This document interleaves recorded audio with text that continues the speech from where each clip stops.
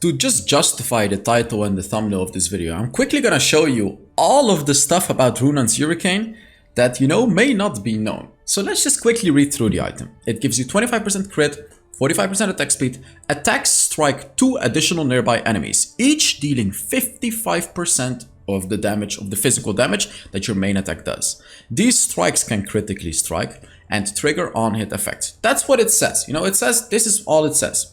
So let's take a look. Boom, boom. If you actually very quickly do the calculations, this is not 55%. You may be thinking, what the hell is going on? Let me show you what is going on. I have the Brutal rune.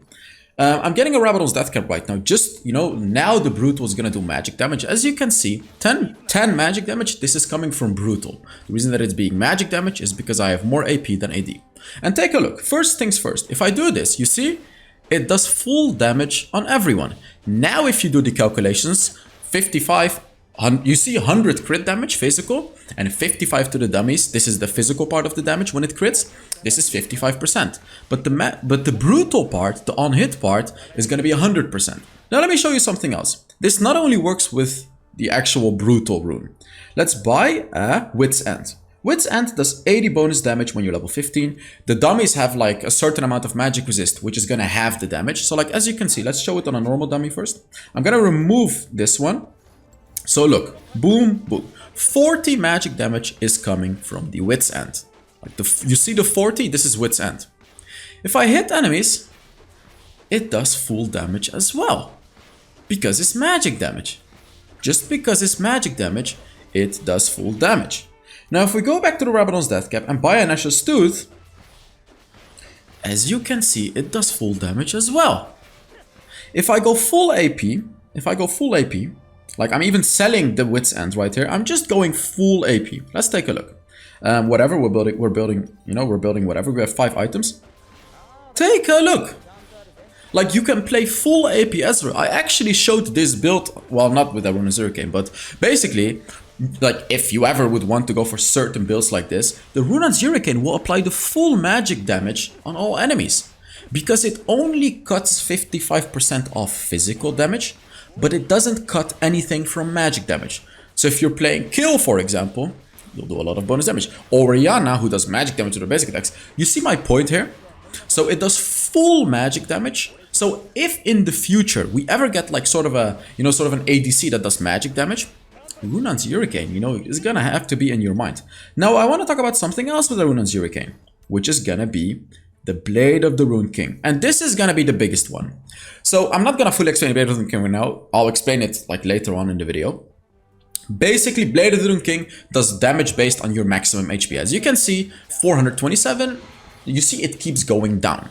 Blade of the Rune King does damage based on the enemy's current HP. So the lower HP, the less damage it does. Now you're probably thinking what I'm about to show you. Take a look. Look at that damage. It's doing nearly the same damage to everyone. Look at that.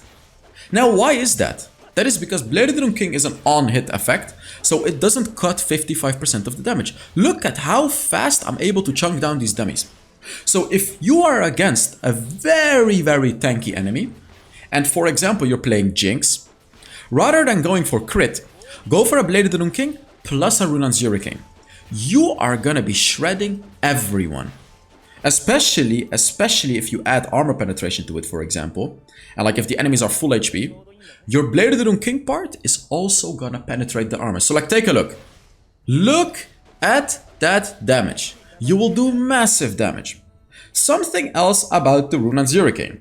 Essence Reefer restores 3% missing mana on hit. So let's just use some abilities right here. Oh, I have 0 cooldown on, so I'm gonna turn it off. I'm just gonna quickly use some abilities right here, just to like get my mana a bit lower. I'm not gonna do it too much, but basically I'm gonna show you something else with the Essence Reefer. This can also be useful. I'll show you. Let me just get my mana to like 50% or so, and then I'll show you. So we're gonna do it like this. So look, if I hit an enemy champion with the Essence Reefer, it gives you back mana. If you look very carefully, you'll see I'm getting back mana. Blade of the Rune King. If you hit 3 enemies at the same time, look. You get mana 3 times faster. You get it back 3 times faster. This also works with Runan's Hurricane. Everything works with Runan's Hurricane. Do you want to play Ashe? Do you want to play Ashe with Runan's Hurricane? There is something else that you need to know about Runan's Hurricane. Let me show you. There is a lot. Let me show you. So I'm going to get some gold, build the Runan's Hurricane. So first of all, look at this. First ability, boom, boom. It does damage to everyone. However, you will do less damage. But now the fun part will begin. If you go for a Black Cleaver, I'll explain the item later. Look at this. You are shredding everyone's armor. And if you time it correctly, let me show you. If you do basic attack first ability, wait for it. Boom. You will instantly shred everyone's armor with the Runan's Hurricane. So I believe that's enough explanation about how the Runan's Hurricane works. Let me switch back to Ezreal real quick so I can showcase all the items. This video you guys have been wanting to see this video for so long, and I did so much homework for this video to make it happen. This video is also in collaboration with Kel Azar, which is an amazing YouTuber. I'm gonna put a link to his channel in the description. His videos help me a lot on how to build, and I'm gonna be using his videos as well. Like, look, I have him ready right here, Kel Azar, to explain all of the items fully in depth to you guys, synergizing the items. What champions would these items be good at? Against what champions do you want to build these items? Everything is gonna be in this video. All of the timestamps are gonna be in the description too. So if you just wanna see how Serpent Fang works, for example, which has a very interesting passive, which 100% you didn't know about, 100%, but wait till that item. You can just go to any item you want to, but let's get into it. I'm gonna guess how long this video is gonna be. I'm gonna guess it's gonna be 2 hours and 20 minutes. Let's see how close I am gonna be to it. So, first things first, we'll start with the very first item, Guardian Angel. This item gives you 40 attack damage, 40 armor, and upon taking lethal damage, you restore 50% base HP. Remember, base HP, which means base HP, your bonus HP doesn't count towards this. So if you have a lot of bonus HP, you're not going to be restoring as much as, like, you know, like as if I'm going to die right here as an Ezreal. Because for me, 50% base HP, it's basically going to be 50% of my HP. You're going to be restoring 50% base HP. So let's take a look. I'm dead. It revives me. There we go. 50% HP. The mana fully recharged because I have 0 cooldown turned on right now. But like in a normal game, you're gonna restore 30% maximum mana. There is a difference, 50% base HP, which means base HP. So for a very, very strong tank, this is a bit of a weaker item than like an ADC. But 30% maximum mana, doesn't matter how many mana items you have, you're gonna get 30% max. That's how Guardian Angel works.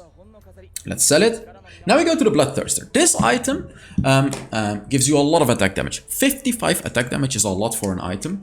Because if you compare it with like any other attack damage item, you know, 45, 40. Like there are some out there that give more, but like you can see, a lot of items give you like 40, 45, 40. You know what I mean? Of course, there are some items that give you 55 too, but 55 is a lot. So this item gives you a lot. 25% crit gives you 12% physical vampirism. So vampirism on any type of physical damage you're doing, including, you know, like the bonus damage from Blade of the King, everything.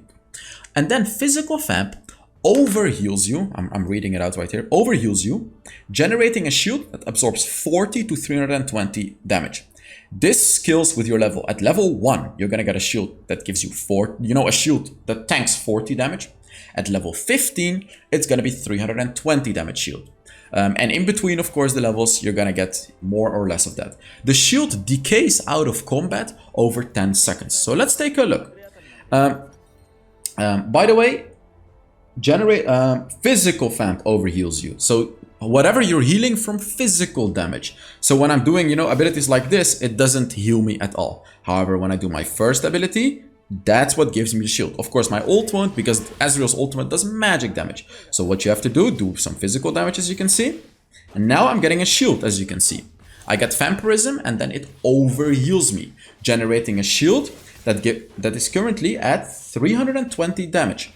This shield is going to be decaying over 10 seconds. So you're going to have to wait and wait and wait and wait and wait. And now you can see it's starting to decay until 10 seconds.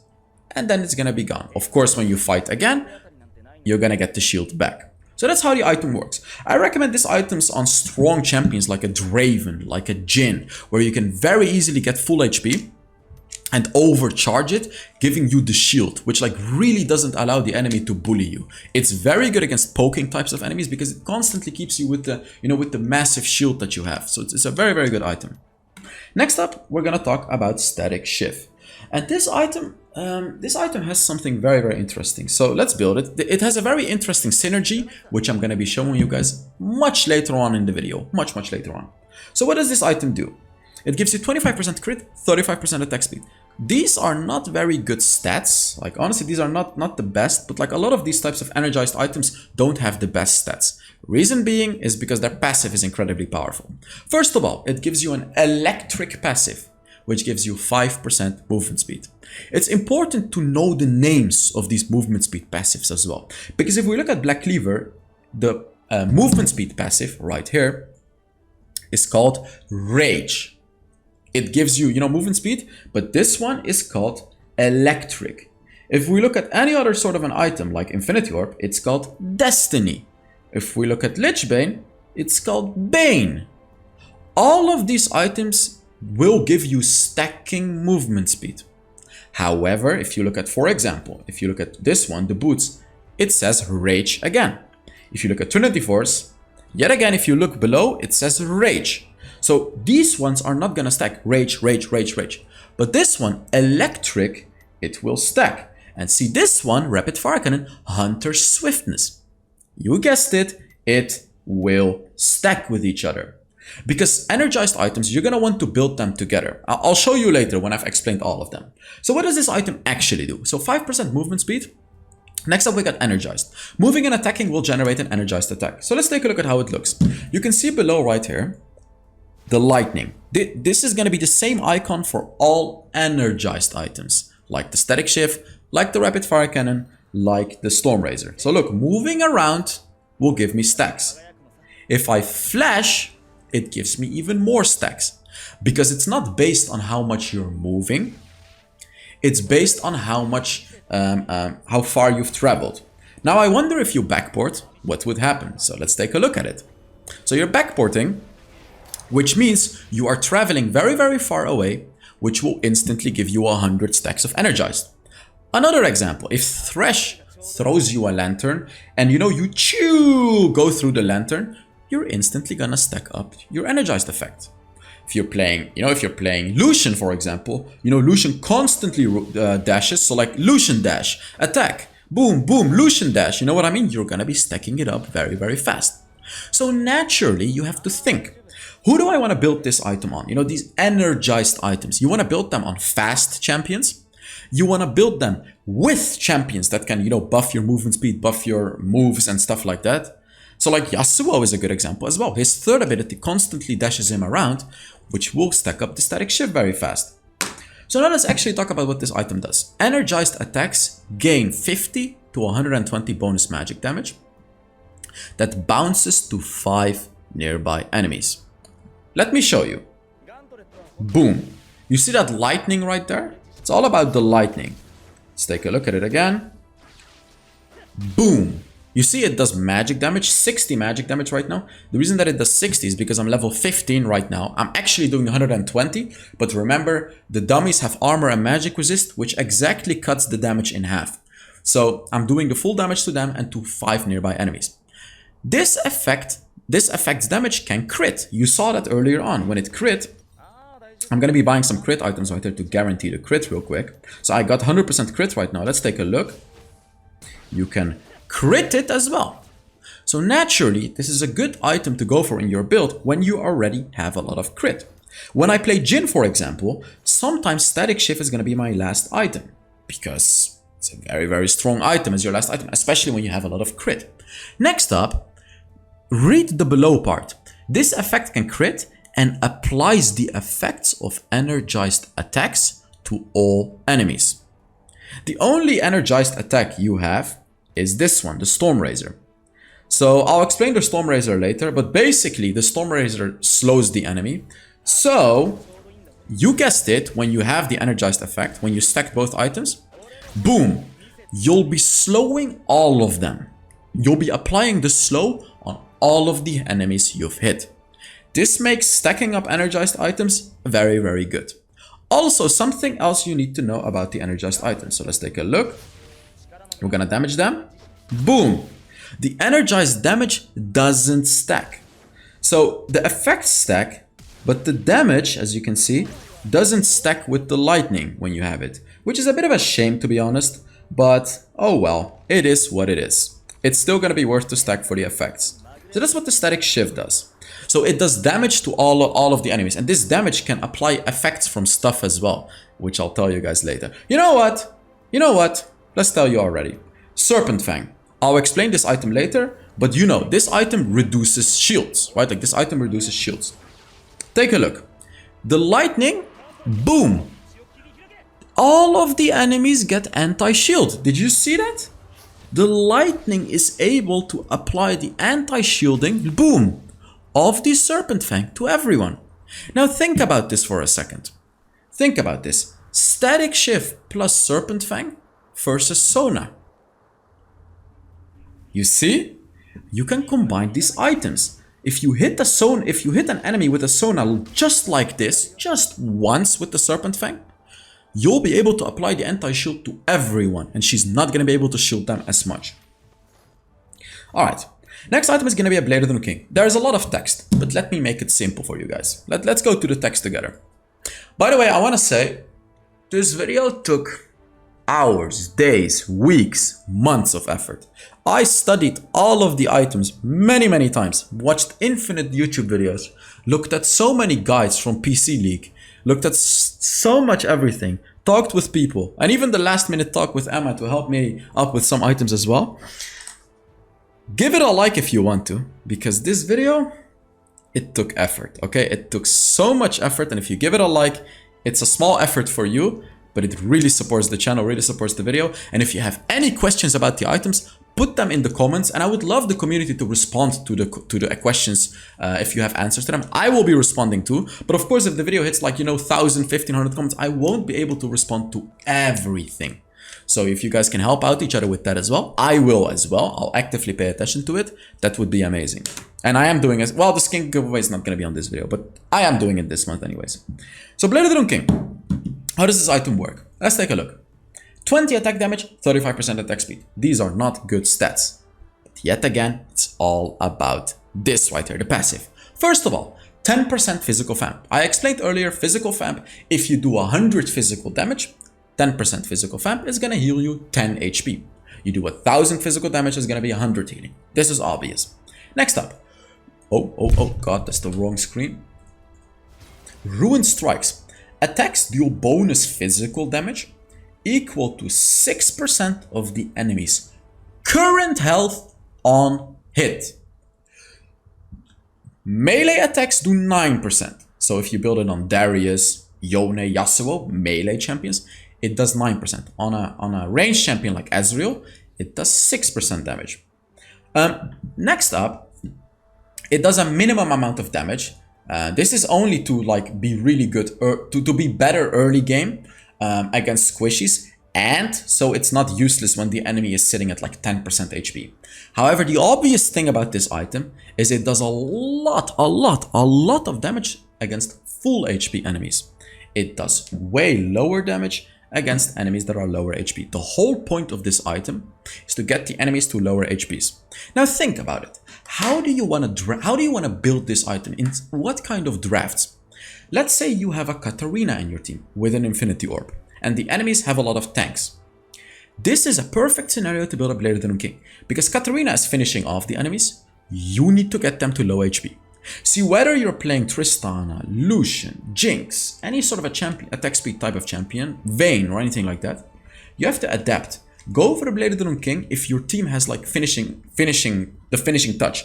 Pike, for example, as well. If you have a Pike support, it indirectly makes the Blade of the King a better item, because you get them to low HP, you do the big damage when they have a lot of HP, and the rest of your team executes the enemy. You know what I mean? So like that's the thinking process you need to have when you're building this item. There's more to this item, however. Hitting a champion with 3 attacks or abilities deals magic damage and steals 25% of their movement speed for 2 seconds. Let's actually look at how the item works now. So I built it on Ezreal right now. Take a look. It works with on-hit abilities. Ezreal's first ability applies on-hit effects, so I will be able to do the bonus damage from the Bladed Rune King on this dummy, as you can see. And as you can see, every time it does less damage. You see, every time it does like 10 less damage.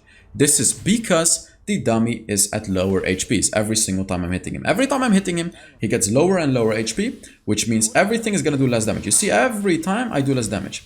Right there, you could see me stealing the HP, by the way. I'm sorry that I did it a little bit fast, but basically, if you do like 3 separate attacks on the enemy, you're going to be stealing 25% of their movement speed. Like, you'll gain it and the enemy will lose it, which allows you to catch up to the enemy much more easily. Makes it a very, very powerful tool to catch up to the enemy. I explained already that you can combo this with the Runaan's Hurricane, but this item is really good against tanks in general. And I explained to you guys already what kinds of teammates you want to pick this with, you know, like a Pyke, a Katarina, or like a Darius or something in your team, you know, teammates that want to have the enemies at low HP. So yeah, that's going to be a very good way to build this item. Next up is going to be a Rapid Fire Cannon. 25% crit chance, 35% attack speed, not that good stats. However, Hunter's Swiftness, yet again different from the Static Shift, gives you 5% permanent movement speed. Very, very nice, the movement speed. Next up, moving and attacking generates energized. We already know that. It's the exact same passive as the Static Shift, so no need to explain it already. As you can see, my current range is right here. And this item, when you reach full energized stacks, First of all, this item, this is important, energized attacks generate 25% faster. So you generate the stacks of the energized 25% faster, which means when you've already built a Storm Razor or a Static Shift and you add a Rapid Fire Cannon to it, you're going to be getting this energized effect much more often. So what is the energized effect of the Rapid Fire Cannon?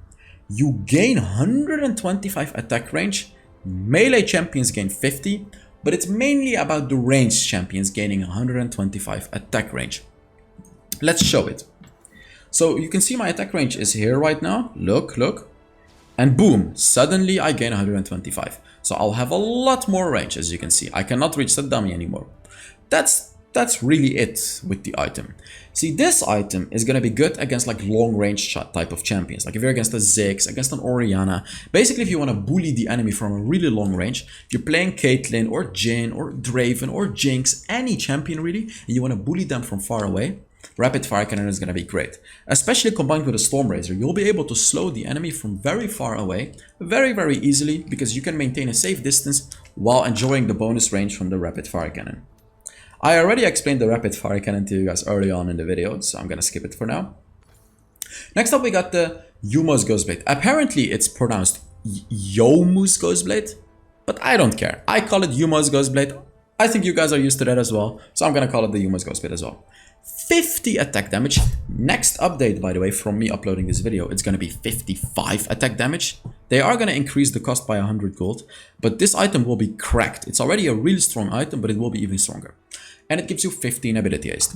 So let's talk about this item. This is the first lethality item. Lethality. This is a thing I want you guys to understand. Lethality. What does lethality mean? Lethality means basically destroying squishy champions. Lethality. A lethality item gives you flat armor penetration. Flat armor penetration. Now, don't let this deceive you. 15 armor penetration. You may be thinking, this is an anti-tank item. No, this is not an anti-tank item. Right here, you can see the stat, 15 armor pen. However, there is, where's the percentage armor penetration? Right here, 0% armor penetration. This item gives you flat armor penetration. Let me explain why this is incredibly good against squishy champions. If you look at an enemy Garen, for example, you know, like early game, he's already gonna have like, you know, like 100 armor. If you look at an enemy Jinx early game, she's gonna have like 30 armor. Now the 15 flat penetration, the way it works, it literally just reduces 15 armor from the enemy. So against a Garen, it will bring his armor from 100 to 85. That's not that much, of course. However, against the Jinx, it will bring her armor from 30 to 15. Which means you're essentially reducing her armor by 50% by building the Yumos Ghostblade. Which is why it's called lethality. because it's going to increase your damage like crazy. Now this is going to be stronger early game than late game, because every time a champion levels up, they're going to be getting armor passively. So every time you get further into the late game, the lethality becomes weaker. Lethality is strong early game, it falls off late game. It just falls off naturally because the enemies are naturally going to be gaining armor into the game. This item is very strong. Like having armor penetration in general is very, very strong if you want to dominate early game. And it does a lot of damage with your abilities, because it allows your abilities that do physical damage, like Ezreal's first ability, do a lot more bonus damage to the enemy if he doesn't have a lot of armor. So keep that in mind. So like on Jhin, for example, it could be very, very good if you're snowballing the game and you want your abilities to do a lot more damage. It's very, very strong with abilities like that. Or like Misfortune, for example, it could be very good. And talking about junglers, assassins like Kha'Zix, like Kayn, you know, even like if you go for like Riven, it's really good. But it's good on Riven for a different reason. Let's read further into this item. Momentum. Moving builds momentum, granting up to 40 movement speed at 100 stacks. Attacking an enemy, or attacking anything, even a minion or anything, removes all the momentum. Stacks decay when movement is impaired, so when you're stunned or anything like that, you're gonna be losing stacks. So let's take a look at this part of the passive. Let's put me back. So you can see right there the yellow icon. When I'm moving, you see, it gives me stacks. I'm moving, I'm moving, I'm moving. Now, when you get the roses around you and you hear the sound like chew, you get the bonus movement speed. Now I have 40% movement speed. I'm going to be a lot faster, and this item is incredibly good for junglers, because think about it. You're taking your jungle, you want to roam to top lane. Like 40 movement speed is a lot, because if you look at the boots only give you 25. This item literally almost gives you 2 times the movement speed of the tier 1 boots. Of course, tier 2 give you more, but I'm talking about the tier 1 boots. So you can move around. So you can build a Yuma's Ghostblade and skip the boots. You'll be faster than having boots. Like look, I can roam around to top lane relatively fast without boots. Like I don't have boots right now. You guys need to remember how slow champions are with boots. So playing a Lee Sin, for example, makes this item very strong. Because as a Lee Sin, you want to be aggressive early on in the game, build a Yuma's Ghostblade, it will give you the armor penetration, which contributes towards his early game power, and the movement speed, which allows him to roam around very rapidly. Pyke as well, the support. You build a Yuma's Ghostblade and you can constantly roam around. There is one more thing about this item as well. Attacking with max momentum, so when you've stacked the passive to 100 stacks, grants you 25% attack speed for 4 seconds. Let's take a look at this. So you can see my attack speed is at 1 right now. Attack speed is written right here. Keep your eyes on the attack speed. It's at 1 right now. If I attack this champion, it becomes 1.16. My attack speed got increased. You see that? So that's how it works. For 4 seconds, you'll be able to get bonus attack speed, which makes you like, it's very good for catching out an enemy, basically. You know, like these 4 seconds, you're going to be like giga buffed, you'll have a lot more attack speed, and you'll be able to do a lot more damage during those 4 seconds. So this is a bit of an assassination type of item. Talking about assassination, we got the Duskblade of Dwaktar. And I have something else to show you about this item. First of all, 55 attack damage, 10 ability haste. Very high stats. 55 attack damage is very, very high, so it gives you a lot of damage. It gives you 15 armor penetration, just like the Yuma's Ghostblade. However, the part of this item is it's an absolute assassinating item. Let's read it. Being unseen for 1 second causes your next attack against the champion to do bonus physical damage, which scales per level. You'll slow the enemy by 99% for 0.25 seconds, and this buff lasts for 5 seconds. Why is this important, buff lasts for 5 seconds? And ranged champions do not slow. So let's take a look at it. Right now, I am not unseen. If I move up here, I am now unseen. Look. You see that? When I move close to the dummies again, you know, they can see me again. However, I have 5 seconds to attack them and boom, do the bonus damage. As you can see, now I do 128 damage. But when I'm unseen, look, I have the bonus of Duskblade. 1, 2, 3, 4. I have 5 seconds. Boom! 199 damage. You see? This is an assassination tool. It's very, very strong.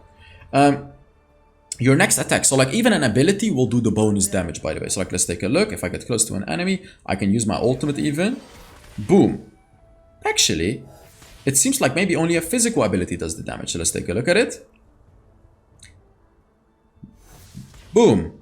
This one will do the damage. Interesting. So like magic damage won't proc the damage. There is more about this item, however. Let's say you're playing Zed in the mid lane.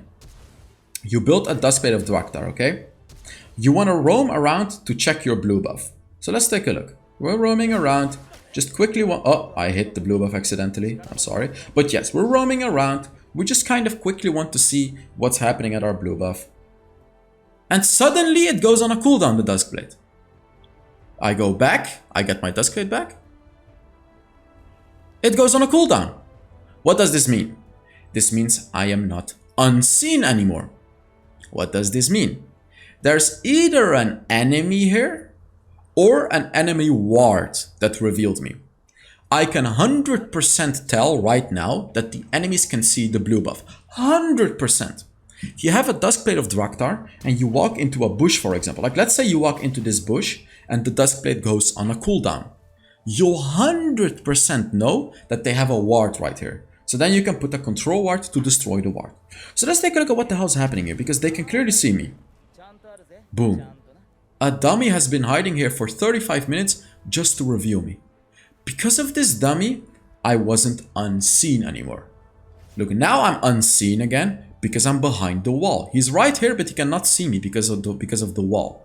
But when I go here, suddenly I'm seen. I know there is an enemy or a ward here. I know that there is something here because of the Duskblade of Draktar. So let's go back home. We're gonna sell the Duskblade. Next up we get a Sterex Gauge. You get 400 max health from a Sterex Gauge. And let's read the passive. Heavy-handed. You get 50% base attack damage as bonus attack damage. So let's sell this item right now. My base attack damage is 187 right now. If I buy this item, it will go to 244. My base attack damage, it takes 50% of it and it adds it to my existing attack damage as bonus attack damage. Next up, Lifeline. Damage that puts you under 35% health grants you a shield equal to 75% bonus health. Sterex Gauge gives you a 400 bonus health. So let's run to the turret. So like this item gives me 400, so the shield is going to be equal to 300. Which means this item is very, very good in combination with other health items. So let's run under the turret real quick.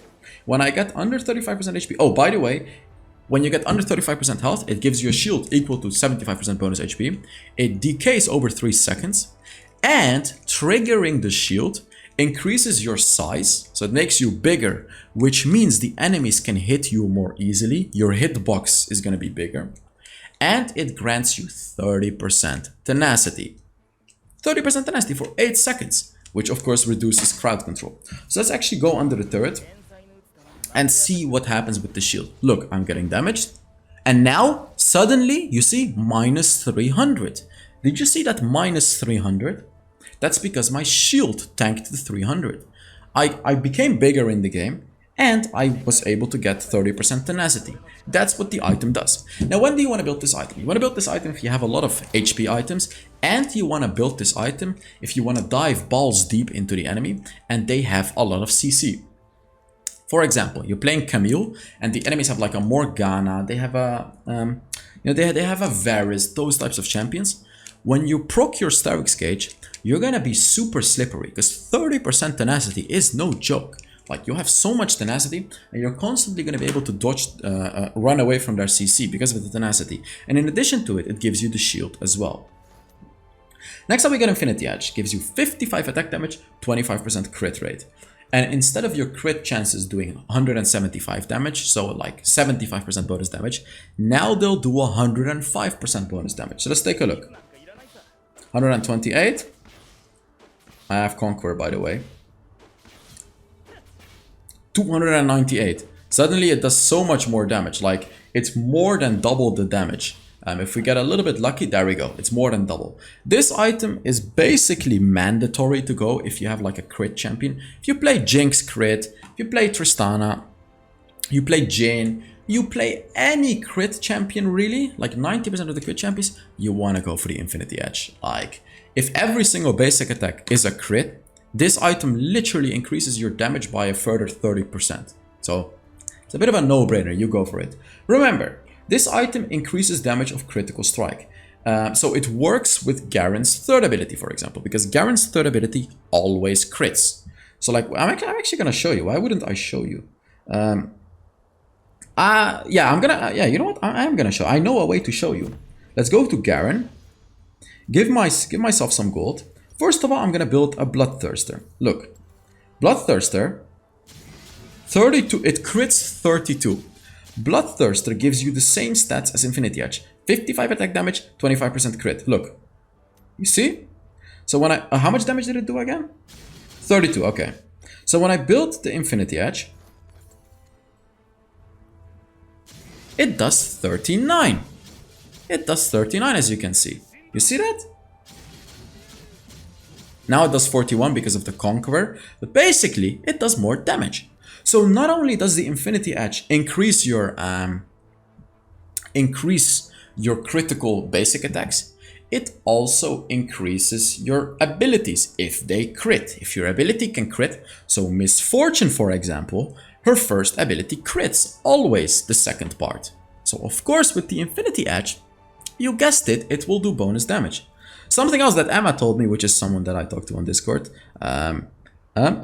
Infinity Orb also crits on the enemy, so when the enemy is below 20% HP, Infinity Orb will critically strike your empowered attacks and your abilities. Also, yeah, I'll tell you more about this item by the way, but Infinity Edge also increases the damage of Infinity Orb. That's a bit of a crazy one, huh? So if you could find a way to combine this, maybe with Kill or something, you'll do ridiculous damage to low HP enemies. Just a little bit of a thing you need to know. Let's swap back to Ezreal now. Level up a few times. And get some gold. And we go to the Mortal Reminder. This item has a lot as well, but let's explain it carefully. 45 attack damage, which is quite a decent amount. Let me just drink some water.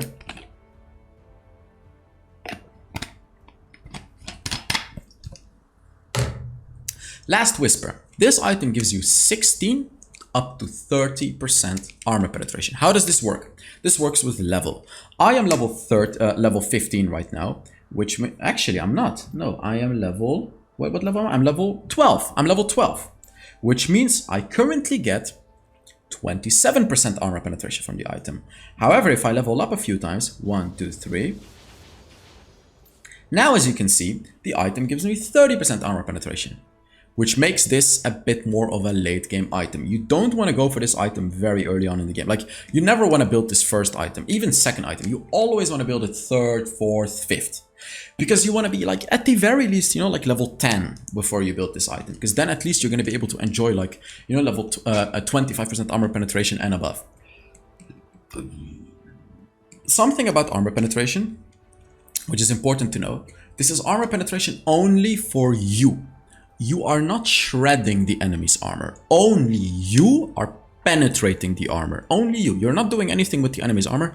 You're just penetrating the armor. So basically, you'll do, if the enemy has 200 armor and you have 30% armor reduction, you're going to be reducing 60 of that armor. So instead of, you know, doing damage to a 200 armored enemy, you're going to be doing your damage to a 140 armored enemy, which is obviously going to be significantly more. And the more armor the enemy has, the more useful this item becomes. So a bit of an extra of this item, Sepsis. It looks like Stepsis, bit of a sus item, but Stepsis, the passive, dealing physical damage to enemy champions, applies 40% grievous wounds. Physical damage being basic attacks, abilities, and you can tell that an enemy has anti-heal by looking at this heart right here. You can see there is only one cross on the heart. If we actually damage this enemy a few more times and do a little bit of damage to him, let's do that real quick. It's not very quick as you can see, but let's just do that. Get him under 50% HP. Now, as you can see, it's a double cross. What the hell does this mean? Let's read the item. Dealing physical damage to enemy champions applies 40% grievous wounds. If there is one cross, so yet again, wait. This one cross, it means this enemy has a... I missed. But one cross means it has a 40% grievous wounds. So if that enemy would have healed up for 100, for example, maybe if the enemy Soraka heals up this enemy, instead of getting 100 health, he's gonna be getting 60 health. However, if the enemy is below 50% HP, this effect is increased to 60% grievous wounds. And then it's gonna have the double X, okay? Also, if the enemy is shielded, but like let's say the enemy is at 45% HP, but the shield brings them to like 70%, they're still gonna have the double cross because this is based on their health. Doesn't matter how many shields they have. So generally this item, is gonna be way more useful if the enemy is under 50% health. And you wanna build this item as sort of an anti-heal type of item. However, you don't want to build the full item for the anti-healing effect. Early on in the game, you would only really need the Executioner's Calling, because Executioner costs 800 gold, as opposed to this item costing 3000 gold. And remember when I told you, you don't want to build Mortal Reminder early game, because you're only going to get, like very little amount of percentage armor penetration, and the enemy is not going to have a lot of armor early game. So it's a complete waste to finish off the Mortal Reminder. So rather than finishing it off early on, just build the Executioner's Calling to already get a 40% anti-heal. This is very good if you're laning against the Soraka, for example, or any sort of a healing type of champion. Very, very good early game item, massive value for 800 gold. The anti-heal is really, really good. Next up we got a Mana Mune, and for this item we actually have a video from HellsDevil. This is the first video from HellsDevil that we're going to be watching together to explain this item. Obviously this item, Mana Mune, it upgrades into the Muramana. So let's look at HellsDevil's video, and if he misses anything, I'll explain it to you guys. Here we go. So he's going to be explaining the Muramana in this game. And yet again, a link to HellsDevil is going to be in the description. As you can see, you're now able to trigger Muramana bonus damage when hitting enemies with champions with skills. He's talking about the updated Muramana. Can you guys see everything? You actually cannot see everything. So let me just quickly fix that real quick by turning off the header, like so. And putting myself a little bit to the side as well for this one. This is good enough. So let's look at it. As you can see, you're now able to trigger Muramana bonus damage when hitting enemy champions with skills. So take a look at it. Boom. Look. This is, by the way, talking about Muramana. This is not Mana Mune. Muramana allows you to take 4% of your mana, of your current mana, and deal additional physical damage equal to the amount consumed. As you can see, 45 physical damage just by using Ezreal's third ability. You see, this is coming from Muramana. Muramana always does physical damage. So let's take a look. Now the question is, will it work on multi-hit skills like Ezreal's ultimate? Let's take a look. Let's take a look. If it works, will the multi-hit skill consume mana every time it hits different enemy champions? Because remember, when you do the bonus damage, it consumes 4% of your current mana. Let's take a look. He has a Muramana right now, and he's gonna ult all of them. Take a look. Boom, boom, boom. Look. Look. It applies on multi-hit skills or AoE skills. So using an Ezreal ultimate through 5 enemies will do the bonus Muramana damage to everyone. To everyone. And as you can see, it becomes less and less. 45, 44, 43, 41, 40. Why, you may think? It also consumes the user's mana every time it hits a new champion. I believe he's going to show it right now. Let's take a look. Every time the amount of damage is less, because Ezreal gets less and less mana, because every time he's consuming 4% of his current mana. Take a look at his mana right here. Boom, boom, boom, boom, boom. Every single time he's going to be consuming mana to do bonus damage. You see that? So for some champions like Varus, he says, he can do a lot more damage with his first ability, because as a Varus, you can shoot your first ability through multiple enemies, doing a lot of damage to them. You know, same story for Kayn. Like, why is Muramana Kayn really good right now with Blue King? Your second ability, first ability doing 2 times damage. Your ultimate, you're going to be able to proc it multiple times on the same enemy as well. It's very, very strong. And on Ezreal, obviously, it's an incredibly strong item. But as you can see, it will drain your mana really rapidly. It will drain your mana really rapidly. And here, for someone like Misfortune, for example, if you use your third ability, which does like continuous damage, you can only trigger the bonus damage once per target. So take a look at it. Misfortune is going to use a third ability. Boom! You instantly do the physical bonus damage, but you're not going to do anything after that. But of course, that makes it a good item on Misfortune too, because you can very easily proc it on Misfortune's third ability. So that's going to be it for his video on it. Let's go back to the live scene. So yeah, let's read more about it, because there's actually more about this item. First of all, the Mana Mune grants attack damage equal to 1.5% of your maximum mana. Let's build it. My mana is 1,376 right now. 1.5% of that is going to be around 18 attack damage. So Mana Mune already gives you 25 attack damage and all the stats.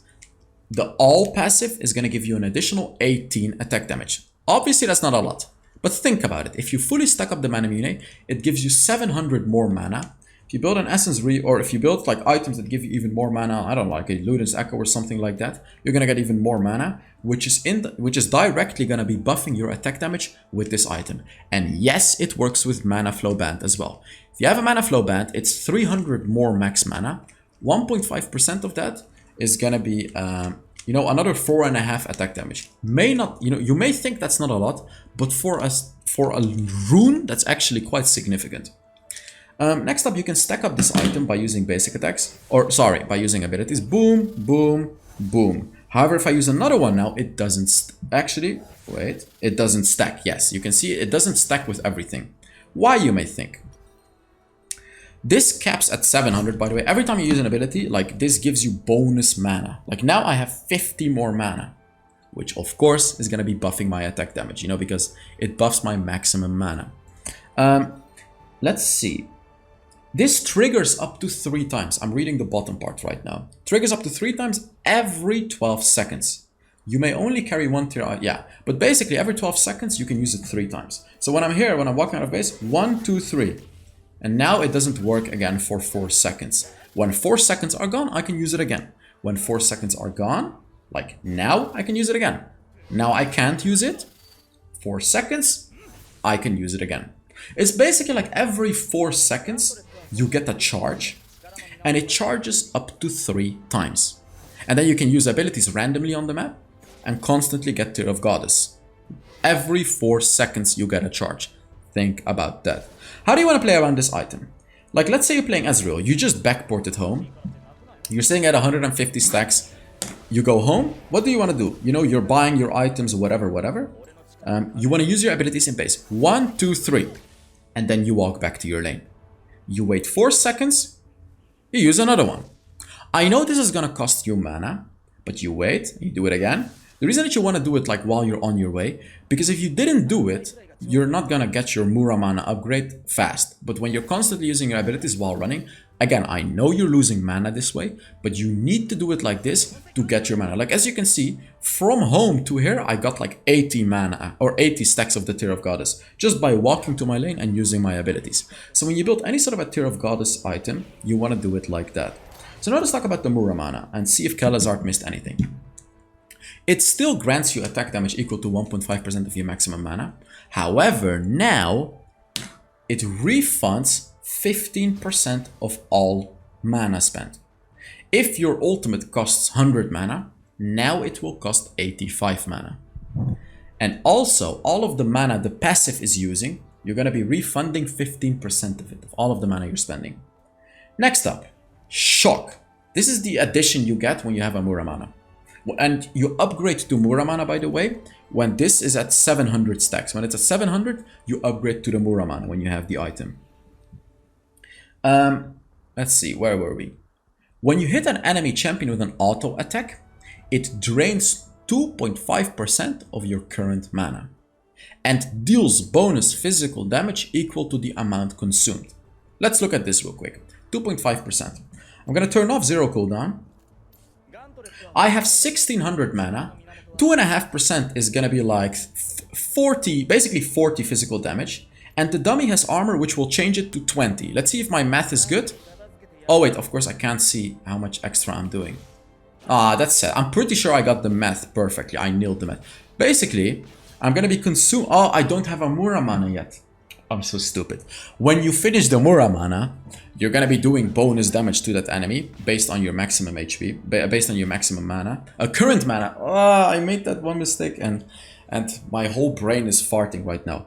But like the reason it's not working, because I have 300 stacks of Tear of Goddess. When you finish the Mura mana, every basic attack is going to consume your mana. You're going to be losing mana when you basic attack the enemy. And you're going to be losing 2.5% of your current mana. And you're going to be doing bonus damage to the enemy. And then of course, like Kalazar showed in the video, ability damage will drain 4% of your current mana and deal additional physical damage equal to that amount consumed, which is going to be more than a 2.5 per basic attack, plus 6% of your base HP, base AD. This effect only triggers when your mana is above 20%. So when your mana the lower your mana gets, the less damage you do. And you will do significantly less damage. Think about that. Like before a fight, if you're playing Ezreal, for example, you never want to take a fight if you're sitting at 20% mana as an Ezreal, because the item is going to be absolutely useless that way. You want to go back, or you want to get a blue buff, because you want to make sure you start the team fight at, you know, at least 80% mana, so you can do as much damage as possible with the Mura mana. A single attack or ability will only trigger this effect once on the same champion. This means like you won't be able to constantly basic attack the same champion and constantly drain the mana, because otherwise it would be completely broken that way. Alright. Next up we got Nash's Tooth. This item is really interesting, and this item is infinitely better now than it used to be. Let's talk about it. Gives you 45% attack speed, which is a lot by the way, this is a lot of attack speed, and 20 ability haste. The passive Magic Fang. You obtain 30 attack damage, or 60 ability power. This is adaptive. What does adaptive mean? If I build, okay, so right now it gives me attack damage. I have 333 attack damage right now. However, if I only build like an Amplifying Tome, suddenly it gives me 85 ability power. Well, the Amplifying Tome gives me 25, and then the Nash's Tooth gives me 60, and it's not giving me attack damage anymore. As you can see now, or no, sorry, not as you can see, but basically, if you build Amplifying Tome, it gives you 25 ability power. Now, if I build 2 longswords, which gives me 24 attack damage, which is less than the Amplifying Tome, as you can see, I still get the ability power. Only when I get more than 25 ability power, more attack damage than ability power, because now I have 36 attack damage, 25 ability power, suddenly it transforms the Nash's Tooth into attack damage again. So depending on whether you have more attack damage or more vampirism, you're going to be getting attack damage or ability power from this item. And it doesn't matter whether you get attack damage or ability power from this item, because like I'm going to build some attack damage items right here. The damage this item does is going to be magic damage. And you guessed it, with the Runan's Hurricane, you'll be able to do it to multiple enemies. But basically, this will give you magic damage, regardless of you building attack damage or ability power. It will give you bonus attack damage. So think about this item. You can build this item, like for example, if you play AP Ezreal, you go Mana Mune, Nash's Tooth early game. It will build into a Mura mana, it will all give you a lot of attack damage, which scales very well with your first ability, so early on, you'll do a lot of damage, we know, with your basic attacks, first ability, early on. But then we get to the later stages of the game, you know, you start to build a Rift Maker, which transforms the item into an ability power item. And now suddenly, as you can see, I'll do a lot of magic damage. So you literally transform your champion mid-game when you build... You can do that with a Nash's Tooth. So like early game, it's going to do attack damage. It's going to give you attack damage, sorry. It's always going to do magic damage. And late game, you can transform the item and build ability power items. And then the item suddenly, instead of giving you 30 attack damage, it gives you 60 ability power. So next part of the item. when basic attacks hits enemy champions, it will cause 15 plus 25% bonus attack damage, plus 25% bonus magic damage, bonus magic damage. These, like, the way these stats work, 25% attack damage and 25% ability damage. The thing is, it skills harder with ability damage this way. Because generally, you're gonna get a lot more ability power in the game. Because, you know, there is a Rabadon's Death Cap, which increases all of your ability power 40%. So building a Nashor's Tooth, like, wait, let me actually just straight up show you. So without any item, the Nashor's Tooth does 64 damage, as you can see. If I go heavy AD, like, all of these are heavy AD items, it now does 92 damage. And it cannot crit, by the way, but you can see 92. However, remember the 92. If I go heavy AP, like this, like this, like this, like this, it now does 216 damage. More than double the damage than building it with attack damage. So my point being is, Nashor's Tooth is generally gonna skill better with ability power. Even though it shows the same number, 25% attack damage, 25% ability power, it skills much harder, nearly twice as hard, by the way, with ability power than it does with attack damage. Don't let these numbers deceive you. You don't really want to build a Nashor's Tooth with like a full 80 build. So like, for example, you know, if you go for like a build like, let's Blade of the Rune King, Runan's Hurricane, Mortal Reminder, whatever. This doesn't skill the Nashor's Tooth damage very hard. You're not going to do a lot of damage with the Nashor's Tooth. The damage is coming from Wit's End here, by the way. Let me just sell the item. So like, look, Nashor's Tooth is like a complete waste. You know what I mean? It doesn't do a lot of damage. But when you go for ability power, when you play AP Ezreal, you know what I mean? You have this build, this and this. Your basic attacks will be very useful. Also, Nashor's Tooth is an on-hit effect. So yes, it will work with your abilities. So let's take a look. It works with my first ability. I'm gonna sell Lichbane so you can properly see it. Boom. As you can see, Nashor's Tooth works with on-hit effects. I believe it doesn't say on the... Yeah, it doesn't actually say it on the item, but Nashor's Tooth is an on-hit effect. So whenever you have an ability that applies on-hit effects, it works with Nashor's Tooth. Think about it. AP Shyvana. Shyvana, let's actually pick up Shyvana real quick to show you. Shyvana. Let's level up a few times. 10,000 gold, 0 cooldown. I'm gonna show you. This one. Shyvana's first ability applies on-hit effects on all. It applies on-hit effects twice. Look. Shyvana's next attack to strike twice. Let's take a look at it. So I built a Nashor's Tooth. One attack does 12 damage with the Nashor's Tooth. However, with first ability, does double. Boom. It strikes twice. You see that? Like, if you look very quickly, you can see that I do the 12 damage 2 times. Boom. You see? Double 12. So, basic attack first is gonna do the Nashor's Tooth damage 3 times. If you use your ultimate, boom. It does the double Nashor's Tooth damage to everyone.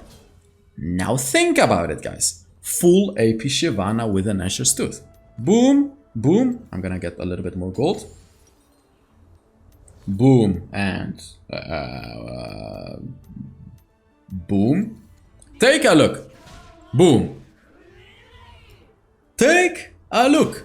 Look, every basic attack already does a lot of damage because of the Nashor's Tooth. But like, look at it this way. I want to turn on 0 cooldown. I don't get my ult again. Really? That's stupid. But basically... okay, that's stupid. Let me just quickly get my ultimate again.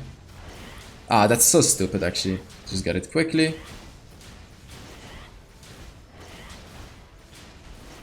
Okay, we got our ultimate again. Take a look. If I ult... boom! I'll do all of the damage to all of them. AoE damage to all of them with the Nashor's Tooth. So in addition of your abilities doing crazy damage now, your on-hit effect on the Nashor's Tooth is going to be crazy good right now. Crazy good. I screwed up the dummies, by the way, so let's just respawn the dummies right here. Boom, boom, and the other boom is here. Okay, so let's swap. So think about it that way about Tenacious Tooth. Very, very, very strong item right now. So level up a few times. And go up. Alright. The next item is going to be a Black Cleaver. This item has a lot of description, but let's take a look at it. It gives you 350 max health, 40 attack damage, 20 ability haste. I just want to say, by the way, these are incredibly strong stats. These are big stats, like big stats. Very strong item. Sunder. Dealing physical damage to a champion reduces their armor by 4% for 6 seconds. This stacks up to 6 times for 24% reduction. Let's take a look at it. Boom. Do you see this little shield right here? You see when I hit this enemy? 6 seconds long. Boom. Will he have a shield? If I hit him again, boom. You refresh the shield, but it's like a double shield now. Again, it's triple now. Again, it's quadruple, and you can see the shield keeps breaking. And again, it's 5 times, and again, the shield breaks. And it becomes yellow. This means you've fully broken their shields and effectively shredded 24% of his armor. You don't only proc this with basic attacks, you proc this with any physical damage. As you can see, my first ability will be able to proc it as well. Magic damage, however, is not gonna proc it, as you can see. Magic damage won't do anything to it. You won't even reset it with magic damage. Only physical damage. 1, 2, 3, 4, 5, 6 maximum. Now think about this ability. Let's take a look at Darius, for example. If we play Darius, I'm just gonna give myself a lot of gold, and we build a Black Cleaver. Take a look. Darius's passive, the bleeding, will do physical damage 5 times over 5 seconds. Take a look. 1 basic attack. 1. Boom. Did you see that? Did you see that? Let's take a look at a different example. Boom. I hit all of them. 1, 2, 3, 4, 5. You've shredded all of their armors. All of their armors. You see that? Now, you may be thinking, like, on what type of champions do you want to build this? Darius is an obvious good example, but like, take a look at Ashe. Ashe is probably an even better example because I get my gold, Black Cleaver, first ability, basic attack, first ability, instant shredding. Instant shredding. Instant. Another example would be Samira, for example. Let's get Samira. Let's level up a few times.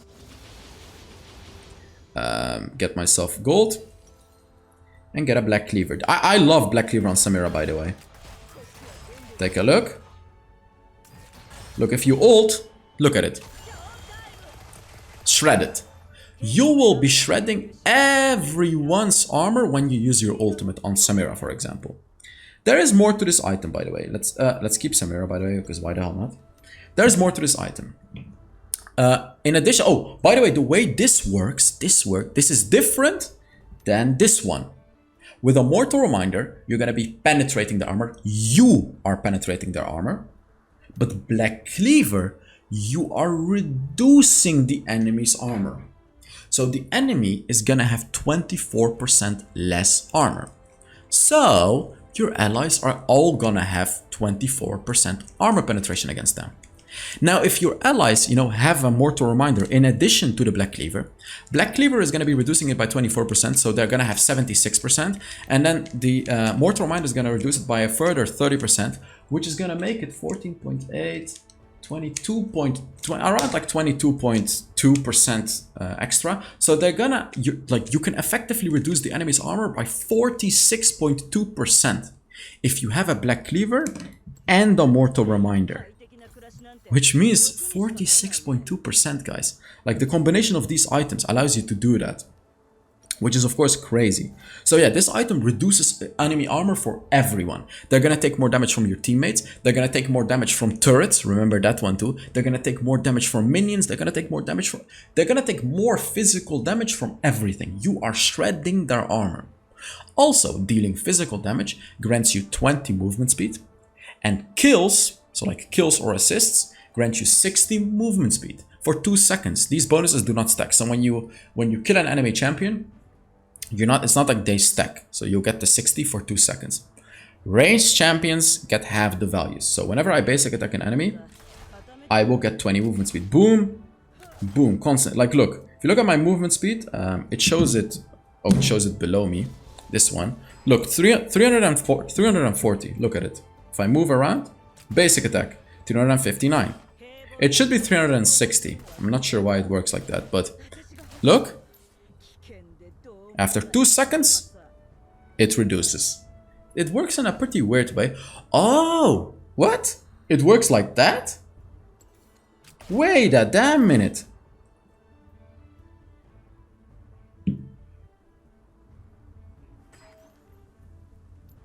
That's how it works? It's not even written in the ability. Let me explain how it works. So you get the movement speed for 2 seconds, okay? After 2 seconds, you only lose half of it. And then after another 4 seconds, when the shield reduction gets removed, you lose the rest of it. So you lose 50% of the movement speed after 2 seconds, and then after 4 seconds, you lose the other 50%. Interesting. They didn't write it like that in the ability. Very, very interesting. Okay. Next item is going to be a Trinity Force. For this one, I want to take Ezreal again. I don't want to take Samira for this one. Let's take a look.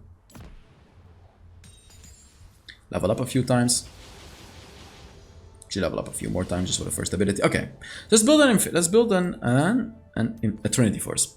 This item is hella expensive, by the way, because let's take a look. It's 3,533 gold. It is the most expensive item in the game, but also the most resourceful item in the game. It gives you everything. It literally gives you everything.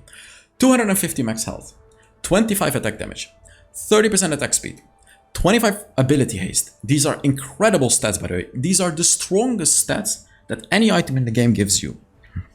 Also, it gives you the Farfer passive. Again, this is unique. Gives you 5% movement speed. Next up, Spellblade. Using an ability causes the next attack used within 10 seconds to deal bonus physical damage equal to 200% base AD. Damage is reduced for the structures, and Rage passive. Remember that Rage passive that I told you with Black Cleaver, the one on the bottom here? It is the same, so I'm not going to explain the Rage again. It's the movement speed one. So how does it work? Whenever I use an ability, boom. You see the Trinity Force below right there? My next attack will do bonus damage, 136. Look, my normal attacks do 56, but when I use an ability, boom, 142 it does. Now it's doing more because I have Conqueror, so let's take a look. 148. So instead of 66, there's 148. By the way, it does have a 1.5 second cooldown, which is not a lot. It's not a lot. So let's take a look. My first ability will do a lot more damage, 217, rather than doing 137. Obviously, this item is incredibly good for champions like Ezreal, because you'll be able to do a lot of bonus damage when you proc the Trinity Force. You know what I mean? Like whenever you wait 1.5 seconds, you're going to do a lot of damage with this ability. You'll be able to proc it with like your second ability as well, for example, but with an ability that applies on hit effects, you'll proc it immediately. So Fiora's first ability, you know, Jax's second ability, these are abilities that apply on hit effects. And abilities like that will allow you to instantly proc it, the Trinity Force. So obviously this item is very, very good on champions like Darius, who can proc it with his second ability, on champions like Ezreal, on champions like Camille with her first ability, champions like Fiora, like champions that can apply the on-hit effect instantly, and champions that like to use these types of abilities with it. Like you never want to build this item on like Jinx, for example. It makes no sense at all. Doesn't make sense at all. Also, this item doesn't work with like Draven's Axis or Jinx's first ability. Otherwise, it would be pretty broken. But yeah, that's what the Trinity Force does. It's really good against squishy enemies, because against tanks, it won't do as much damage. It only skills like with your base AD. It just does a flat amount of damage, which, remember, flat damage is good against squishies. So generally, Trinity Force is good against squishy enemies. Next up, we talk about the Maw of the Mormortius. 45 attack damage, 45 magic resist, 10 ability haste. These are not very good stats for the price you're paying, because you are paying, well, you're not paying that much, 2,800, but still, these stats are really not as good. Lifeline. Magic damage that puts you under 35% health. So true damage and physical damage don't work, but magic damage will grant you a shield that absorbs 350 magic damage for 5 seconds. There's a 90-second cooldown. I unfortunately cannot show you how it looks, but basically, let's say the enemy Lux all-ins me and she gets me under 35% health. I will get a shield that absorbs 350 health. Think about it. In the late game, if you have like 3000 HP, this shield is nothing. Early game, on the other hand, when you have like 1500 HP, this shield is massive. You know, you also have a Hex Drinker. Like, this is an early game item. Magic damage that puts you under 35% health gives you a shield that absorbs 150 magic damage. You can build a Hex Drinker, which is a component of this item very early on in the game, if you're up against like a magic damage matchup. Like if you're playing Camille in the top lane against a full AP Gragas, and like the enemies have Evelynn jungle, for example.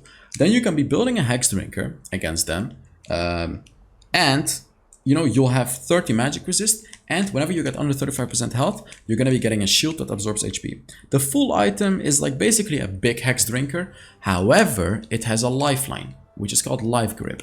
Triggering Lifeline grants you 30 attack damage. So if the enemy does magic damage and gets you under 35% health, you will temporarily get 30 attack damage and 10% Omnivamp. What does Omnivamp mean? It means vampirism on everything, on attack damage, or sorry, on physical damage, magic damage, even on true damage. So if you use your ultimate as a Garen, it will heal you, 10% of it. You only really want to get this item against like heavy AP compositions. Hex Drinker is actually useful, like early on in the game. You can build a Hex Drinker just to win your lane. I really never recommend you to finish the Maw of Marmortius unless you're against like a full AP composition. Like every single enemy is AP, then you can build a Maw of Marmortius. Also, Lifeline. This is the same passive as Starrick's Gauge. This is the same passive as the Immortal Shield Bow. So you cannot build these items together. If you have a Starrick's Gauge and a Maw of Marmortius, you're only going to be able to proc one of them. The other one is going to be useless. So be careful of that. Be very, very careful of that. Never build Maw and Starrick's Gauge at the same time, for example. So let's set it. Next up, we got a Death Stance. It gives you 35 attack damage, 40 armor, 15 ability haste. Not the best stats, but the passive is what makes this item important. I am actually first gonna read this one, because then you'll understand this one. Cauterize. 35% of the physical damage you receive, 15% if you are ranged, is dealt to you over 3 seconds as true damage instead. Let's take a look at this one first. So I'm gonna change myself into a melee champion to show you this effect a bit better. We're gonna pick Darius, give ourselves some gold, buy some items. Okay, Death Dance. Turrets do physical damage. So take a look. Look, I'm gonna take a third shot. It does 149, 27, 27, 27. So 35% of the damage gets stored. Take a look. It gets stored. Boom, boom, boom. You may be thinking, if you're gonna take the damage anyways, why is this a useful item then? This item is insanely useful because you are delaying the damage over 3 seconds. So basically, if the enemy has massive burst damage like a Zed, instead of one-shotting you, you're going to be delaying the damage over 3 seconds, which can allow you to live longer. However, there is a second part to this ability which makes it even better. Take a look at it. Champion takedowns, which means attacks or assists, if you have attacks or assists, cleanse cauterizes remaining damage pool. Let me explain what this means. Let's say you just took 1000 damage. Okay, 1000 physical damage. This only works with physical damage. It doesn't work with magic, doesn't work with true damage. You're going to be storing 350. Okay, so if an enemy does 1000 damage to you, you are actually going to take 650 damage. 350 damage you should be taking over 3 seconds as true damage. If you kill that enemy, however, you're going to take away the 350. Like, you're not going to take it anymore. It's going to be cleansed. That's the meaning of cleanse. It's going to remove the 350. And you will restore 10% of your maximum health. So this doesn't matter how much health you've missed or anything, over 2 seconds. So you're not only going to cleanse the delayed damage that you were supposed to take, you're also going to be restoring 10% of your maximum health. And these numbers can change in the future, by the way, but basically, that stance is like the complete anti-burst item against physical damage champions.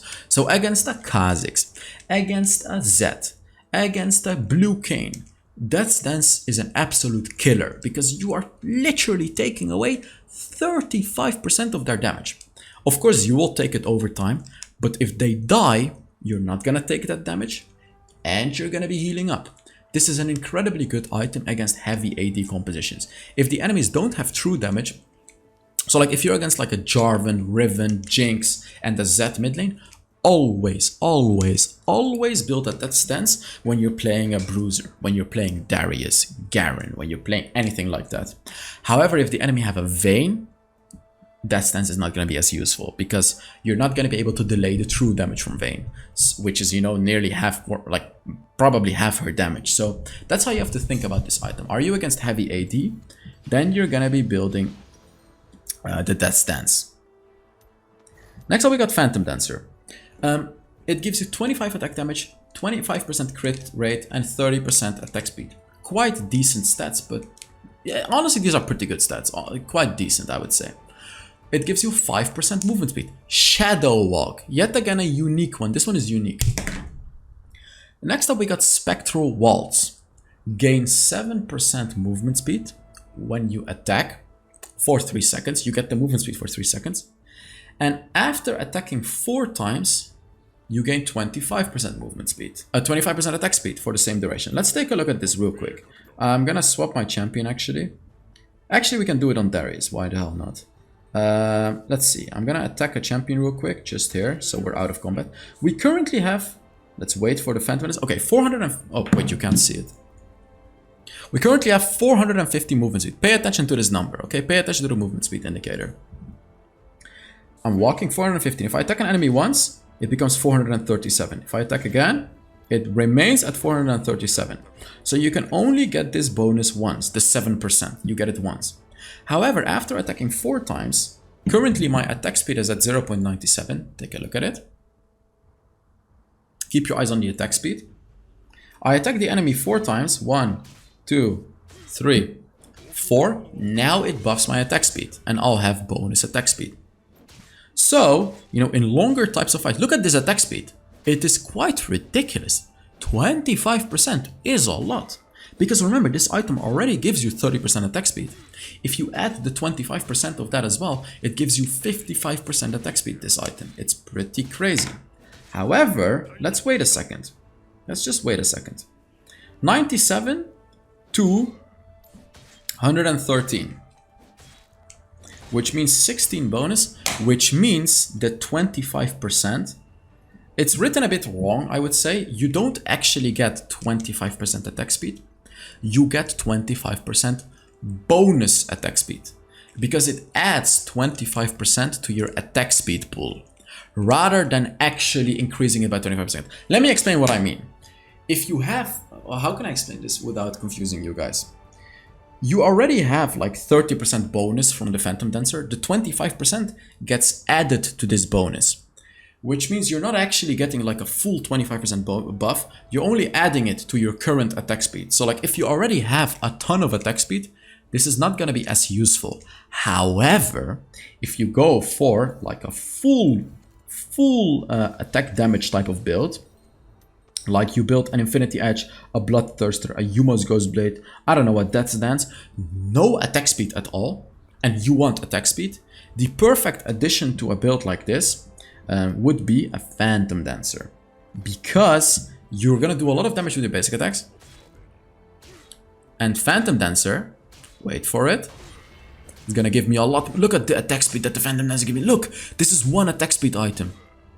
But, like, look, it buffs my attack speed by crazy amounts. However, if you have a ton of attack speed already, like this, like this, like this, and like, where's the next do it? Like this. So take a look. I have 2.04 attack speed, 2.04. It goes from 2.04 to 2.21. So it's not as big of an addition of attack speed as, you know, as when you have like, when you go from 0.96 to 1.2 or something like that. So it's not, this Phantom Dancer is not going to be good if you already have a lot of attack speed. You want to build this when you go like heavy AD and then you want to add a Phantom Dancer for attack speed. So like, you don't want to go for Static Shift Phantom Dancer, you know what I mean? Like, you're gonna do 0 damage like this, but you do want to go for Bloodthirster Phantom Dancer or Infinity Edge Blood Phantom Dancer. That's how you have to think about this item. Another thing you need to know about this item, if you like, you don't actually have to hit enemy champions to stack this item. Because take a look, if I hit a monster, boom, it's stacking up the Phantom Dancer. I hit another monster, it stacks up the Phantom Dancer. This is not really useful for melee champions, but this is very useful for ranged champions. You can imagine if you're walking around, there are minions in the mid lane, boom, boom, boom, boom, you have 4 stacks, and you go into the fight. Scuttle Crab, boom, another basic attack, you maintain your stacks. Baron, you can keep maintaining your stacks, and then in the team fight, you're already gonna have 4 stacks, which allows you to have, you know, the 7% movement speed and the 25% attack speed already, before even entering the fight. Next up, we got a Wit's End. I wanna build it on a ranged champion to show you a bit better.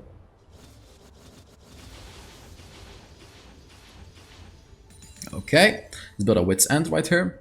This item gives you 45% attack speed and 50 magic resist. They are good stats, but 50 magic resist is a lot. Like, that's the whole point of this item. This is like an anti-mage item. It's really, really good against, especially against mage assassins. If you're playing like a basic attack type of ADC, like Vayne or something, even Tristana and Jinx, honestly, you can build a Wit's End. Like, if the enemy has an Evelynn, you build a Wit's End and she's not going to be able to one-shot you as easily anymore. And what Wit's End does, your basic attacks deal 15 up to 80 bonus magic damage. This scales with level. So we're gonna be going to level 15 right now, which will give us 80 magic damage per basic attack. It's gonna be 40 on the dummy because, yet again, it reduces it by 50%. So this item, basic attacks deal, you know, damage while below 50%. And if you're below 50% health, dealing damage to an enemy champion heals you for either 100% or 33% of this affects post-mitigation damage. A lot of text to understand, but let me just show you. I'm gonna go to the turret just to get myself to low HP. Okay, let's take a little bit of damage. Okay, now let's move back to the minion. So let's take a look at what happens if I basic attack an enemy now. I will do 40 damage. 33% of 40 is gonna be like 13.3, and if you do it upwards, it becomes 14 healing. Boom. I'm healing up for 14 HP. Look at my HP. My current HP, which shows right here, is at 140. My every basic attack should be healing me with like 14 HP. It is exactly healing me 14 HP, by the way. So as you can see, it heals me up. Look, every basic attack heals you up. So what does post-mitigation mean? Let me explain. Pre-mitigation, I am doing 80 damage to this dummy. Pre-mitigation, which means before the armor and magic resist. Post-mitigation, which means after armor and magic resist, I am doing 40 damage to this dummy. Which means, you know, I'm doing less damage, which means I'm gonna get less healing from this item. Because it heals you based on the post-mitigation damage of this item. I hope you understood that one. If you're a melee champion, this healing is incredibly useful. Because if I'm I'm Ezreal now, so I'm ranged, so of course I'm only healing 13. But if I'm a melee champion, I'm gonna be healing 40 instead of 13. Which is obviously a lot more. And if an enemy doesn't have a lot of magic resist, because remember, this does magic damage, so a lot of magic resist will reduce this damage. This item will do a lot more damage, and you're going to be healing a lot. So when you're under 50% HP, this item is going to be healing you with every basic attack. Post-mitigation healing. Next up, we got an Essence Reefer. Do I have a Kill Hazard video for this one? No, I don't have it for this one. Okay, not for this one. Essence Reefer, let's talk about this item. 40 attack damage, 25% crit, 20% ability haste. Quite decent stats. Ugh, my nose is itching. Essence Flare. After attacking a champion enhance your next damaging ability or empowered attack up to 30% based on crit. Okay, they actually completely missed the formula here. The way it works, it does 20%, like your ability will do 20% extra damage, and then it will do 1% extra every 10% crit you have. So if you have 25% crit, you will do an extra 2.5% damage, which means you will do 22.5% extra damage. If you have 100% crit, you're gonna be doing 30% extra damage with your abilities. That's how it works.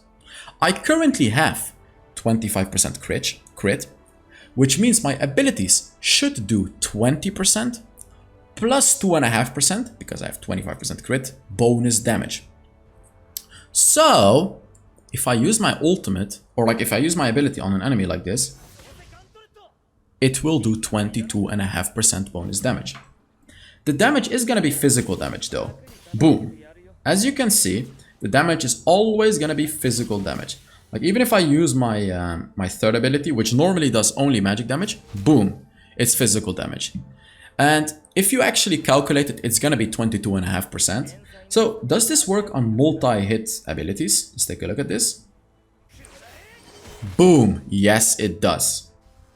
Yes, it does. So let's take a look at it again. There's a very important piece of advice I have for you about this item, by the way. Take a look. The ultimate does magic damage, but Essence Reefer does additional physical damage. So let's read more about this item. It has a 4-second cooldown. So whenever I use an ability, you can see the cooldown here. And the cooldown starts counting when you start it with your ability. It doesn't start counting when you've hit an enemy. So like I can do it like this, boom. You see that? So the thing you may ask yourself, what the hell would happen if I ult them and I use my first ability on him? It's still, wait, I actually want to test out something real quick here. I want to test out something very, very quickly. If I put a dummy here, I just want to test this. Just give me let me test this real quick. I'm gonna use my ultimate on this dummy.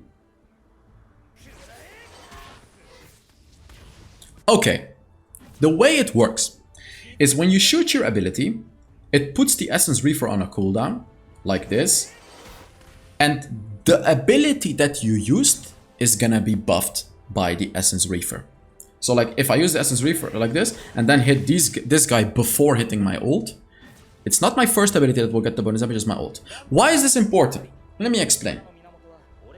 I want to put dummies here again, by the way. Boom. And I'll put one more here. Why is this important? Take a look. If I use my ultimate like this, and then my first ability, I'll do all of the bonus damage with the Essence Reefer with my ultimate. But if I use my first ability, and then my ult, suddenly there is no more Essence Reefer damage with your ultimate, guys. So as an Ezreal, take a look at this, by the way. Even if you miss your first ability or any other ability, like let's say I want to enter this fight. I shot my first ability, I missed it, and then I ult them because I'm like, I want to ult all of you. Your ult will not do bonus damage, guys. Very, very important thing with Essence Reefer is you want to make sure you use the big damage ability when it is available. You can see in the cooldown right here whether or not it's available. So when you play Ezreal, you want to make sure you ult when your Essence Reefer is available, because otherwise you're literally missing 22.5% bonus damage on potentially multiple enemies. This is obviously huge. So another thing you need to know about this ability, basic attacks, when you basic attack an enemy champion, it reduces the cooldown by 1 second. So like if I use this, boom, boom. You can see the cooldown being reduced and I can use it again. Boom.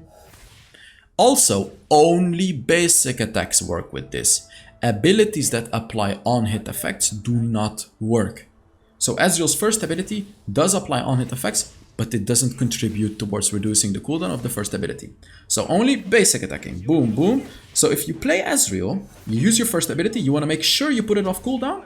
Oops. You want to make sure you have the Essence Reefer off cooldown before you're ulting. And remember, it has to be 100% off cooldown before you even start your ultimate. Because, look, if I start it now, it won't do the bonus damage, even though it shoots your ultimate after the Essence Reefer has been off cooldown. This is so important to understand. Because, for example, you're playing Blue Cane, you don't want to use your first ability before you engage with your second ability. You want to make sure you use your second ability instantly when you go in to do the bonus Essence Reefer damage, because the big damage comes from your second ability. So again, with Ezreal, use your ultimate either in the beginning of the fight or actively pay attention to when your Essence Reefer is available. Don't use your first ability before using your ultimate. Never. Also, don't use your second ability because look, you're still not gonna do the bonus damage with your ultimate. Always use your ultimate before, because then you'll do the big Essence Reefer damage on all of them. This is very important about the item. Next up we got a Storm Razor. It gives you 40 attack damage, 25% crit chance, 20% attack speed. Also gives you the energized effect, which I explained earlier on in the video. As you can see, when you move around, you get energized, we know it. But when you get full stacks, you'll do 50 to 120 damage to the enemy, which is the same as any other energized item, as you can see.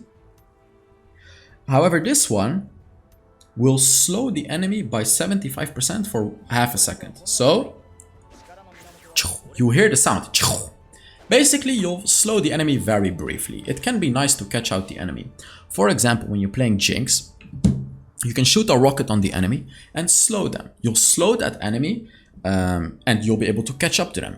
This item is good in combination with a champion who has sort of a slowing ability. Taking Jinx as an example. I'm actually going to show you. So like I'm going to pick Jinx right here. Get myself some gold, level up. Take a look. Why would this be good? As a Jinx, you know, it can be... Oh, wait. It can be a little bit hard to hit your second ability. You know what I mean? Like, it's a little bit hard if you're chasing an enemy. Like, you can miss it very easily. If you have a rapid fire... If you have a Storm Razor, sorry. First of all, you can increase your range with your rocket.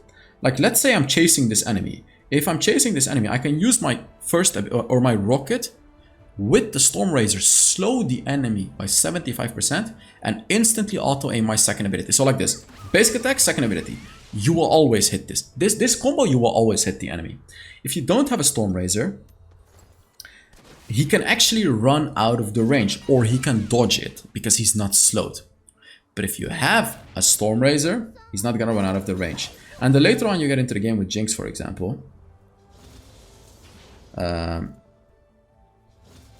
the bigger the range is of your rocket. So you're gonna shoot it at an enemy and they're gonna be slowed from super far away, and you can literally just auto-aim your second ability. You'll always hit that enemy. So very good item for champions like that. Another example would possibly be like Vayne, because you can slow the enemy and stun them into a wall. They won't be able to dodge it as easily. This is only a good item on those types of champions.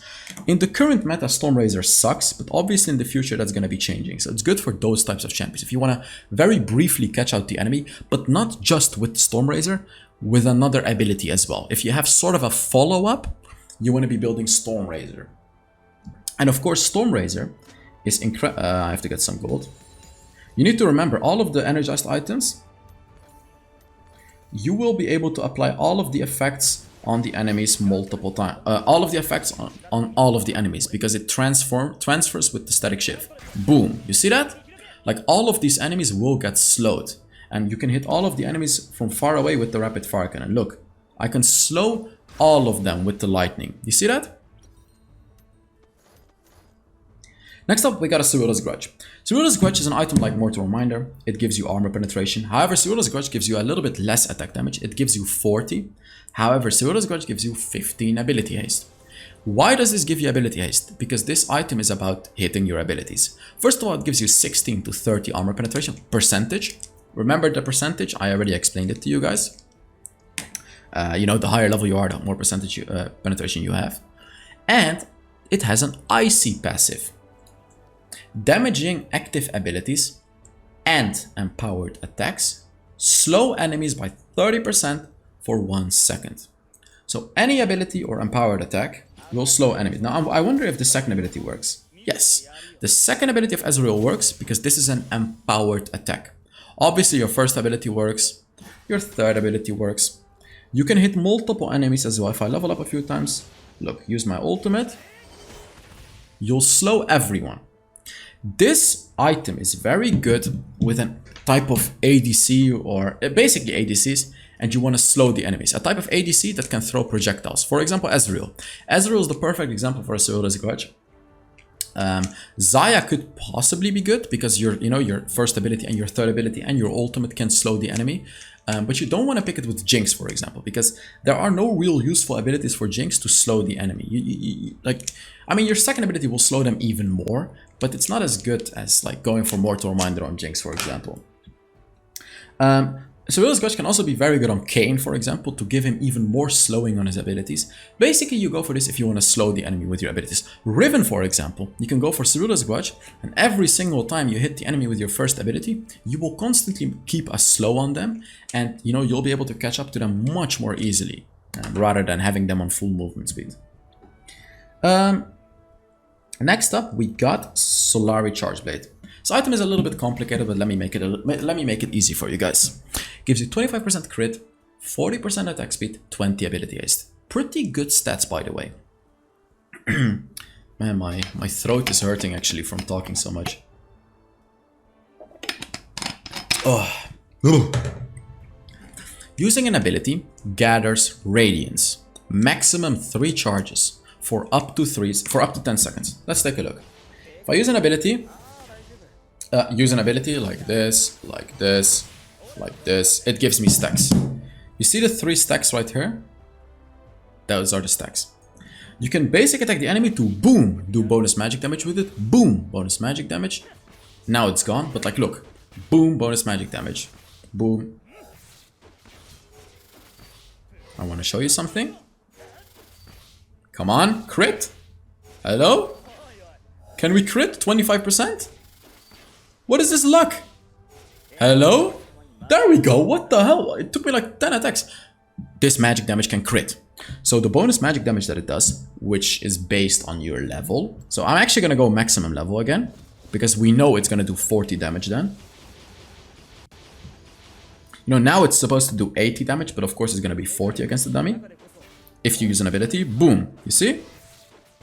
It works with on-hit effects. So like first ability, if you use your first ability as Ezreal, it will immediately apply it on them because it works. But it will never crit because Ezreal's first ability cannot crit. Because like even if we go full crit, let me show you. Not this item actually. Full crit, Stone Razor. This one. Look. I am like if I use my abilities randomly, look, every basic attack is gonna be a crit. You see? Every basic attack is a crit. But if you do it with your first ability, it applies the on-hit effect, but the ability cannot crit. So the Solari is not gonna crit, even though you have 100% crit. However, a different champion, like the Yasuo, or the Yone, if I can find them, Yasuo, he can crit with his first ability. The whole point of Yasuo is, of course, to crit. So let's take a look. You go for Solari Charge Blade and Bloodthirster or whatever.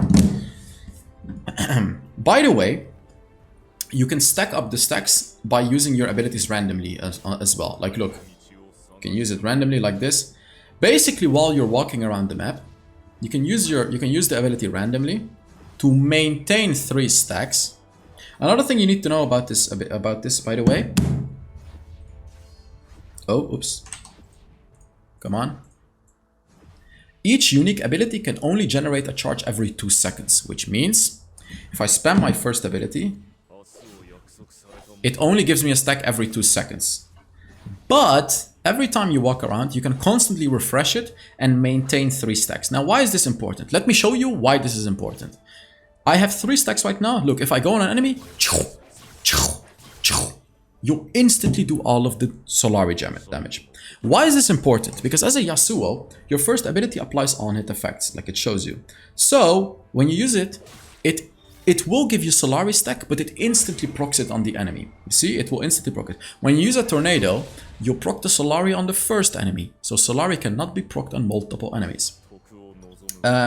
Something I am curious about is I'm actually going to build a static shift right now and sell this one. I'm just curious about something real quick. Let's get full stacks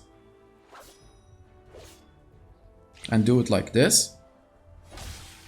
Okay, Solari Charge Blade does not get transferred with static shift. I just wanted to make sure. But basically, you wanna as you play Yasuo or Yone, for example, like I'm gonna take these two as an example because they are the main champions with Solari Charge Blade. You wanna use your first ability constantly when you're running around the map, because when you go on an enemy, look, basic attack, first ability, basic attack, first. I don't have full crit. When you use it constantly, your abilities, and you go on an enemy, you have so many stacks of Solari. Look. 1, 2, 3, 4, 5, 6. Like I was able to hit it 5 times on the enemy right there. Let me show you again. Look, 3 stacks. 1, 2, 3, 4, and then 5. You see that? So like that's why you want to use it while you're walking around in the map to use it. Now this item is very, very good on obviously Yasuo and Yone, but also on champions like Lucian or potentially even Vayne. Just champions that do a lot of basic attacks, especially Lucian, because Lucian can actually proc Solari Charge Blade twice per basic attack with the double attack, which is really, really good, of course, on Lucian. Next up we have Navori Quickblade. I wanna go for a different champion. Yeah, we'll go back to the Ezreal. We're gonna level up a few times. Navori Quickblade is a very interesting item. I'm gonna turn off 0 cooldown right here. We're gonna be building the Navori Quickblade and some other items. So take a look. Navori Quickblade, critical attacks reduce your non-ultimate ability cooldowns by 20% of their remaining cooldowns. So I'm gonna use my ultimate. It doesn't affect your ult, but I'm just gonna show you guys. I should have thrown my ultimate. Okay, look. It doesn't affect your ultimate at all. However, if I use my second ability, boom, boom, and boom, and boom, and boom. It gives it back. Third ability, second ability, look, boom, boom. When you use a basic attack, when you use well, actually, it's reducing cooldowns because Ezreal's first ability always reduces cooldowns. But this works on abilities that apply on-hit effects as well. So like Yasuo's first ability works as well with this.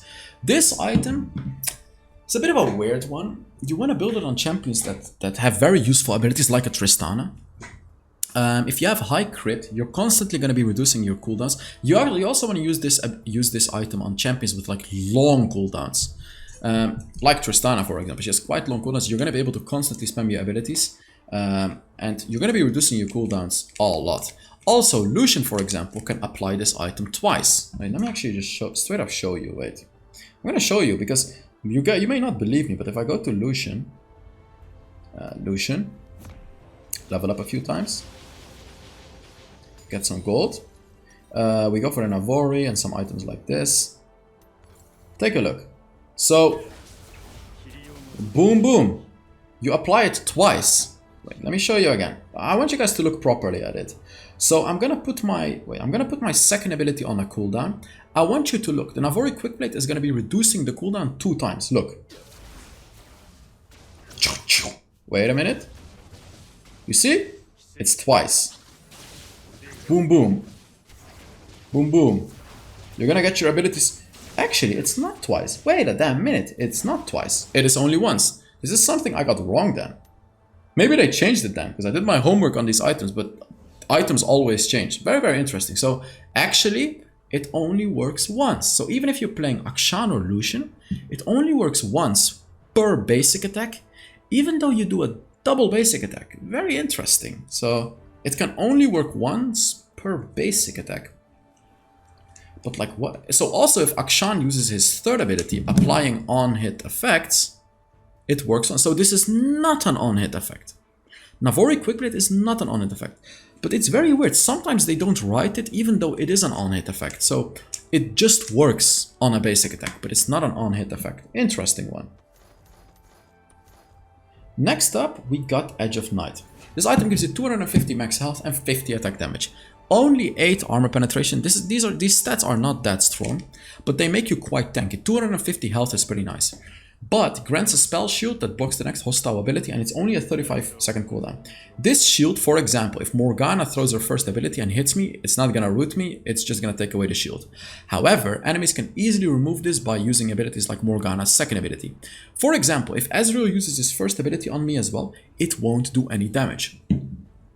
The item says it blocks the next hostile ability. So, for example, if Ezreal ults me and I have an Edge of Night, it completely negates the ultimate damage, which is pretty crazy if you ask me. You know, if anyone ults, if Warwick ults me, it's gonna block the stun and it's gonna block the damage. So this item is very, very good if, you know, you either want to really avoid a certain ability that the enemy always engage with. So like, you may be thinking it's good against Malphite, but this item is absolute garbage against Malphite, because Malphite can just use his first ability to take it away already, because it's a hostile ability, and then he's gonna ult you. But this item is also useful if you're playing Zed, for example, because as a Zed, when you dive into the enemy, for example, into the enemy Malphite, you don't want to give him time to like instantly ult you. You want to make sure that the Malphite has to use different abilities and then ult, because then you have more time to counter him. So like you can ult him with the Edge of Night and he's not going to be able to CC you instantly. Or like you can dive 5-man and you'll be able to block one ability before getting stunned. So like you have a lot more time to do stuff when you have the Edge of Night. I recommend the Edge of Night on champions that like lethality and that want to safely engage on a dangerous enemy. So like Kha'Zix, Zed, Kayn, you know, Blue Kayn, these types of champions, they really like Edge of Night because they can engage on those champions with it. Next up we go Hullbreaker, and for the Hullbreaker, I'm gonna be respawning the minions. Let me see, where the hell can I respawn the minions? Here. Take a look. When you have a Hullbreaker, did I buy it? I did buy it. Yes, so I'm buffing the minions. Look, these minions, now the big minions, are gonna have... First of all, you get 300 health and 55 attack damage, which is very high stats. By the way, these are very, very good stats for an item. And then, these stats are gonna get nerfed, by the way. These are the old stats. When there is no allied champion nearby, because take a look. Now, look, these are allied champions. Oh, I need to put my face here. These are allied champions. They are close to me. So now, the Hullbreaker doesn't work. But when I move a little bit further away from them, take a look. Now, you see this distance, if an ally is not within this distance, you're going to be buffing your wave. Look, if not, I'm not going to buff it. If yes, I will buff the wave. You see that? So like you have to make sure you're far away from your allies, because the buff that this item gives you is you gain armor and magic resist. It's halved when you're ranged, by the way. Don't look at these numbers because they're going to be changing in future patches. You gain bonus armor and magic resist. And you do an additional 20% bonus damage to structures. So you'll do 20% more damage to this turret and to enemy turrets. What the hell? The minions are so strong. What the hell? Oh, because we're 110 minutes into the game, so the minions are hella strong. So take a look. If I move to the turret right now, with these minions, we'll do a lot of damage. Also, the big minion will get bonus armor and magic resist. Yet again, but like, look, I'm gonna do bonus damage to this turret. Oh my god, the minions are doing way too much damage. I'm gonna remove the minions. You'll do bonus damage to turrets, and your big minions are gonna be buffed. Again, these numbers, you need to ignore them because they are gonna be nerfed in future patches. But the point is, with a Hullbreaker, you're gonna be a very strong split pusher. This is 100% a split pushing item. So you want to build it on like split pushers like Jax, like Nasus, like, you know, Fiora, champions like that want to be split pushing. So like you buff your wave and you buff yourself to do more damage to turrets. And remember, when no one is close to you, like look, I currently have 71 armor and 38 magic resist. When I go far away from my teammates, it turns into 91 and 57. Look, boom, boom, boom, boom. So when you're far away from your team, when you're split pushing alone, you'll be getting bonus armor and magic resist, which is gonna be great, of course, as a split pusher. Next up, we got a Divine Sunderer. And for this item, I want to change to... who should I change to? We'll change to Riven. This item, let's build it real quick. Let's get some gold. I'm gonna take damage before building this item, by the way. Oh, oops. I'm gonna take some damage. Of course, this turret doesn't exist anymore. Let's take a lot of damage, actually. Oh my god, the turret is strong! What the hell?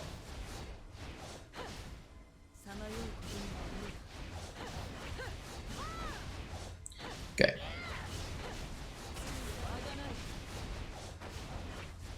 Okay, this is kind of satisfying to play Riven like this. Okay, this item works the same way as Trinity Force. You know, your next basic attack does damage. But let's look at the stats and stuff.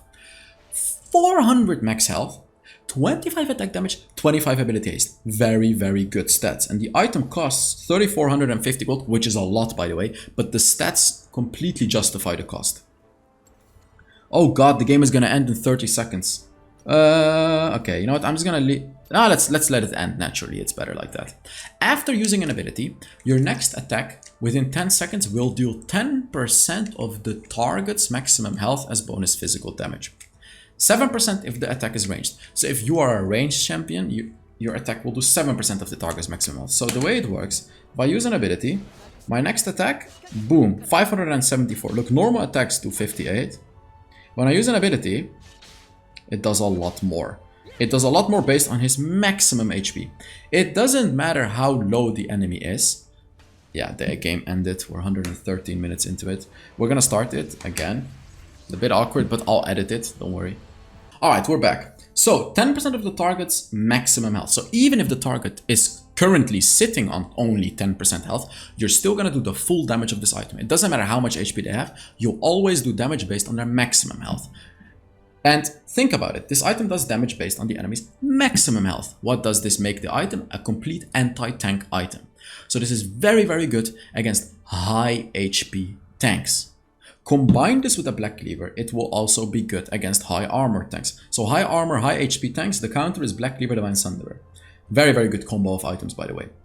Next up, what the item does, if the target is a champion, heal for 7% of the enemy target's maximum health.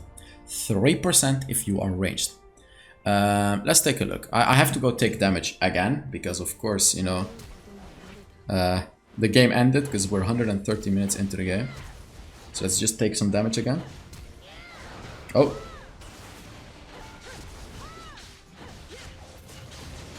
There we go, easy peasy kill. Okay, now let's go back. So I am healing 7% of the enemy's health. Now remember, dummies have a ton of HP.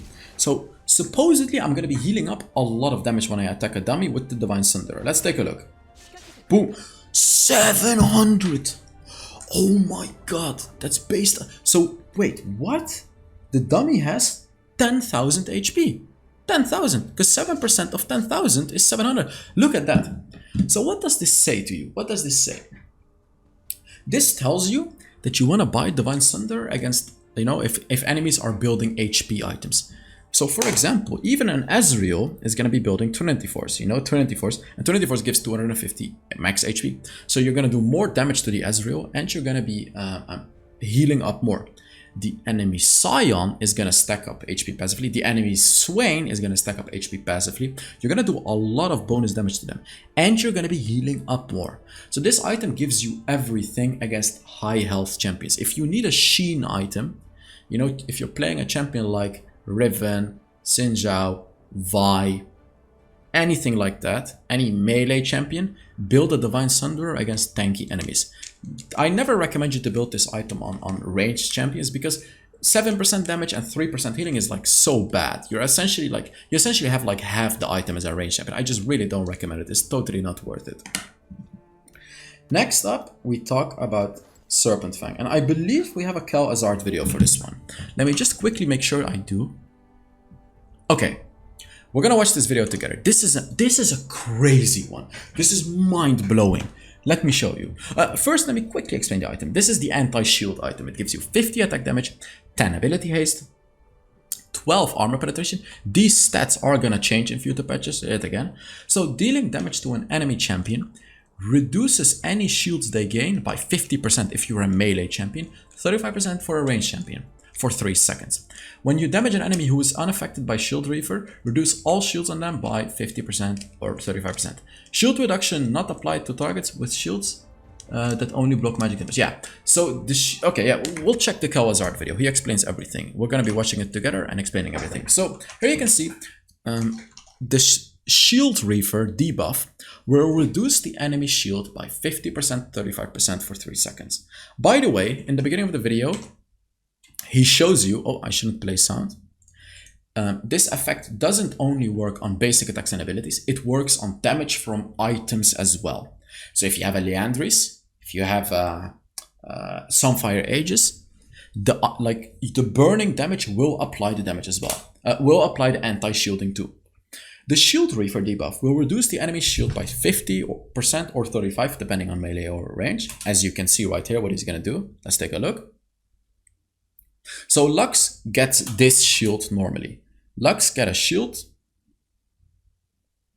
Now with the anti-shield, sorry, it's gonna be less, as you can see, 50% less.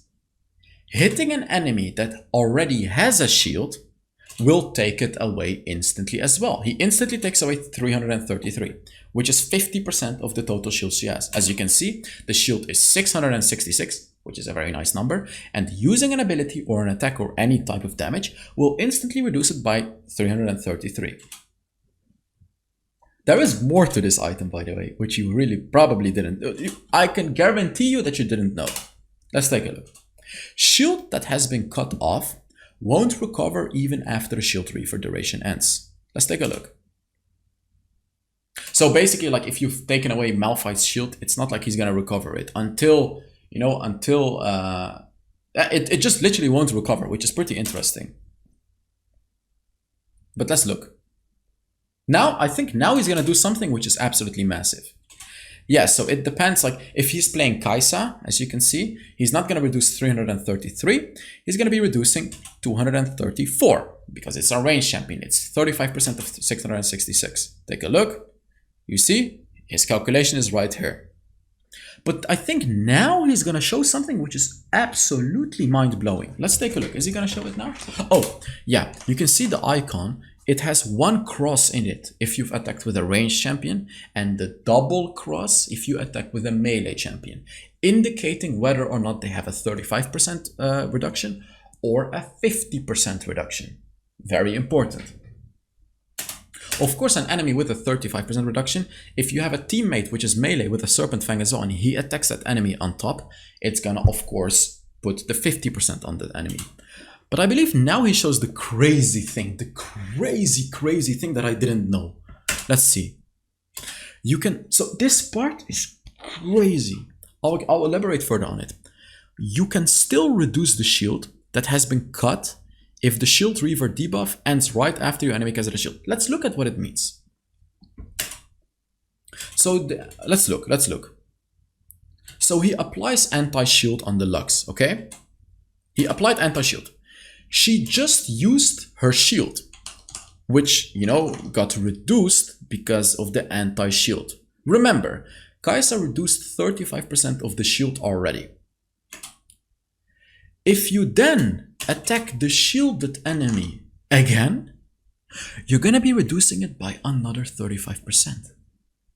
So you get a double shield reduction. Think about this for a second, guys. Let's say the enemy Janna has a 1000 HP shield. You are playing Kayn with a Serpent Fang. You just applied anti-shield on the Janna. She tries to shield herself, which gives her a 500 shield instead of 1000 because you applied a 50% shield debuff on her. Then you can attack her again and it will reduce her shield by another 50%. So instead of her having a 1000 shield, she's actually gonna have 250 shield, which means you've effectively reduced her shielding by 75%. How does this work, guys? The way this works is, as long as you maintain an anti-shield on an enemy, every single shielding they're gonna be getting is gonna be reduced by 50%, 35 if you're melee. And then after they've received that shield, You can reduce it by a further 50% by attacking them again. Now think about this. Against a Sona, this is beyond broken. Because as long as you keep attacking the enemy Sona or an enemy that the Sona is shielding, she's always going to shield 50% less, like standard. And the small shield that she's already giving to the enemy, you're going to be able to cut off another 50%. Essentially, like, she's not going to shield at all. She's only going to be shielding for 25%. It is ridiculous. It is ridiculous. So let's see if he has anything else to say about it. But this part right here is mind-blowing to me. Because look, total shield under Shield Reaver, the total shield is 433 because it has already been reduced by 35%. And then when the Kaisa attacks again, it's going to take 35% of 433. Look, 35% of 433 is 151.5. Rounding it up is 152. So like you've effectively reduced so much, so much. You see that? It's crazy. So obviously it's really good against Sona, which he shows as well. So that is the big thing you need to know about Serpent Fang. It's very, very important. Next up, we got the Lord Dominic's Regard. This item is also an armor penetrating item. However, this one gives you lower attack damage, but it gives you different stats. Each one gives you different stats. Mortal Reminder gives you the most attack damage, and it gives you anti-healing. Suira's Grudge gives you like moderate attack damage, gives you ability haste and slowing on your abilities. Lord Dominic's Regard is more basic attack, more like for crit champions, because it gives you the least amount of attack damage. It gives you 25% crit chance. Of course, the armor penetration, which I've already explained. And if not engaged in combat, your next attack on a champion gains 80% attack speed. So let's show what it means. I haven't fought anyone. Look, 1, 2, and then you get slow attack speed. So your first 2 attacks, look, you should not be engaged in combat. Like, you wait a little bit. 1, 2. It's really fast because my normal attack speed, as you can see, is insanely slow. So what does this item do?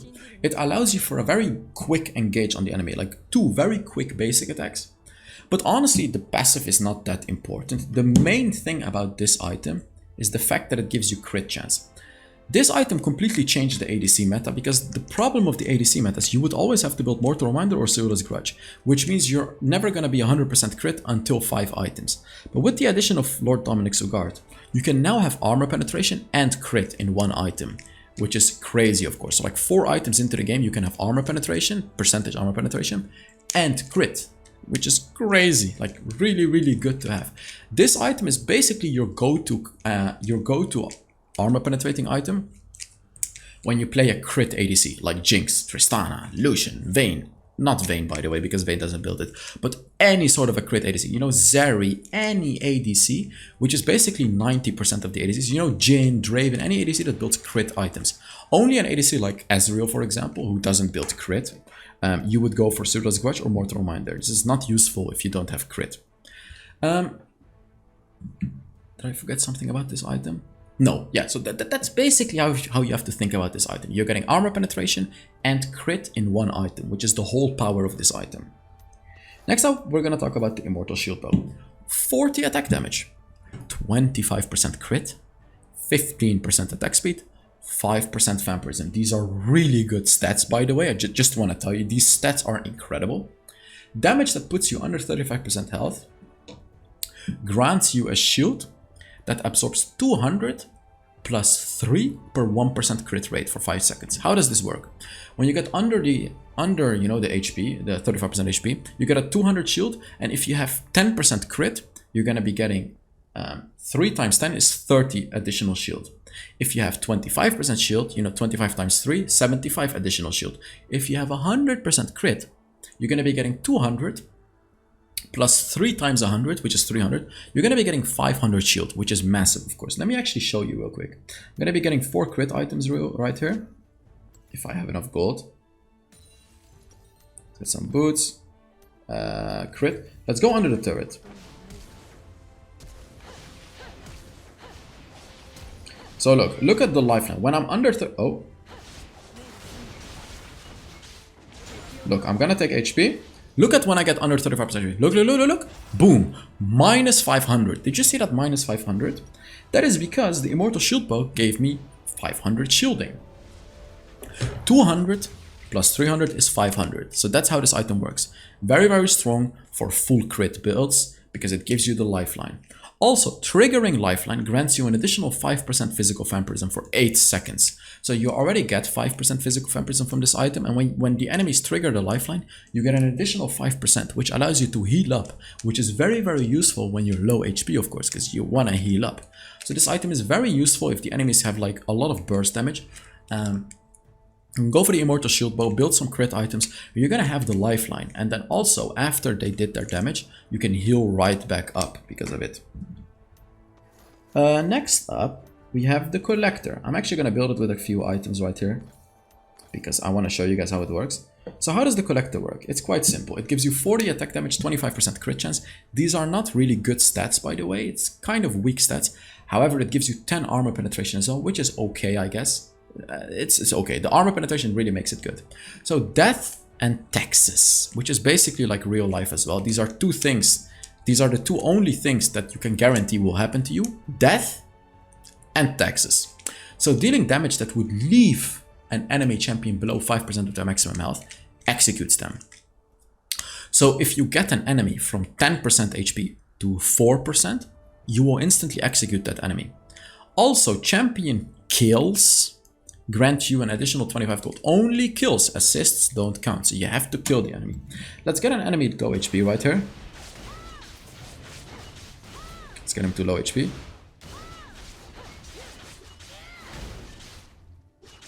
Wait for it. I want to show you. Boom. Oh, wait. Ah, I used it like that. Okay, but look. See that? 9,902 damage.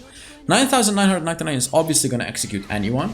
Whenever you get an enemy under 5% HP, you will execute them with this item. And obviously this item is very, very useful on, well, not obvious, but this item is very, very useful on champions like Samira, because Samira can do a lot of AoE damage with her ultimate, and any enemy under 5% HP is going to get caught up in it and dies. Also very useful on Misfortune, for example, because of her ultimate. I cannot find any of these champions.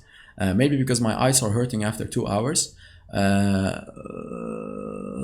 cannot see them. But Samira is here. Oh, Misfortune is here. So let me just show you real quick. Level up a few times. So the ultimate, if you buy a Collector, you can see the ultimate can hit multiple enemies, you see? So if they get under 5% HP, your ultimate will collect them like crazy. Misfortune ultimate already does a lot of damage, obviously, and you'll be able to destroy them. If they're under 5% HP, boom, you're instantly killing them. Another champion this is very, very useful on is Jhin, for example, because Jin's fourth shot, let's get some gold. Collector, let's buy some stuff here. Let's just get an enemy to low HP. Because I want to show you, Jin's fourth shot does incredible damage to low HP enemies already. Jin's ultimate does more damage to low HP enemies as well, which makes Collector such a good item for Jhin. Because if an enemy is, like, look, if an enemy is sitting at low HP, I'm going to show you. Wait for it. Look at this dummy right here. Boom, boom. You see? You'll do so much damage based on the missing health. And then with the Collector, like, you can combo with first ability, fourth shot. With a Collector, you'll basically guarantee any sort of a kill on an enemy that is like under 15% HP. Squishy, tank enemy. Squishy enemies, you'll chunk down from 30% HP. All you have to do is you just get them to 5% HP. Also really, really strong with your ultimate, because Jin's ultimate doesn't really do that much damage to tanks. However, if a tank is at 10% HP, which is quite low HP, his ult will do more damage. And with the Collector, all you have to do is you have to get that enemy under 5% health. And then your ult is instantly gonna kill them. So that is gonna be it for the attack damage items. Next, we're moving on to the ability power items. So, first of all, we got Luden's Echo. And this item is a core item for a lot of champions. And there is a big reason for it. First of all, the stats that it gives you are actually really good. Like 85 ability power, 300 max mana, and 20 ability haste.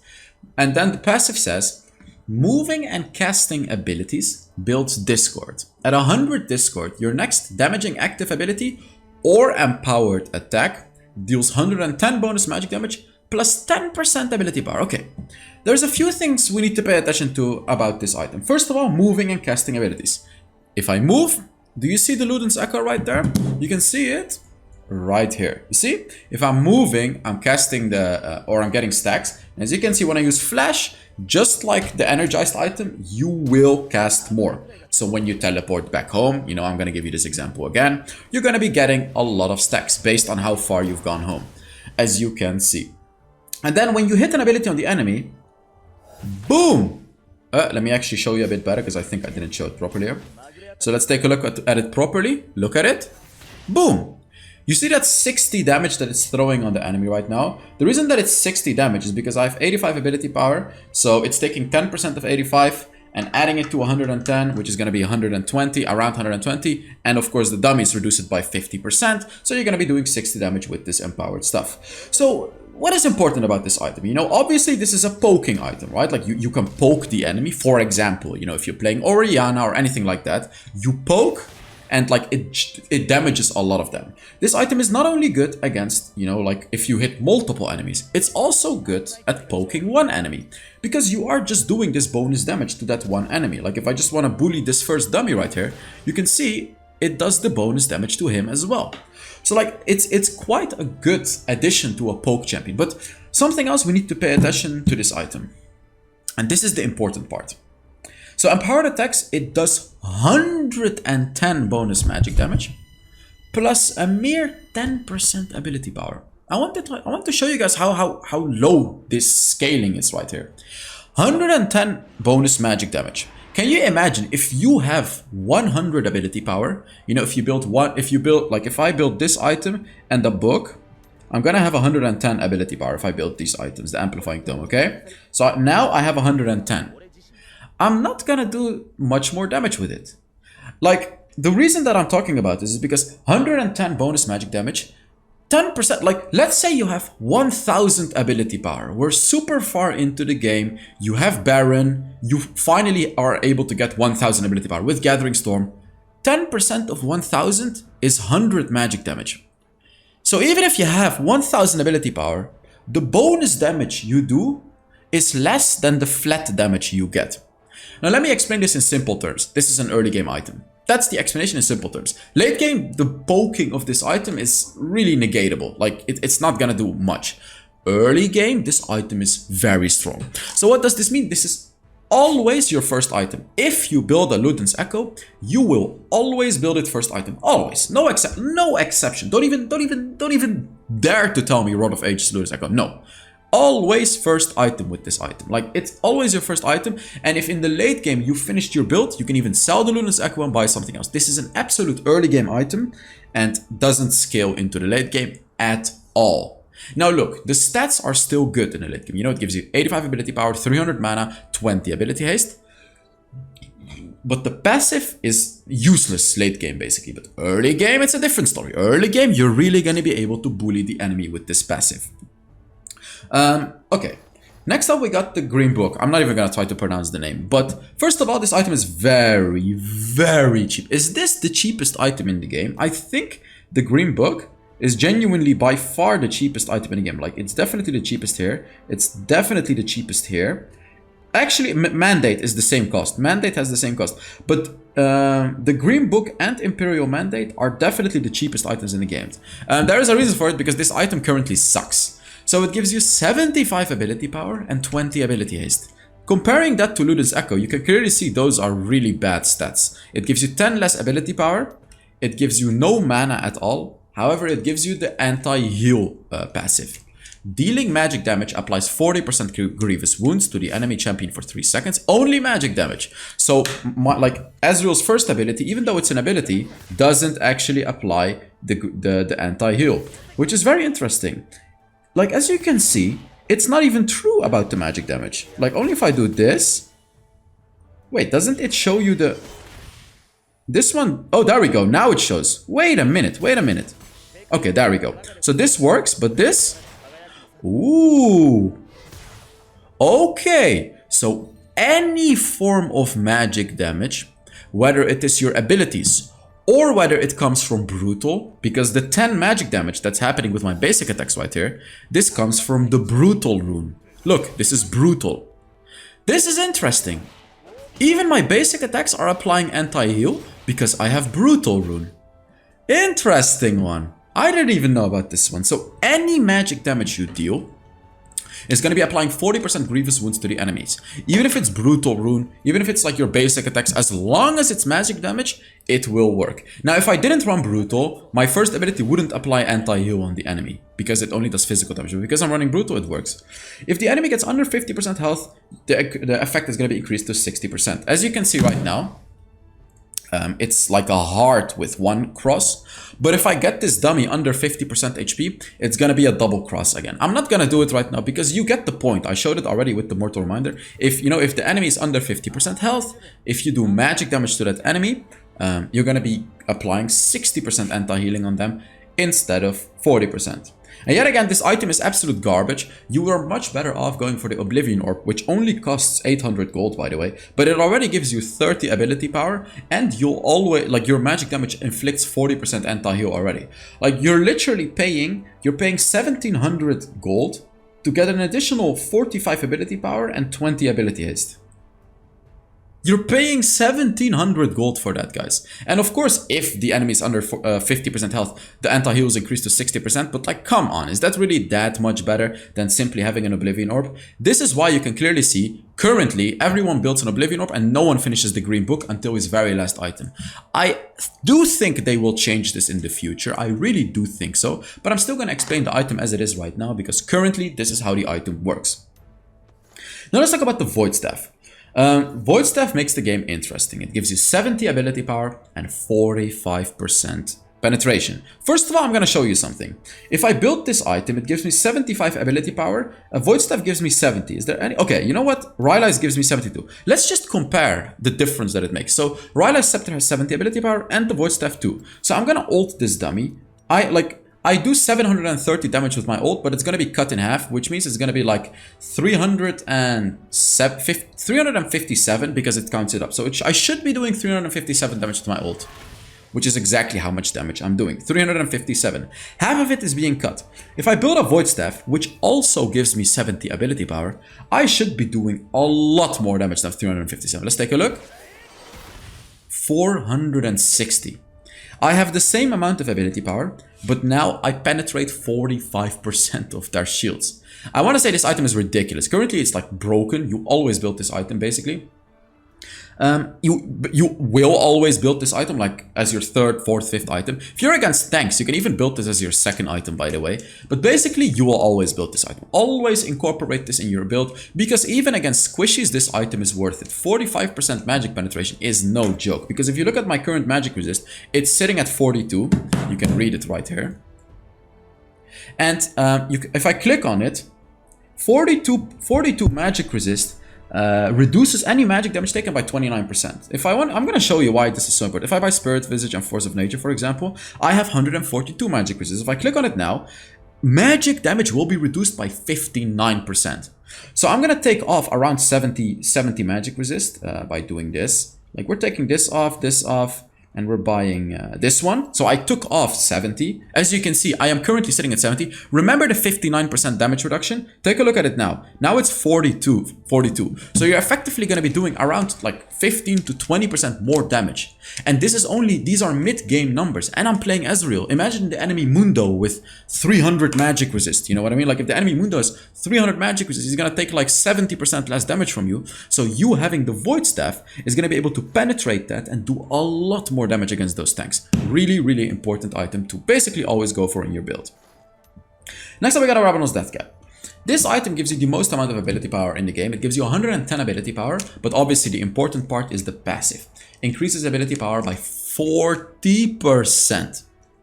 You almost always want to be building this item at some point in your build. Because, like, look, this item gives me 110 ability power, but you can see I actually have 154. You can see it right here. And that is, of course, 110 increased by 40% is 154. And you can see any other item I buy will get increased further by the Rabbanon's Death Cap, which allows me to get huge amounts of ability power if I finish the game. Like look, 560. If I sell the Rabadon's Death Cap and buy something else, it goes down to 365. I literally just lost 200 ability power just by replacing the Rabadon's Death Cap. So that really shows you that Rabadon's Death Cap is an insanely important item. Incredibly, incredibly important item to always incorporate, pretty much always incorporate in your builds if your champions have like good AP scaling. This item also works with Gathering Storm, for example. Like Gathering Storm gives you ability power every 3 minutes. Rabadon's Death Cap is going to further increase that. I have tested it and yes, it works. So like you get, every time you get more ability power, the Rabadon's Death Cap is going to increase it even more. The dragons also work with this. Rabadon's Death Cap is just going to not exponential, but it's going to increase it even more. Every form of ability power you have. You know what it even works on? If your Janna, for example, has a Staff of Flowing Water, I'll explain this item later. Let's say she buffs you and she gives you 40 ability power, because this item will give you ability power, as you can see. Your Rabadon's Death Cap is going to transform the 40 ability power to 56 ability power. So it even works with ability power you're getting from your teammates because of the Staff of Flowing Water. It also works on self-casting. If you have an ability that gives you ability power, or you have a Staff of Flowing Water, you will give yourself 40% more ability power. It works on everything, this item. So, very, very strong item, Rabadon's Death Cap, of course. It gives you so much damage on your abilities. But you know what's funny? Like, this item gives me 154 ability power, but as you can see, my ult does 395 damage, but then a Void Staff gives me only 70, which is like less than half of Rabadon's Death Cap, but it actually does more damage. And that is like, this is why it's so important to counter build enemies. Rabadon's Death Cap gives you big raw damage, but like having big raw damage combined with magic penetration will result in the most damage, as you can see, because now I'll have a lot of magic damage and I penetrate their shields. Okay, next up is the Rylai's Scepter. This item is very interesting. It gives you 350 max health and 70 ability power. These are not very good stats, but the item is pretty cheap. Yes, it costs 2,700 gold. That's actually very cheap. The stats are not very good, but what is good is of course the passive. Damaging active abilities and empowered attacks slow the enemies by 30% for 1 second. Let me show you with Singed. I want to show you this with Singed. Because this is an absolute core item on Singed. Let's level up a few times. So with Singed, as you can see, right here, the Rylai's Scepter, when you use your fart gas, look, all of them are going to be slowed. And your fart gas will constantly reapply it on them. Every time you're doing damage with your abilities on the enemy, you will slow them. They will remain slowed by my fart gas right here, and it's going to hurt them a lot. As you can see, if you don't do damage to them, it doesn't work. Empowered attacks also work, which is like Darius' second ability, Fiora's first ability, for example. All of that kind of stuff works as well. However, something that doesn't work, which I want to show you, is like it only works with your abilities, your damage. It doesn't work with item damage. It doesn't work with, you know, like ignite damage and stuff like that. Let me show you. So I have Liandry's right now, which burns the enemies. Take a look. So my ability will slow them, look. But when my ability runs out, take a look. Liandry's doesn't slow them. Do you see that? So when my ability runs out, they'll be slowed for 1 more second, because it slows them for 1 second. But then you can see, Liandry's doesn't slow them. Do you see that? This is incredibly important to understand. So I get a lot of people telling me, girls, the synergy between Rylai's Scepter and Liandry's is amazing. It's not.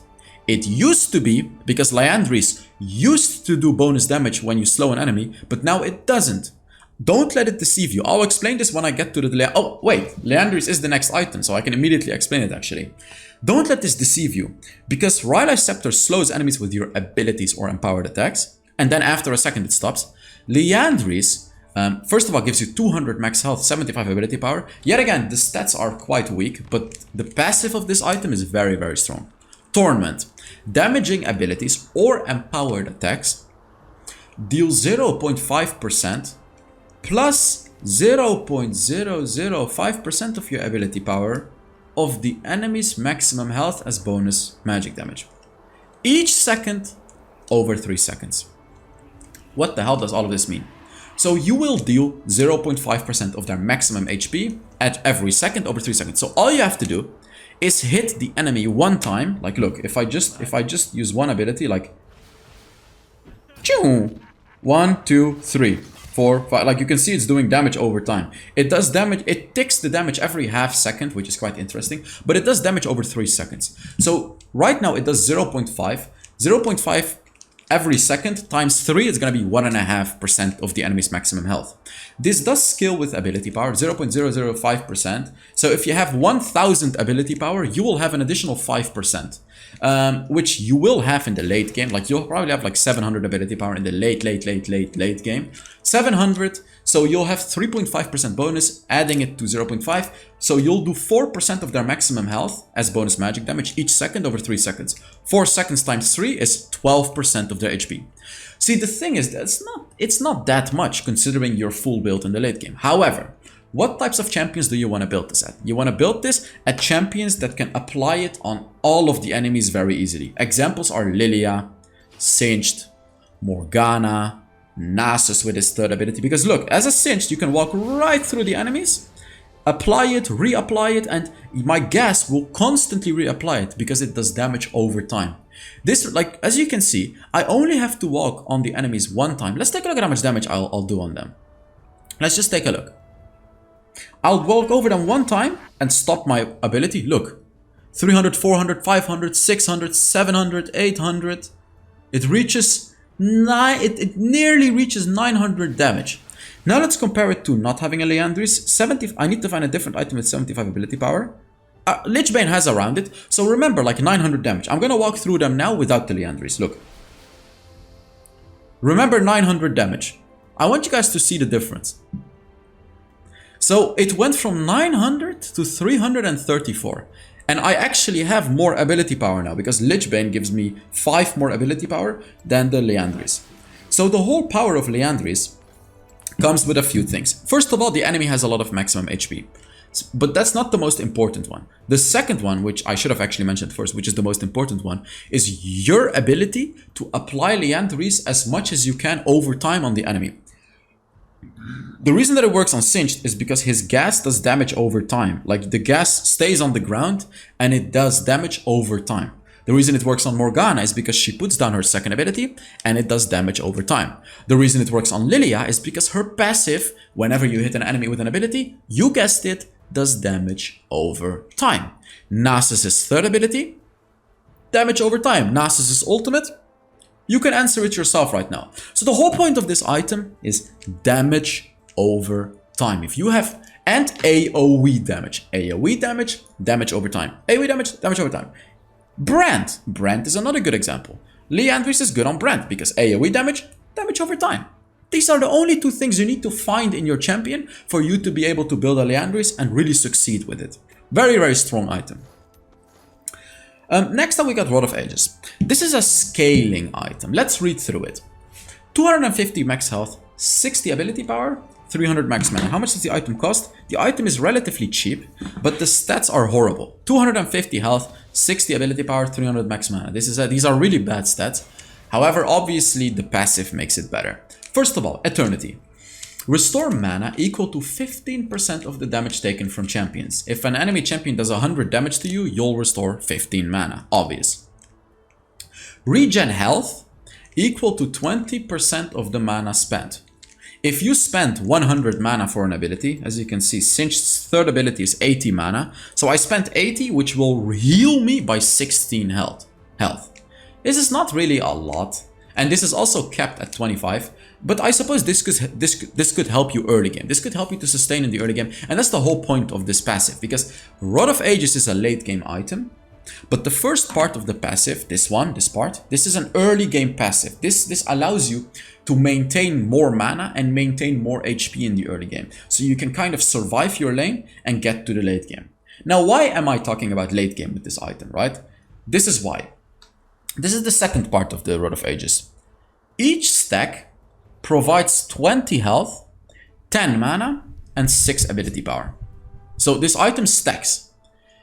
Every 45 seconds, you get one stack. with a maximum of 10 stacks. 10 times 45 seconds is 450 seconds, which is 6.5 minutes. So if you get this item 4 minutes into the game, at minute 10.5, you're gonna fully stack the item. Now, what does it matter to fully stack the item? You gain all these stats.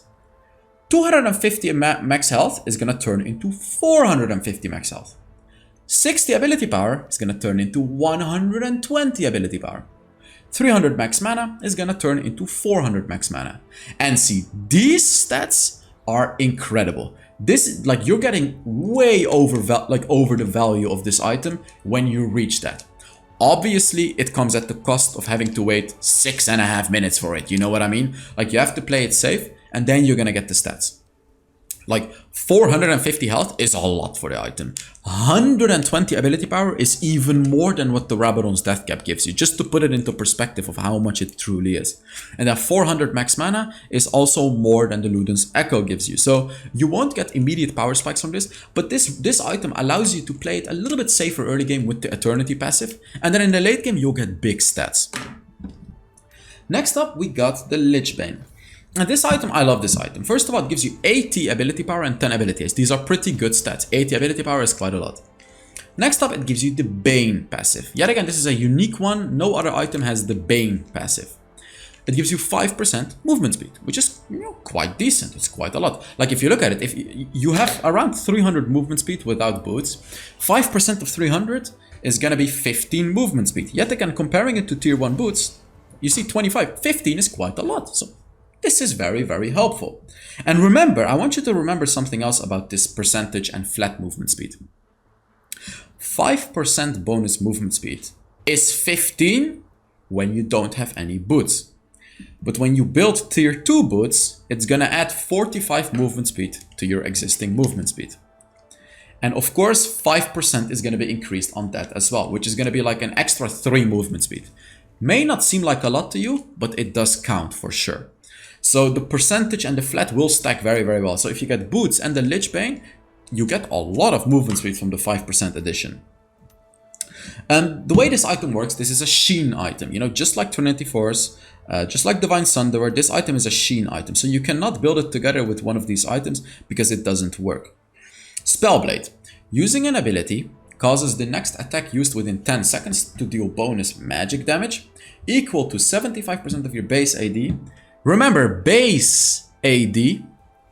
So if you have 1000 attack damage because you've built all of these items as a Jhin, it doesn't work because it only looks at your base AD. Base, which is the base AD you have before any item.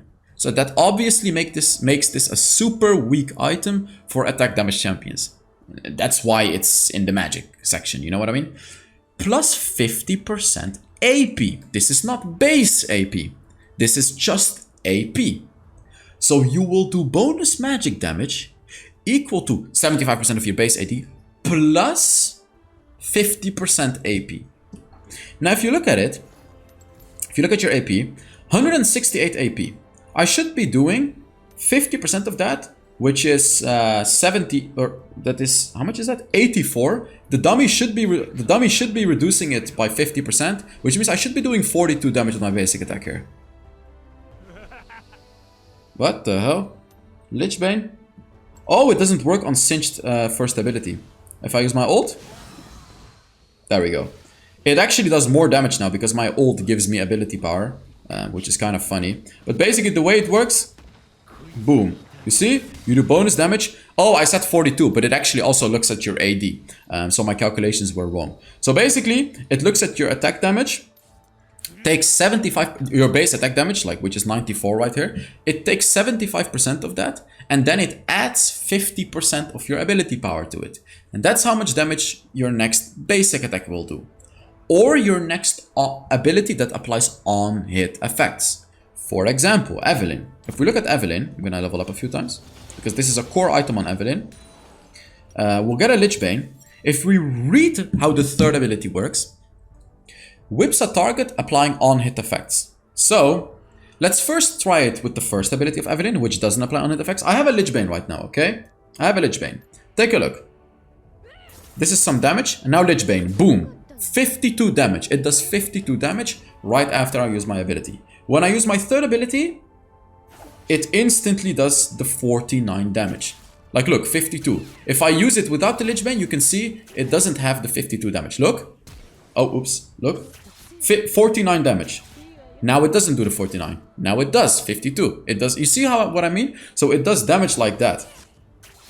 It applies it immediately. This makes Lich Bane a very, very good item on sort of assassins that instantly can apply it. Like Evelyn, you know? You go on the enemy, boom, instantly apply Lich Bane and ult. Like, you know, it makes it a very, very good item on a champion like an Evelyn. And if we look at some other champions, it makes it really good on kill as well. Why does it make good on kill? Third ability is a basic attack. So it allows you to apply the on-hit effect of Lich Bane. Because look. Boom! Lich Bane.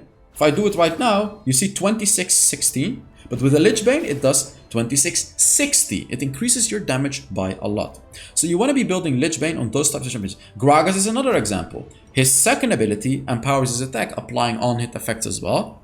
Lich Bane. You know, with the Lich Bane, you'll do a lot of damage with it, with the basic attack. Yes, Ezreal is another good example. Like if you look at Ezreal, for example, let's level up a few times. Lich Bane is a very, very good item for AP Ezreal. Because first ability will always apply it, as you can see. Whenever I use my first ability, it will apply the Lich Bane.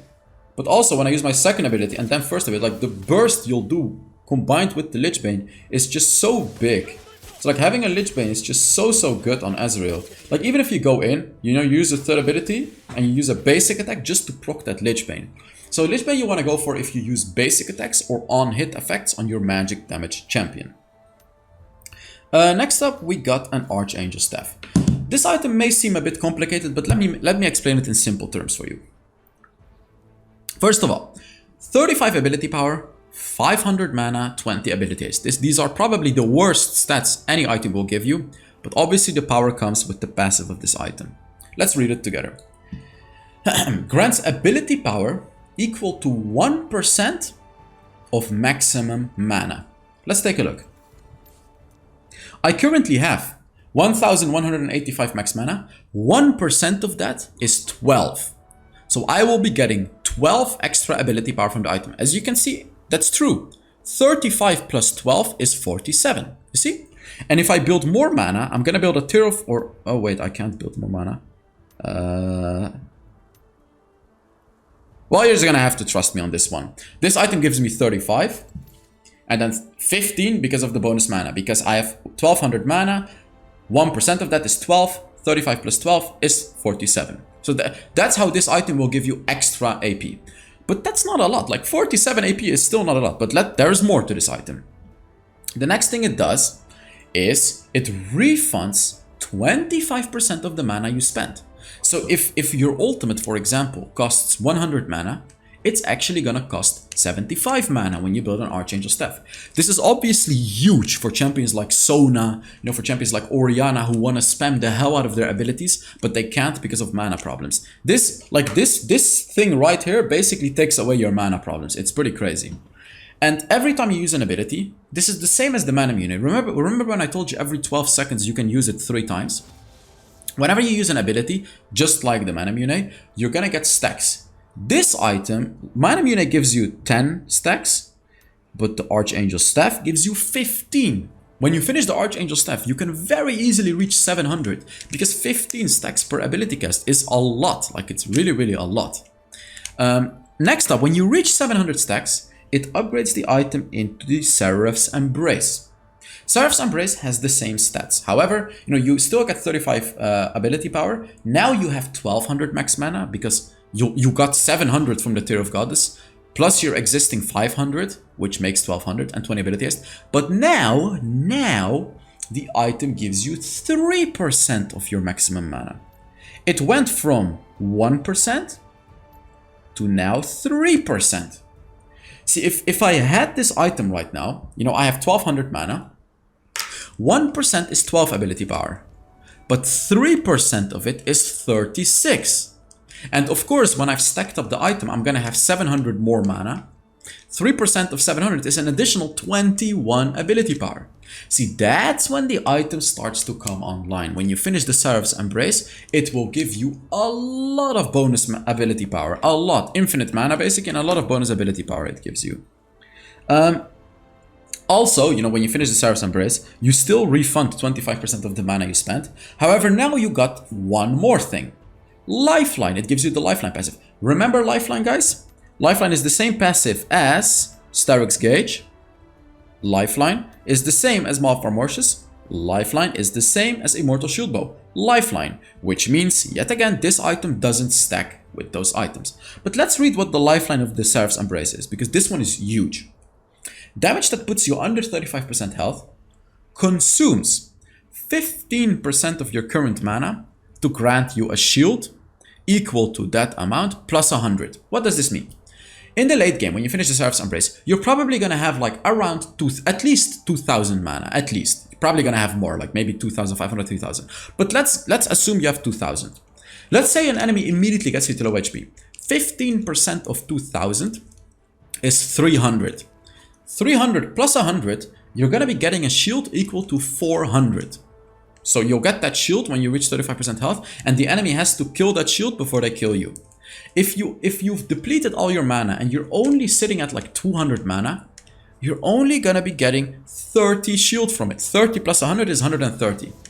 So when you have a Seraph's Embrace, you really wanna try to maintain high mana, so the shield becomes big. You know, so the enemy has a harder time to kill you. Like, this is actually quite important. Like, maintain a lot of mana. So if the enemy tries to kill you and he gets you to a low amount of HP, the shield is going to be big because you have a lot of mana for it to consume. So that's what the item does. You want to go for this item on champions that you absolutely want to spam your abilities with, like Sona, like Nami potentially, like Orianna, maybe Ziggs. You know, you want to use this to spam your abilities. And if your champion has mana problems, that's when you want to go for this item. Spamming your abilities, mana problems. Those are really the only things you want to think about. And of course, if you want magic damage, because you know, otherwise you can go for a Mana Mune for mana problems, or the Winter's approach, which we'll talk about later. We talked about the Nash's Tooth already. Now let's talk about the Ardent Censer. I'm actually going to show you Ardent Censer with Sona. Sona is my favorite example of Ardent Censer. Let's upgrade her a few times. Give myself some gold. So Ardent Censer, this item is... Oh wait, I need to move myself from here. I forgot to move myself back, sorry. Ardent Censer is a crazy item. Let's explain it. I feel like a lot of people don't fully understand how this item works. 250 max health, 60 ability power, 10 ability haste. Not the best stats. How much does the item cost? The item costs 2,800 gold. It's not the cheapest either for a support item, because Staff of Flowing Water is 2,500. So it's not the cheapest either, but what does it do? First of all, 5% movement speed. Yet again, a unique one, Ardent. The passive is called Ardent. Next up, the other passive is called Censer. This one is important. When you heal or shield an allied champion, both of you gain 10 to 30% attack speed, and your attacks do 16 up to 30 bonus magic damage for 6 seconds. Both, okay? You both get it. So if I heal an ally, boom, my attacks will do bonus. You see the 11 damage? You see that 11 magic damage right there? Look at it. And now it's gone. The 11 magic damage comes from me healing an ally. Look, now.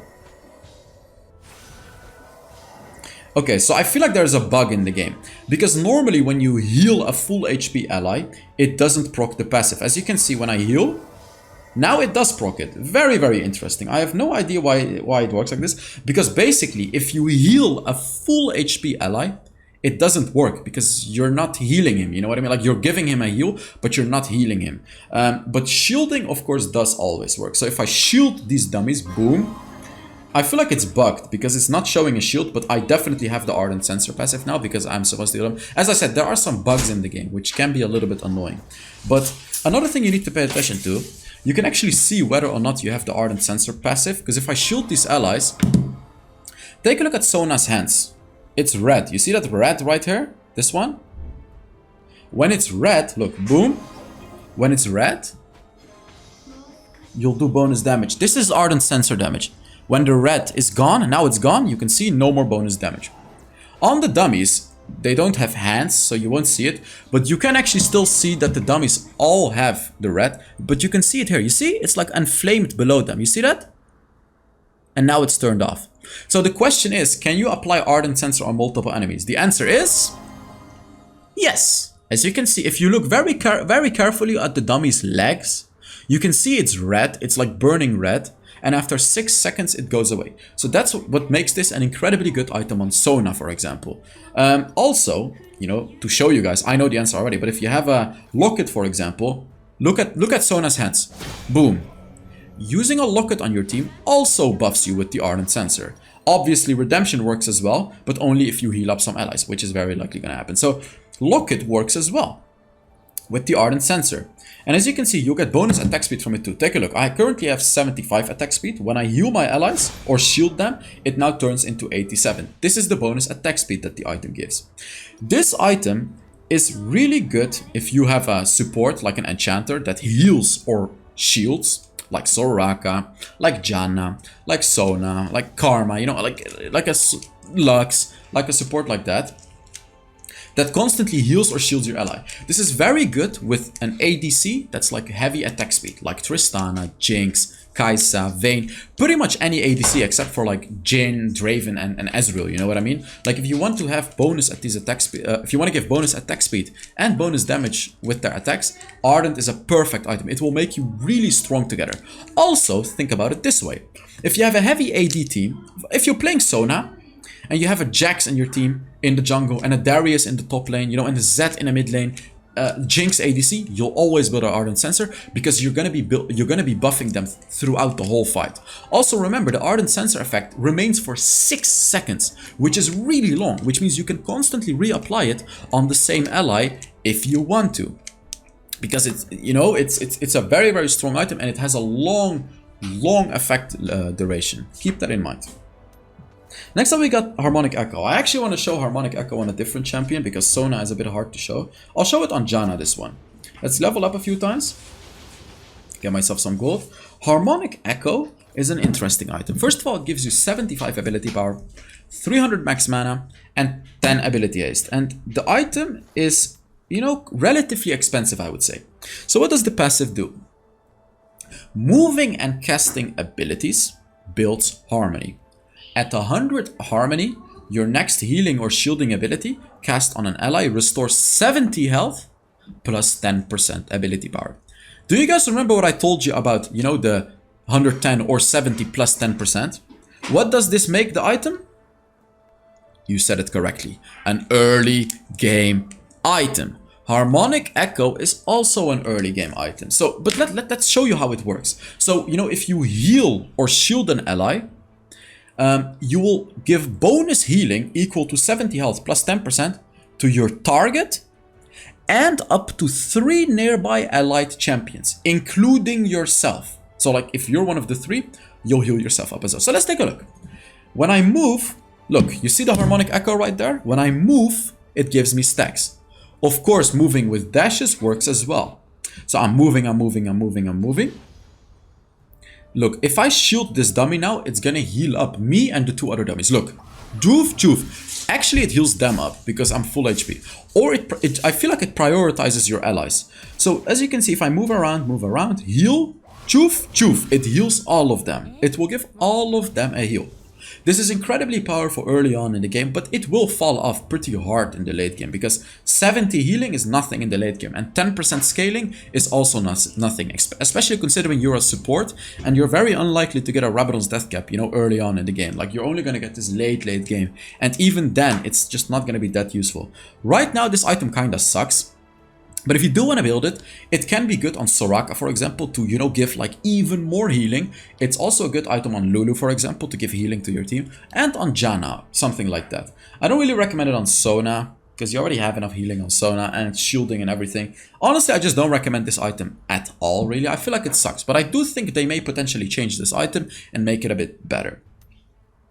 Next up, we got an Awakened Soul Stealer. Awakened Soul Stealer, yes. So this item... it's not a good item either right now. It gives you 150 health, 65 ability power, and 20 ability haste. These are not very good stats. It costs 3000 gold as well, which is very expensive, by the way. It gives you 15 magic penetration, which is decent in the earlier stages of the game. بس بخلصن over نص ساعة. Okay. So let's read through it. Sorry, guys. Takedowns on enemy champions, which means kills and assists within 3 seconds of dealing damage to them. So not every assist, because also not every kill, which is kind of funny because you can do damage to an enemy and 4 seconds later they could die. Because like after 4 seconds of taking damage, they can run into a turret and die. And if they do that, you're actually not gonna get the passive from Awakened Soul. Just a bit of an interesting one.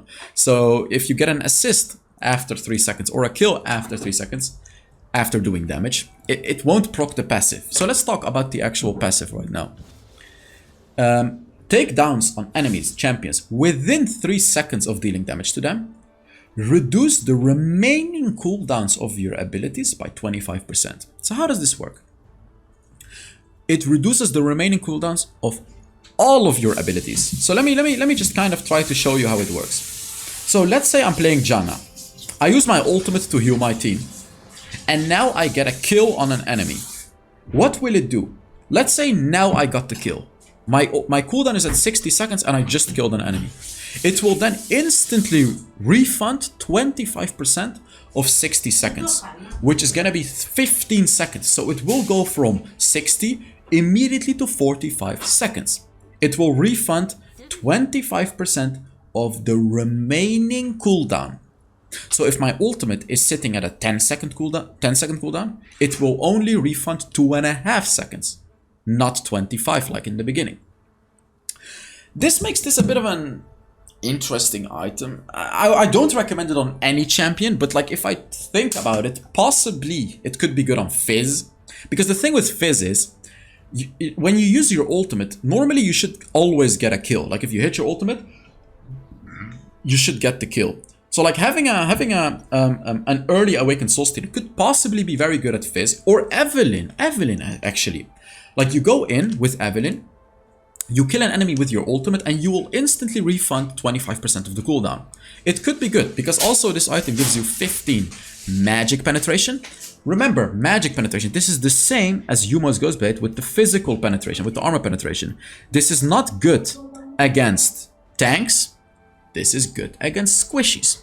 You remember why, right? If the squishy has 50 magic resistance, this item will take away 15 of it. But if the tank has 200 magic resist, this will only take 15. It will only bring it from 200 to 185, which is basically useless. So this is like also an anti-squishy build. However, keep in mind, this is an absolutely early game item. This item sucks late game, and I only recommend it if you truly have like sort of a snowballing playstyle on a champion like Fizz or Evelyn. That's only when you can go for this item. Next up we have Infinity Orb. Infinity Orb is one of the most built items in the game, for a good reason. It gives you 85 ability power, that's it. The stat itself is not that good. The item costs 2,900 gold, which is not that expensive. It gives you movement speed. Destiny, which is also a unique one, nothing else has Destiny. 5% movement speed. Remember, Destiny and Bane, these items together will give you 10% movement speed. And the combination of these items is quite interesting because it allows you to get away with not building any boots in a game. Like remember when I made my Evelyn videos, I don't build boots on Evelyn because I go Infinity Orb and Lich Bane. So I'll have 10% bonus movement speed as well, which is actually more than boots already. So like when you go for the combination of these two items, the 10% movement speed can actually allow you to skip boots altogether. Just a small little tip for it. This item also gives you 15 magic penetration, you know, just like the Awakened Soul Stealer. Basically like sort of a lethality item for magic champions. But now the important part. Abilities and empowered attacks critically strike for 20% bonus damage against enemies below 35% health. And this also works with physical damage and magic damage. Now I actually want to test something because I just thought of something. Let me actually test something for you guys because I literally, it just came up in my head. Does this work with true damage? So let's try to find Garen right here. Where the hell is Garen? Or Darius or something, or Vayne, or anyone that has true damage. Let's just, there we go, we find Garen. I quickly want to test this, guys, just for you guys. because I know it works with physical damage, because it works with Ezreal's first ability. But let's just take a look if it works with magic damage. We go Infinity Orb, and then like, I don't know, like this, and let's just keep ulting this guy. I need to put 0 cooldown. I want to see this for you guys. I kind of want to test this. Let's test it. Okay. Okay, now we'll see. It doesn't. Okay, it does work with your abilities, as you can see. If you have physical abilities, you can see it crits it. I have 0 crit. Look, I have 0 crit. You see, I literally have 0 crit. But it will crit my ability. And also, as you can see, this is a very interesting one, actually. That is very interesting, because Garen's third ability crits already, but it does 20% bonus crit damage if you build an Infinity Orb. What the hell?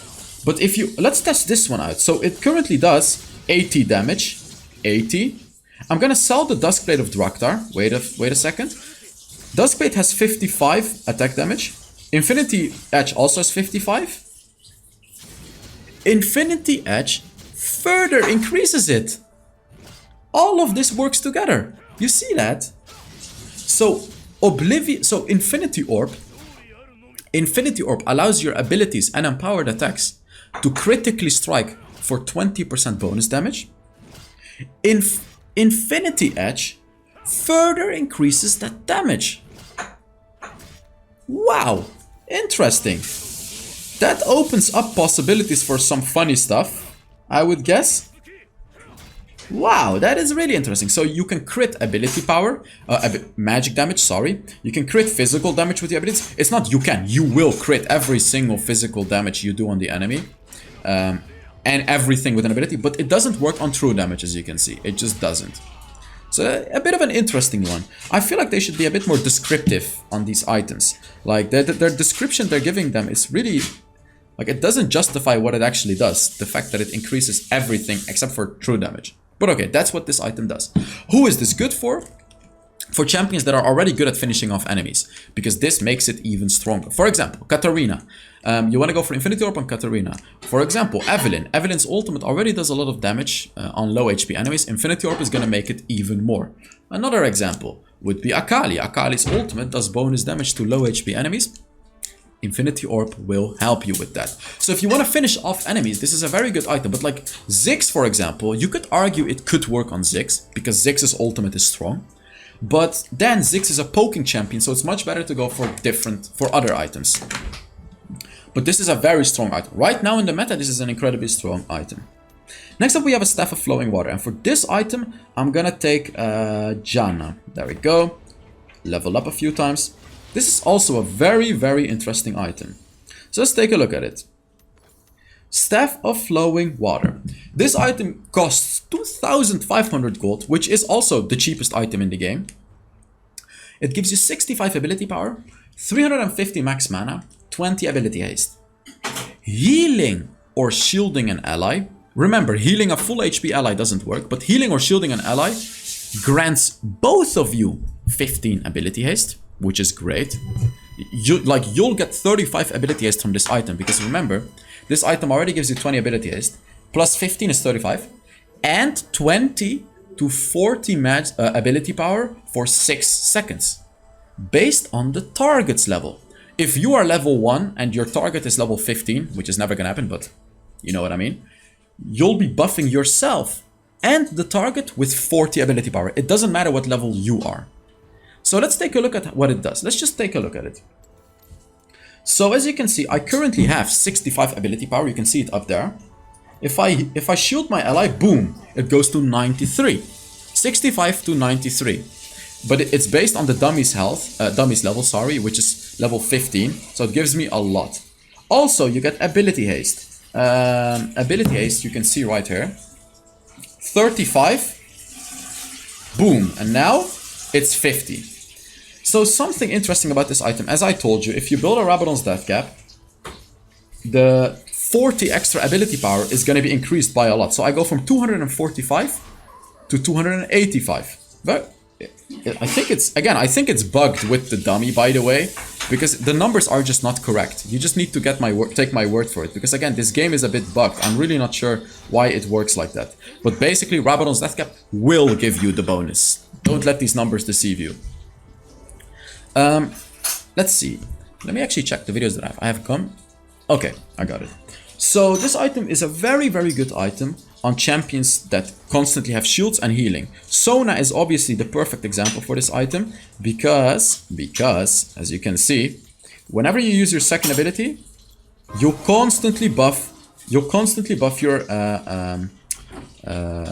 team. It gives me 40 right now. No, it gives me 20. Even though the dummies are level 15, it gives me 20. So it's completely bugged in the game. It's completely bugged. So you need to take my word for it that it gives you bonus based on Rabadon's Death Cap. Because if I go for Rabadon's Death Cap now, it goes from 245 to 275. Now it gives me 30. Okay, we're not gonna look at the numbers anymore because it's bugged in practice mode. But yes, this is a very, very good combination because with the Rabadon's Death Cap, without the Rabadon's Death Cap, at level 15, this item will give you 105 ability power. With the Rabadon's Death Cap, it will give you another 40%, which is around 150 ability power, just from Staff of Flowing Water, which is of course insane.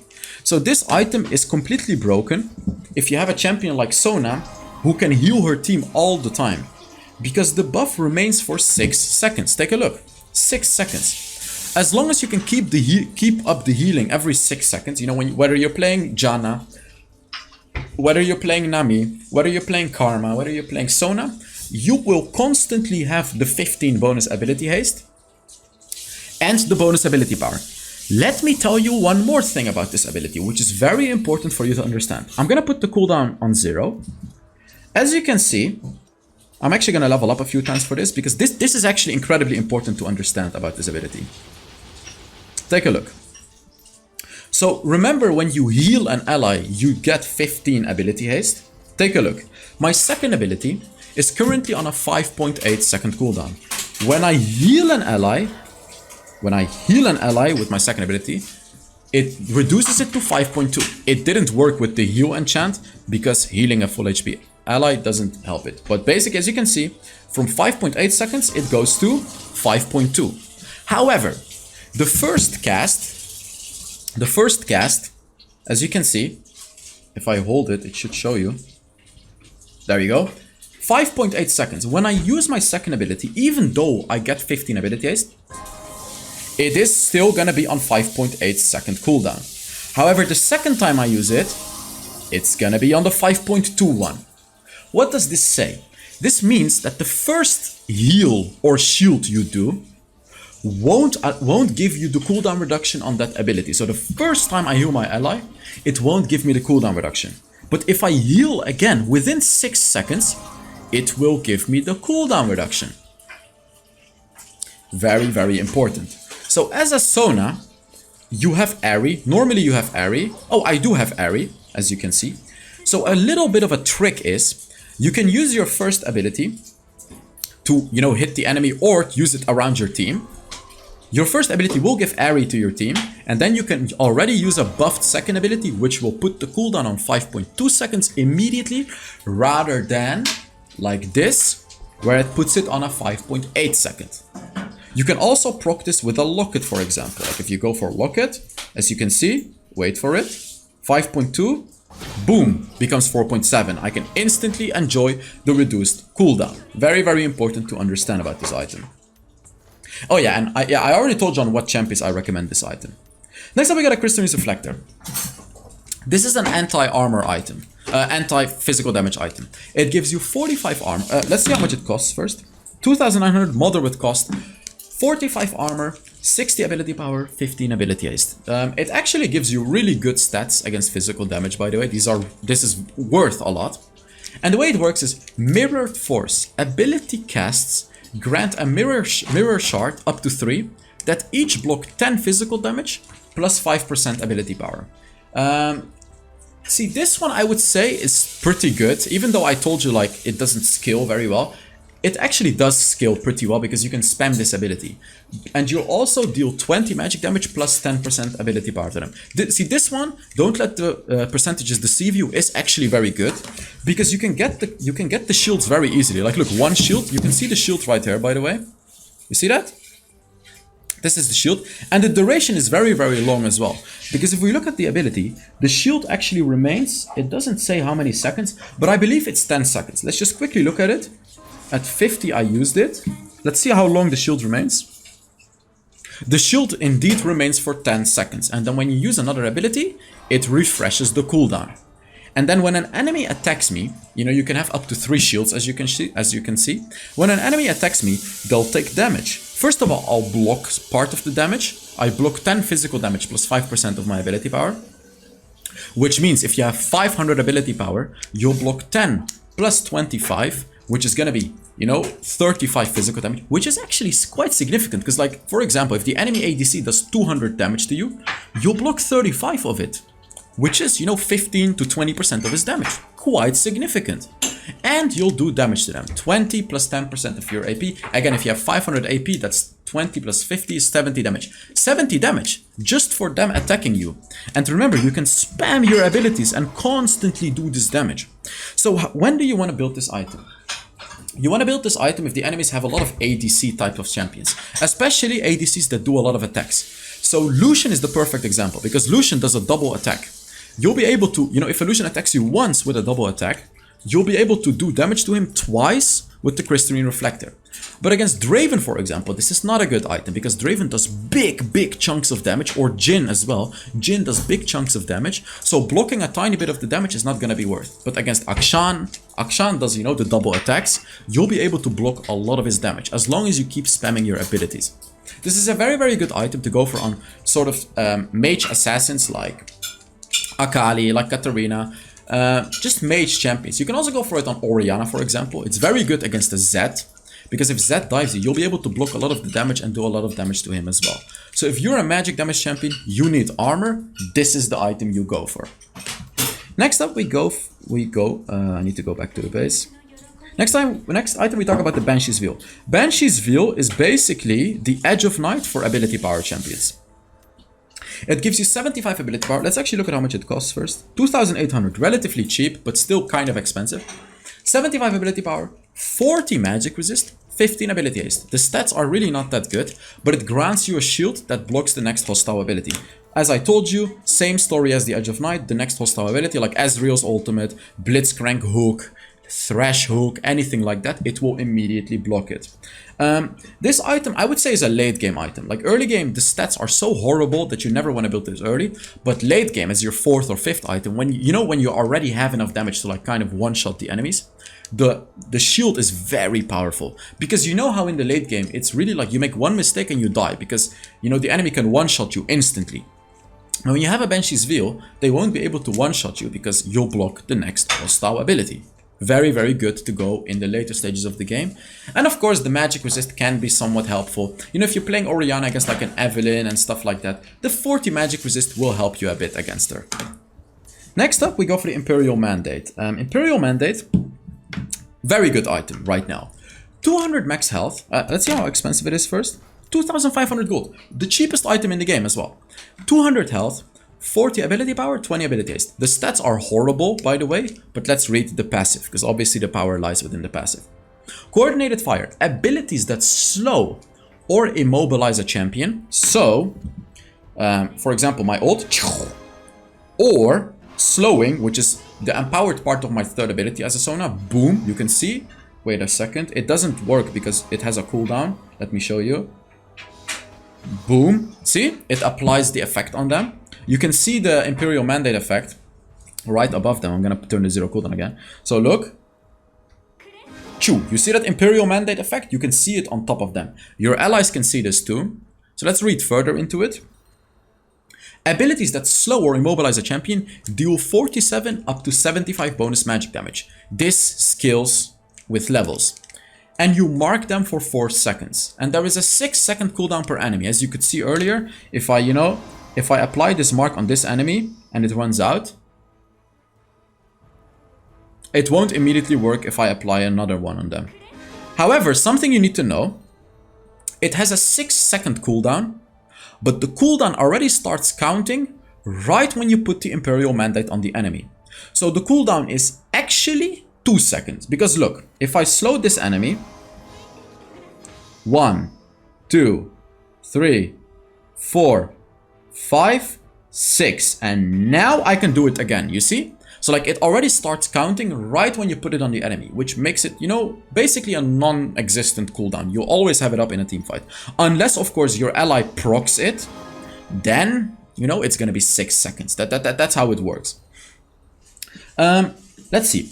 Allied champions, damage detonates the mark. So like any sort of a damage that your allies do will detonate the mark, doing a lot more bonus damage, twice as much. So like you can see, my ult does bonus damage with the Imperial Mandate. If an ally procs the mandate, it does double the damage on them.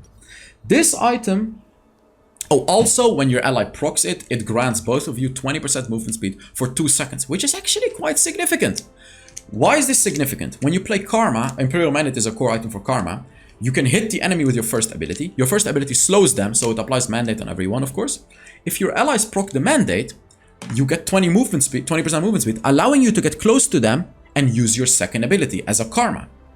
See, those are ways you can utilize this item. This is not just a bullying item. This is not just meant to poke the enemy.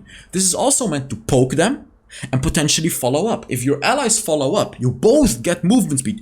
Like, let's say Jinx uses a rocket. She'll get 20% movement speed, which allows her to easily hit another rocket because she's fast enough to catch up to the enemy. And you can then also go in, follow up with your second ability. This item is good if you are like a bully mage support, like Janna with your second ability, like Karma with your first ability, like who would be another good example with this? Nasus could be good, like Nasus support with this item. Let's see, which one as well?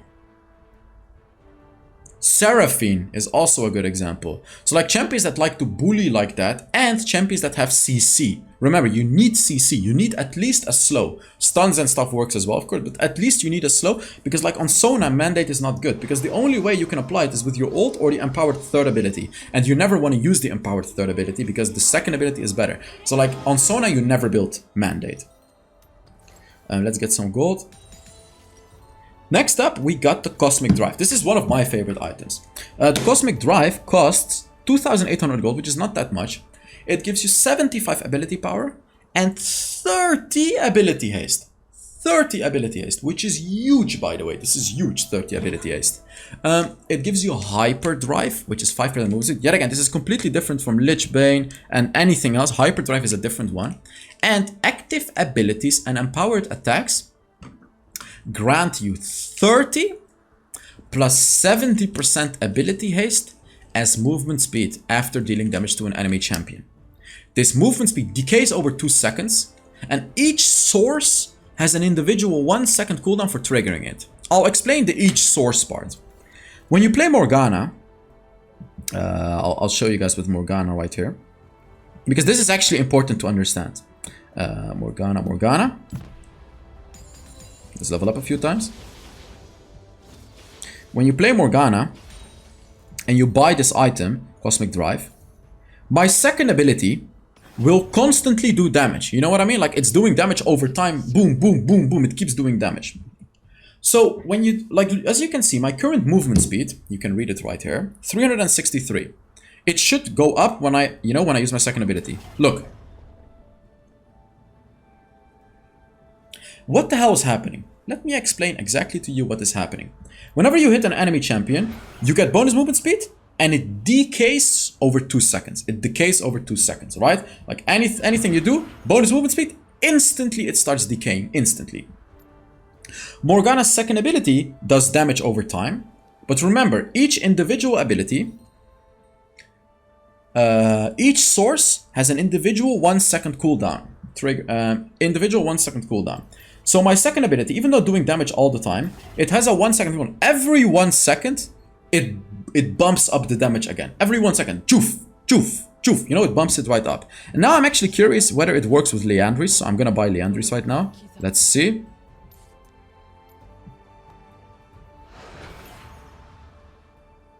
it doesn't work with Liandry's. Because as you can see, no movement speed, even though Liandry's is doing damage over time. So this item also only works on ability damage. Does it say it? Active abilities? Yeah, active abilities and power attacks. So it doesn't work with any items. Something else you need to understand about this item. Only haste from items, so not your runes, not your champion, not your blue dragon, not the blue buff, all of this doesn't work. Only haste from items contributes to spell weaving movement speed. So only ability haste you get from items works for the movement speed of this item. See, this item is very, very good on champions like Sona, champions like Lilia, champions that have, you know, constantly do damage to the enemies, because you're constantly going to be getting a lot of movement speed. Also, this item gives you 30 ability haste, which is incredibly good on champions like the Sona. Alright. Next up, we have the Rift Maker, and this item I'm actually gonna take a lot of time with explaining, because this is one of the most built items in the games and one of the most misunderstood. And with this one, we're gonna be watching a HellsDevil video as well. But before doing that, let's just quickly look at the item. Let's go back to our base. First of all, the item costs 3,200 gold, which is very expensive, by the way. This is a very, very expensive item.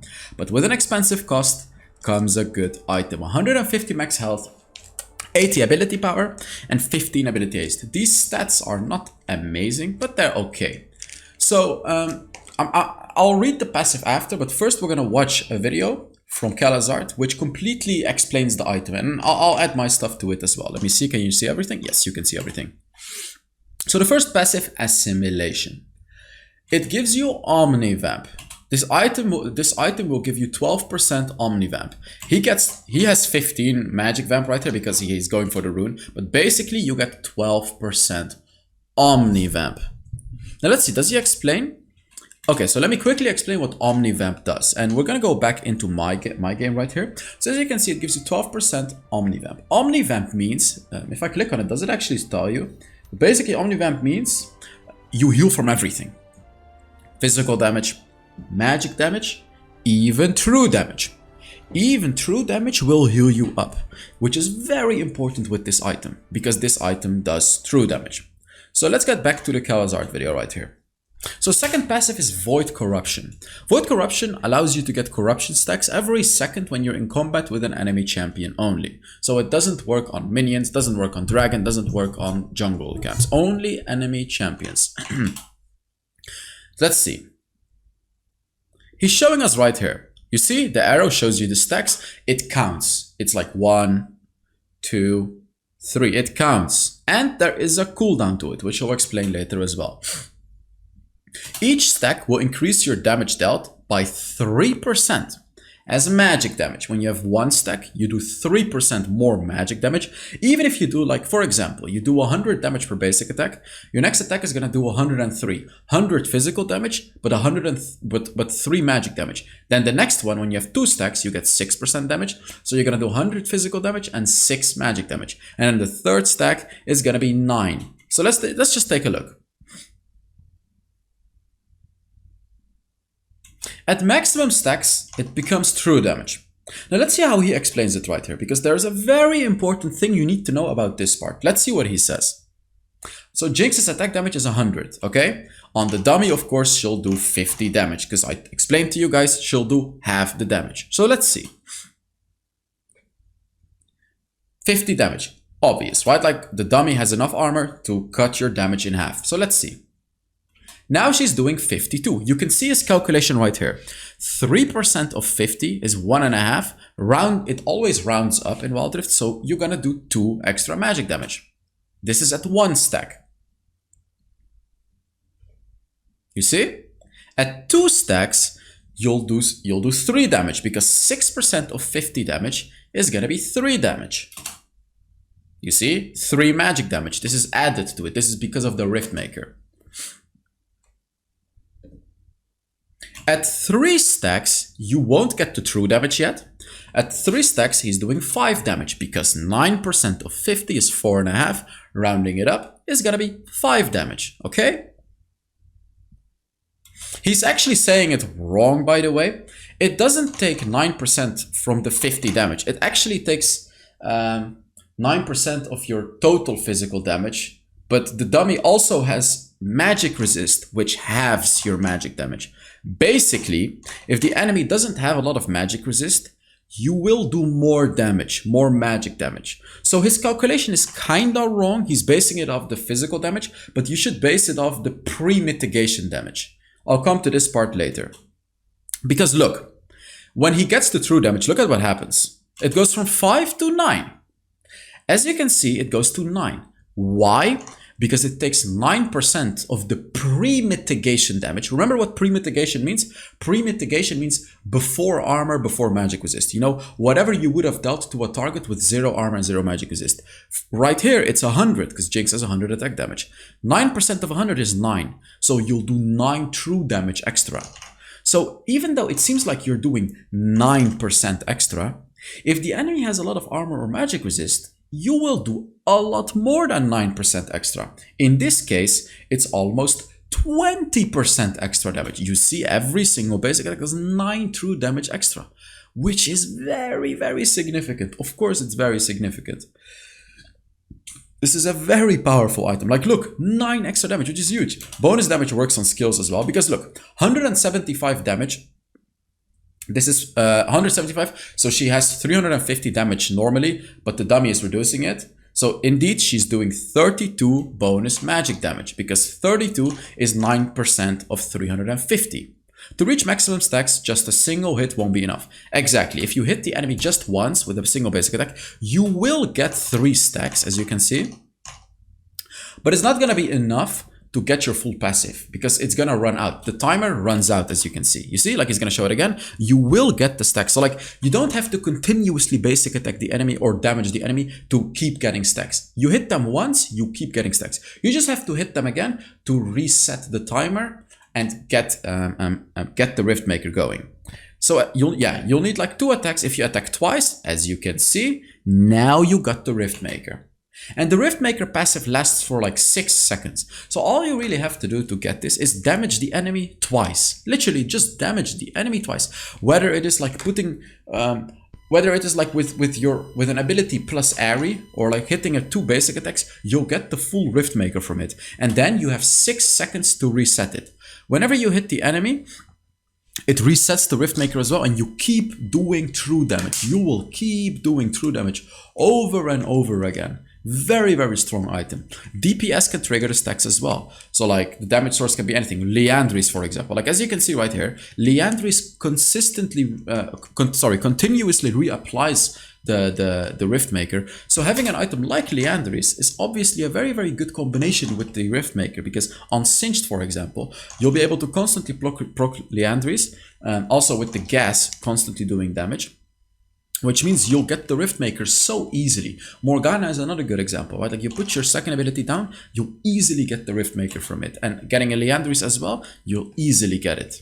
Sunfire Aegis works as well. You know what's even funny? Rift Maker even increases true damage, by the way. So like, you can even ignite the enemy and do bonus damage. Like, look, it even affects Thornmill, you know, items. It literally affects item damage. I wonder if he shows the true damage part. Oh, it affects Blade of the Rune King passive as well. Like, as you can see, look at this. Look, 65. You're doing true damage based on the enemy's current health, which is ridiculous. Look at how much damage. That's insane extra damage. He's literally doing 20% bonus damage. 20%, which is ridiculous, of course. It's so much. Obviously, this makes it a really good item on kill, right? Like, obviously. Riftmaker bonus damage. Oh, there we go. He shows it. Nice. He shows it as well. Like, it affects true damage as well. Look. It goes from 1198 on the dummy to, look, 1313 because of the Riftmaker.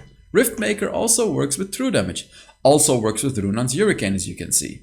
You won't do the full damage. Like, Runan's Hurricane won't do 100% damage on everyone, but it will take the 9% of the damage. So it does work. And yeah, with melee splash attacks, it works as well. It works with any form of damage that you're coming, anything, literally anything. So like, look, yeah, he shows it as well. Even Ignite, like, look, Ignite is doing magic damage to him as well. And then of course it does true damage. Like, it works with everything, the Riftmaker, which makes it such a good item. Just, increasing your overall damage like crazy. It's so good. And yeah, of course, when you get the passive, it works on minions and jungle camps as well. This is a bit of an extra. I mean, you're not really gonna use this in a game, but it's just, you know, good to know. Yeah, you can trigger it for any damage source, even the red buff, he says, as you can see. You can trigger it from anything, literally anything. It affects rune damage as well, so like brutal, it will increase your brutal damage as well. It's pretty crazy. So yeah, let's go back. Let me actually let's go back. So this item is really strong. Like, I'm just gonna show you as well. I'm gonna put down the dummies right here. I'm just gonna show you how strong this item really is. Like, you just have to hit the enemy a few times. And as you can see, I do true damage now. It's really a lot of true damage. Let me put it on 0 cooldown real quick. And like your ultimate especially, your Ezreal ultimate will do so much more damage. Like it does... Look at that, it does 20% bonus damage on the dummies, which is ridiculous because they have a lot of armor. So Riftmaker basically is a good item on pretty much any champion in the game. Like literally you can build it on any champion and it's good. Like, you know, it's good on Kai'Sa, it's good on AP Misfortune, it can be good on Ziggs, it can be good on Evelynn, it is really good on Morgana, you know, it's good on Kill, it's good on everyone, it's literally good on everyone. Like on Teemo as well, because he keeps burning the enemies. Obviously it's insanely good on Brand as well because of the true damage that it gives you. Riftmaker, you don't really build it for the vampirism. I mean, on Akali, sure, the vampirism is really nice, but you mainly build this to just do true damage. Like, it just shreds through the enemy's armors, and it will give you so much more bonus damage. The item itself is just such a strong item, and I feel like potentially this item could get nerfed, but right now, this is like, literally, this is probably the strongest AP item in the game right now. Next up we got Horizon Focus, and this is also a very misunderstood item, and you guessed it, we got a Kel'Thuzad video for this one as well. So let's take a look at it. Today I want to tell you some things that you might have missed on this item Horizon Focus. First of all, casting skills from 500 units away will apply a mark on the enemy. Okay, so let's take a look. Actually, I feel like I should read the ability for you guys first, so let's read it together and then we'll watch the video. It gives you 150. First, how expensive is it? It's 2,800 gold, not that expensive. 150 max health, 80 ability power, 15 ability haste. It gives you the exact same stats as the Riftmaker. The item is weaker than Riftmaker though, which is why it's 400 gold cheaper, of course. Apply one mark to an enemy champion when you damage them with a non-targeted ability, which means a non-targeted ability. So like, Caitlyn ultimate is a targeted ability. Brand's third ability is a targeted ability. Abilities like that are targeted. And you have to do it from 500 units away. In the Kel'Thuzad video, we're going to be seeing how far that is. Apply 2 marks for immobilizing them regardless of the distance. Remember, immobilizing is stunning, rooting. Slow doesn't count. Silence doesn't count. Only like stopping them, knocking them up, stunning them, you know, fearing them. Stuff like that is immobilizing them. So it doesn't matter how far away you are from them. If you immobilize them, you apply 2 marks on them. Marked enemies are revealed. They're revealed. Common misconception about revealing the enemy is that it doesn't reveal stealthy enemies. So like, it doesn't reveal an Akali in her second ability. It doesn't work like that. It only reveals enemies that are hiding in a bush or that are hiding behind a wall and stuff. That marked enemies are revealed and detonate at 3 stacks. So whenever you put 3 stacks on the enemy, it detonates, dealing damage. See, this one is different from the Luden's Echo. 90 plus 25%. 25% skills pretty well. If you have 1,000 ability power, it does 250 plus 90 is 340 damage. So in the late game, Horizon Focus is actually still quite a decent item to have. It will really give you a lot more damage. So let's see how it works. Let's check the video and see how it works. So here he shows you how far 500 units is. This is how far 500 units is. You can see how far he is from the dummy. He does magic damage and detonating it. By the way, when you detonate this item, it leaves another mark. Like when you reach the 3rd mark, so when you go from mark 2 to mark 3, you'll do damage and you'll leave the enemy with already 1 more mark, which means you can reapply this item very easily again. So yeah, like range of 500 units is this far. As you can see right now, he doesn't apply the item. You see that? he doesn't apply the item, but when he steps back just a tiny eeny weeny bit, which he's gonna do, you see eeny weeny bit, he applies the mark. So it's this far away, which is really not that far away. Like a Nami will always be able to do this. An Aurelian Soul, when your stars go around you, it is automatically more than 500 marks. So whenever they do damage, you'll apply a mark on them, which with every single star. This is why this item is incredible on Aurelian Soul. Also because your first ability as an Aurelian Soul stuns the enemy, which puts 2 marks on them, and your ultimate pushes them back, which you guessed it, also puts 2 marks on them. So really, really good Aurelian Soul item right there. And immobilizing enemies will apply 2 stacks, regardless of range. As you can see, he's standing close to the dummy right now. 2 stacks. He bubbles the enemy dummy and he gets 2 stacks on them. That's the basics. Yeah, that's the basics of the item. That's how the item works. But let's see what else he has to say about it.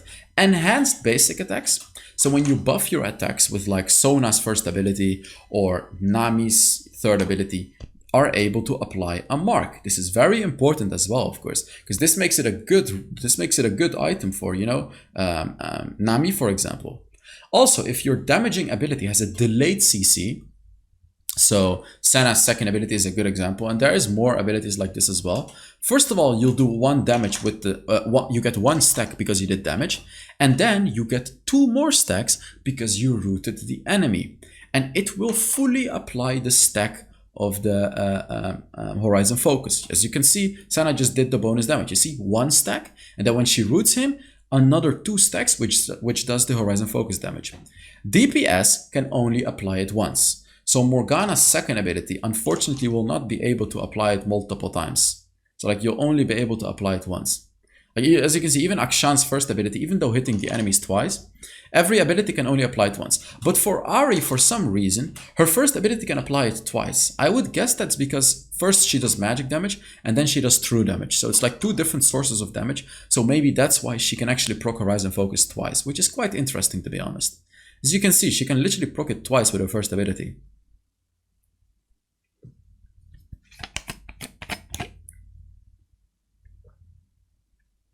Eve's second ability can apply the mark, even though it doesn't do damage, which I find interesting. And about Swain, there's actually, oh, he talks about toggle skills right here. Let's first see what he has to say about this. With toggle skills, he means damage over time. So Swain ultimate, Nasus's ultimate, Morgana's second ability, Sinch's second ability. The way it works is you'll do damage over time, but every 4 seconds, you'll be able to get a stack. Every 4 seconds, you can get a stack. So when you put down your Morgana second ability on the enemy, let's go back to the gameplay, by the way. When you put down your Morgana second ability on the enemy, only every 4 seconds will you be able to get it. And I should actually show you guys probably. Let me just show you. There's also more about this item, which I have to say, by the way. Let's go to Morgana. Where the hell is Morgana? There we go. Get some levels, get some gold. All right, let me show you. So we go for the Horizon Focus. So look at it. I put it on the enemy. That's 1 stack. You see that? And 2 stacks. The same ability won't apply another stack. And that's 3 stacks. Where the hell did my stack go, by the way? Man, this game is so bugged though. Like, I'm not sure why it's bugged. It's doing it's like, why is it not doing what it's supposed to do on the dummy? There we go. Like, it's supposed to put the Horizon Focus on all 3 of them. Like, I was so confused why it didn't work, but that's because it's bugged. Like, what the hell is that? Like, why does it not reapply it? I don't get why the game is bugged. I can't properly show you how it works. Like, let's do it on 1 dummy. Oops, that's 2 dummies. It just doesn't work. Boom. Boom. Maybe it's because for some, like, can you not use it with the same ability? It doesn't say it here, actually. It doesn't tell you the cooldown per ability, but it's supposed to be 4 seconds. But I'm not sure why it's doing it like this. So like here, after 4 seconds, it should reapply, which it does. But then when I use it again, yeah, I broke it. There we go. And now it needs to reapply. There we go. See, now it is working. But what? Oh, this game is so bugged. So, okay. How does it work? If you do damage to the enemy, like if you're further away than 500 range, you'll put a stack on the enemy. If you root that enemy as well, if you stun them, immobilize them, anything of that, it doesn't matter how far away you are from that enemy. Like even from super close, you'll apply 2 stacks on them, even though you're super close. But if you're super close, oh, that's because I was too close to them, I think. If you're super close and do it like this, it's like, I'm pretty sure it's because I was too close to them. That's pretty funny, actually. Was that it? Yep, I think that was the mistake that I was making. I was too close to the dummies. Because now it is, does it work consistently? Let's see. It works consistently. So I was just too close to the dummies. I was being a dummy myself. So here you can see overtime damage abilities are very, very strong. And if you add a Leandris to it, for example, because let's take a look at Leandris right here. If you do damage with the Leandris, let's see if it works. It doesn't, as you can see. This only works with ability damage. Leandris doesn't help you with any of that. So this is not really a good item for like this overtime type of damage, as you can see, because proccing Horizon Focus every 4 seconds is nothing. You want to build this with, you know, oh, by the way, with Swain, for example, you can actually proc a Horizon Focus 2 times with a single ability. Let me show you how. I'm not recommending you to build it on Swain, but let me show you how. So I'm going to build a Horizon Focus right here. Take a look. Take a look. Third ability. Boom. I procced it 2 times. Take a look again. You do damage to the enemy and you root the enemy. So I procced it once here, and then you pull the enemy again, which does damage and roots them again. You can proc it 2 times with Swain. If you hit it like this, of course you cannot proc it 2 times, but you have to hit it like this. Boom and boom. You'll proc the item 2 times, which is pretty crazy. And on Aurelian Soul, for example, oops, that's a wrong enemy dummy. On Aurelian Soul, for example, if I can find the champion, this is also an incredibly good item. So let's show you. Level up a few times. Get some gold. Build the Horizon Focus. Let me show you why this is a really good item on Aurelian Soul. So whenever you use your second ability, look, choof, choof, choof, you see every time your second ability does damage, it's different than the overtime damage. These are individual sources of damage, which allows you to constantly proc the Horizon Focus. This is why Horizon Focus is a good item on Aurelian Soul. Of course, when you stun the enemy, you apply 2 stacks. When you push them, you apply 2 stacks. So you can imagine that this is an insane Aurelian Soul item. You know, you do it like this. You do it like this and you stun them. You're constantly proccing Horizon Focus with Aurelian Soul like this. Very, very strong item. Now we're going to be changing to a Riven, because we're going to be talking about the tank items right now. So let's take a look at it. Let's level up a few times. Let's actually level up fully. By the way, guys, I want to remind you, if you haven't already, make sure you give this video a like. This is already the 2nd or the 3rd day that I'm recording for this video. It's very time consuming and I want to do this right. I hope I made a good video, and if you're enjoying it, please make sure you give it a like. Okay, next up we go to the armor items. We already explained the Guardian Angel. Let's talk about the Sunfire Aegis. First of all, it costs 3,000 gold, which is kind of expensive. Now let's look at the item. This item has a lot. 500 max health, 15 ability haste. Decent stats, but it's not as good as what some of the other items have. However, the passive is where it's really at. Deals 16 up to 25 magic damage plus 0.8% bonus health. So if you have 1000 bonus health, you know, right now you have 500 because you built a Sunfire Aegis. When you get 1000, you'll do 8 more magic damage.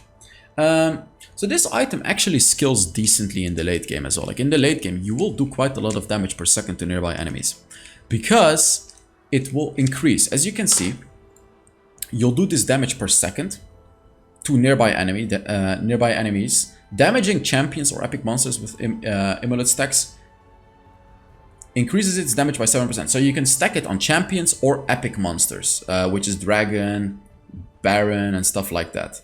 It increases its damage by 7% for 6 seconds, stacking up to 6 times. So you can do 42% extra damage. You can calculate it, it's quite a lot of extra damage if you have a lot of health plus the 25%. So let me show you how this works real quick. Let me show you. So let's get close to the enemy, basic attack him. You can see the Sunfire Aegis is doing its job by itself. Look, it's stacking up, it's doing damage. Every time it does more and more damage. Now it's doing the most damage. As you can see, I'm currently doing 18 damage per second. So I am actually doing 36 damage. Let's calculate if that's correct. 25. I have 500 max health. So I'm supposed to do 4 more damage. 29, 42% of 29. 40% of 29, 12 extra, 41. 41 divided by 2, it's close to what oh, it is true. You're doing 20 per second, which is correct. Because you're doing between 40 and 41 damage, which half of it is 20. So you're doing 20 damage per second. Hey, there we go. The calculations are actually working out. So there is something else about this item. At max Immolate stacks, attacks burn enemies around you for 50% of Immolate's damage over 3 seconds. Let's see how this works. Boom. You'll burn the enemy and you'll do even more damage to them. Like as you can see, I'm hitting this enemy right here and I'm burning them as well. And on top of the damage that it already does, you will also burn them for 50% extra damage over 3 seconds. This is not as dramatic damage as you may think because you're doing 50% of the damage per second over 3 seconds. So essentially you're doing around 13.3% extra damage per second, which obviously is still somewhat significant. As you can see, it is indeed 13.3% extra because it went from 2021 to 2324, which is around a 15% increase, which is exactly what I'm talking about. So to get the maximum potential of this item, you want to be basic attacking the enemies as well as, you know, constantly being close to them. But like the basic attacking part is not as important. Just being close to them is going to do the majority of the damage with this item. Next up we talk about the Spirit Visage. And before we talk about it, I want to show you, like, look, if I use my third ability like this, it gives me a barrier which absorbs 180 damage. When I go for the Spirit Visage, this barrier becomes bigger. It doesn't show it here, but it does become bigger, the barrier. Why, you may think? This item is very simple to understand. It gives you 350 max health, 100% extra health regen. Let me see if I can show you. Yeah, HP regen, you see that? HP regen is 56. If I sell this item, HP regen is at 22.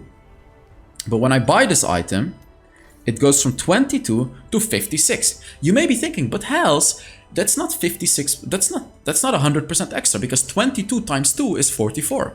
You're right, because it goes to 44 and then it increases by another 30% because of this passive. 30% of 44, adding to it, you get 56. You see that? So like this item is very, very good. It gives you extra health regeneration, which means when you take damage, you're going to be regenerating health passively. And Spirit Visage increases all healing and shielding effects on you by 30%. So if your allied Soraka is healing you, you get 30% more healing. If your allied Janna is giving you a barrier, you get 30% extra. If you give yourself a barrier, you get 30% extra. All healing is 30% extra. Everything is 30% extra. Lifesteal, you know, I'm talking about the vampirism if you don't know what that means. Everything is extra, guys. So this item is very good on champions like Mundo, you know, because Mundo heals with his ultimate. This item is very good if you have a Soraka in your team. Also, I forgot to say, this item gives you 50 magic resist and 20 ability haste. These are not really the best stats for magic resist because there are some other items with better stats than that, if you actually read the passives. But this item is mainly there to help you with shielding and with healing. So if you have a lot of healing or shielding around you, whether it's your champion, like, you know, like Mundo, or whether it's your team, like a Janna that's constantly giving you shields and healing you up, Spirit Visage is good if you have healing in your team. Next up we talk about Aranduin's Omen, and this item has a lot of text, but I'm gonna make it simple for you guys. First of all, this is a pretty decently cheap item. It gives you 400 maximum health, 55 armor, which is pretty good stats. These are pretty good stats. First of all, what this item does is reduce the attack speed of enemies by 15% for 1.5 seconds when struck by a basic attack. Only a basic attack. Abilities that apply on-hit effects do not count. So Ezreal's first ability is not going to work into this.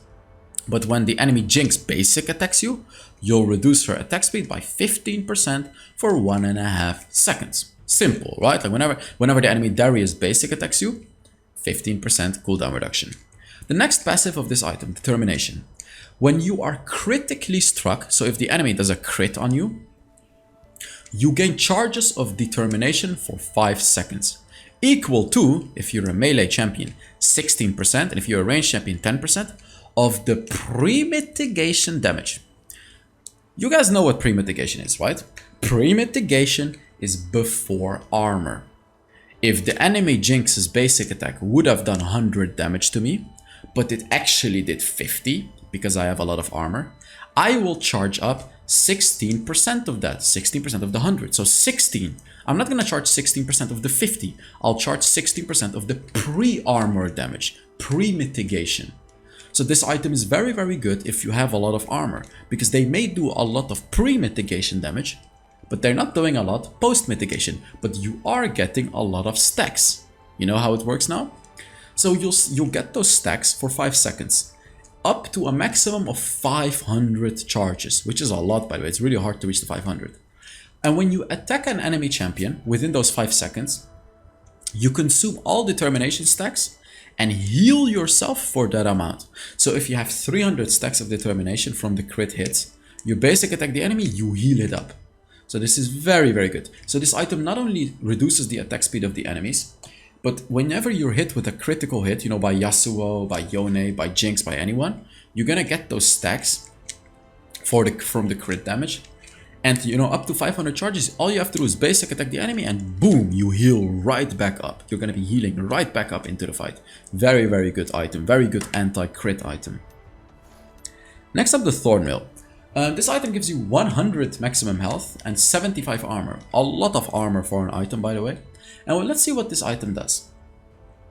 When struck by an attack, you do 20 plus, or 20 magic damage, plus 6% of your armor, plus 1% of your bonus health. Bonus health. Not current health, not maximum health, bonus health. Which means any health you're getting from any items or any champions. If you are Nasus and you ult, you get bonus health.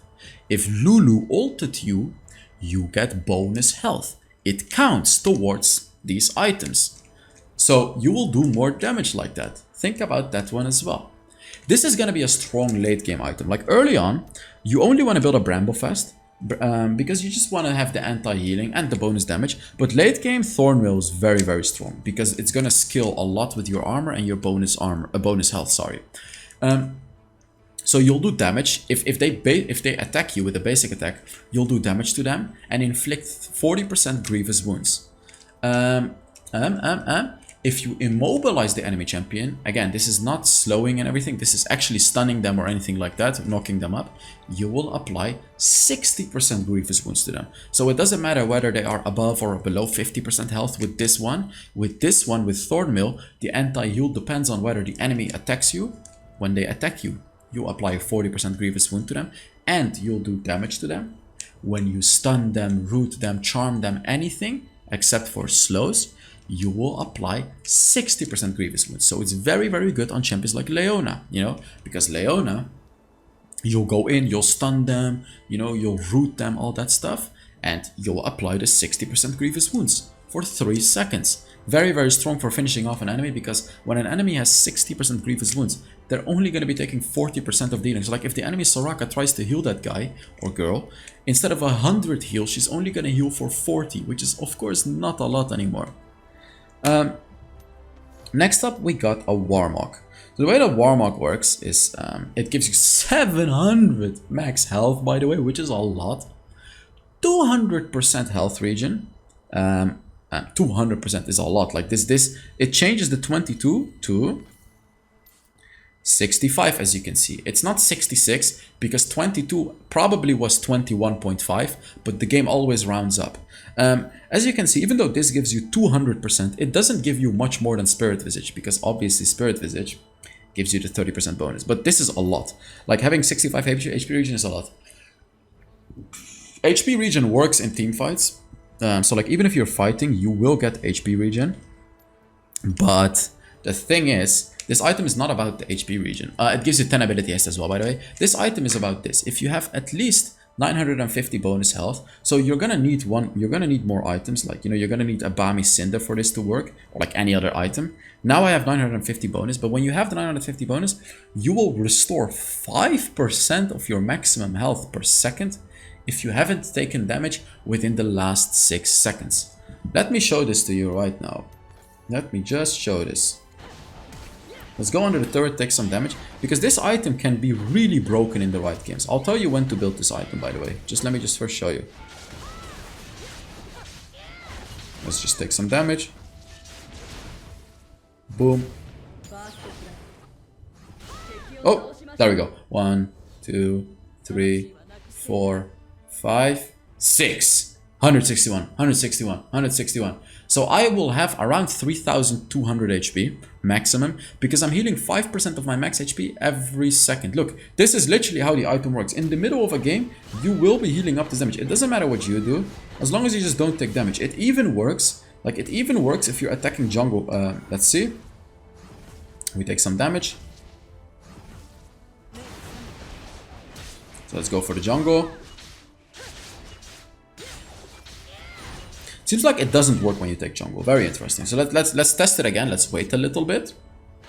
And now attack the jungle. Okay. So you attacking the jungle doesn't stop the healing. But when you get attacked by the jungle, it does stop the healing, which is quite interesting, which means you should be able to... Let's test it one more time, which means you should be able to take the Scuttle Crab while you're healing up, since the Scuttle Crab doesn't attack you. But let's just put it to the test to confirm it for you guys. So I'm gonna attack the Scuttle Crab here. He's not attacking me back. There you go. Exactly as I said. So as you can see, as long as you don't take any damage, you'll be fine. Even if you attack an enemy champion, by the way. I mean, if you attack an enemy champion, you're probably going to be taking damage. But still, my point stands. If you attack an enemy champion and they don't attack you, you'll keep healing up. So basically, think about it like this. If you're playing against a Ziggs and he poked you down to like 20% HP, and then you dodge some of his abilities and you're healing up. If you can keep dodging his bombs, you can keep healing up until you chase him, until you reach him. So like that's the whole idea of the item. If you're against like poking enemies, or... Well, first, I'll explain the poking one. If you're playing against poking enemies, they'll poke you, but you'll heal right back up and you can go in with full HP. Or if you're playing like a roaming support, like Thresh, you wanna go very aggressive with the ganking. You gank, you take like 90% damage, but you get a kill, but you wanna gank bot lane now. Instead of having to go back, you can literally move to bot lane, and until you reach bot lane, you'll be full HP because of the Warmog, and you can gank right again. That is really the main premise of the item, to have it on like roaming supports or to have it against poking enemies. Next up we got a Starix Gauge. I've already explained this Starix Gauge. Next up we got an Iceborne Gauntlet. This is very expensive item, 3100 gold. Let's see what it does. It gives you really good stats, by the way. 250 maximum health, 50 armor, 250 max mana, and 30 ability haste, which is a lot. So let's see what it does. It gives you the Spellblade passive. This is yet again the same as the Lichbane, the same as the Trinity Force, the same as the Divine Sunderer. This is the same passive. So like when you build an Iceborne Gauntlet, don't build a Trinity Force. I see a lot of Nasus players, well not a lot, but I see some Nasus players, they'll build both of them. And I'm like, bruh, it doesn't work. It doesn't work. Like the Spellblade passive doesn't overlap each other. So let's see what this item does. Using an ability causes the next attack within 10 seconds. Yeah, we know that. To deal bonus damage. So it does bonus physical damage equal to 100% of your base damage, base AD damage, plus 25% armor. Just to show you that this is not a lot of damage, Trinity Force does damage equal to 200% of your base damage, which is double the damage. So Trinity Force will do 2 times more damage. However, Iceborne Gauntlet does a little bit more damage based on your armor. So if you have a lot of armor, you will do more damage, but you will not come close to the Trinity Force damage. But the point of this item is it's not only about damage, it's about creating an... Oh, by the way, you'll do this damage in an area. So like, you'll do it to all of the enemies. It's AoE. So if all of the enemies are standing close to each other, you'll do this damage to all of them. You'll do this damage in an area and create an icy field for 2 seconds, and the icy field slows the enemies by 30%. the more armor you get, the bigger this icy area is. So let's take a look at how it looks. So I just built it on Riven right here. If I use an ability, boom, you see an icy area. You see that? It has a 1.5 second cooldown as well, I believe. So let's take a look. It doesn't actually show. Oh, there we go. It has a 1.5 second cooldown. So take a look. Icy area. When I build a lot more armor, as you can see, the icy area gets bigger. And when I put dummies here, let me just put a few more here. Enemy dummy.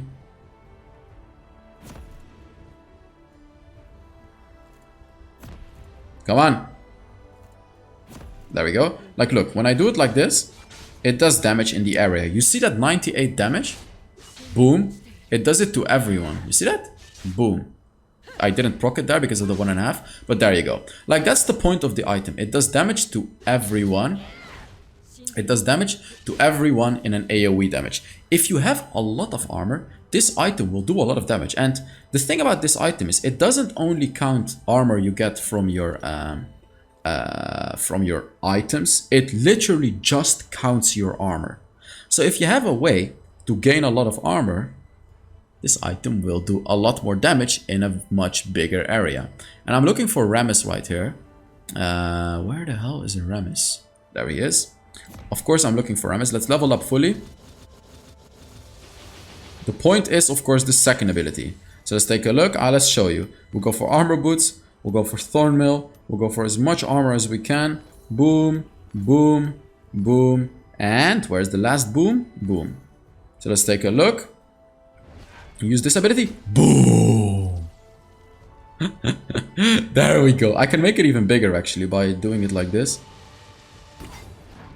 Boom. Look at that. Look at that area. So you'll do the damage to all of the enemies in this icy area. And it is a lot of damage. So not only are you slowing the enemies, you're actually doing quite a lot of damage, like AoE damage. And the bigger it gets, the more effective it gets. Because, you know, you'll be able to hit multiple enemies much more easily if you do it that way. So this item is good on champions that use Sheen, like Nasus. Ramis is also a good example. Ornn, you know, and champions that get a lot of armor as well. So it can be good on champions like that. It's also good on Ezreal because if you're against a full AD composition, you can slow the enemies. I know the range won't be as big, or I mean, like, look, I know I have a build for it actually. I know it won't be as big as when you build it on Ramis, as you can see. But the point is not really to do the AoE part of the damage when you build on Ezreal. It's more to like hit the enemy and slow the enemy for 2 seconds. So like they can't run away from you. Because you as an Ezreal are constantly hitting them with like slowing first abilities. Which also makes it a bit easier for you to hit the next one. So that's the point with Ezreal when you go for this item. Alright. Next up. Boom, boom, boom, boom.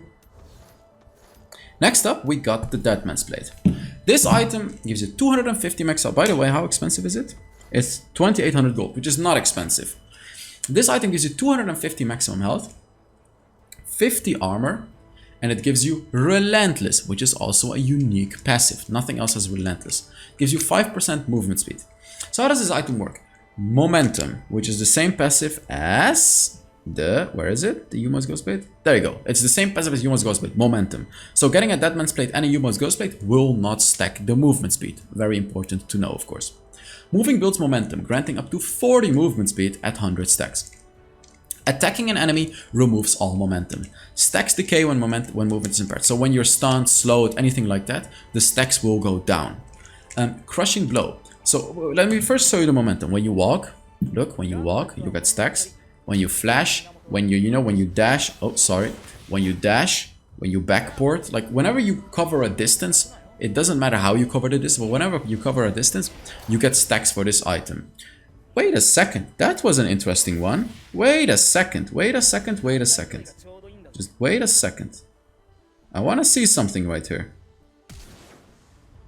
Let's do an attack. Wait a damn second, let's go back here. We're sitting at 48.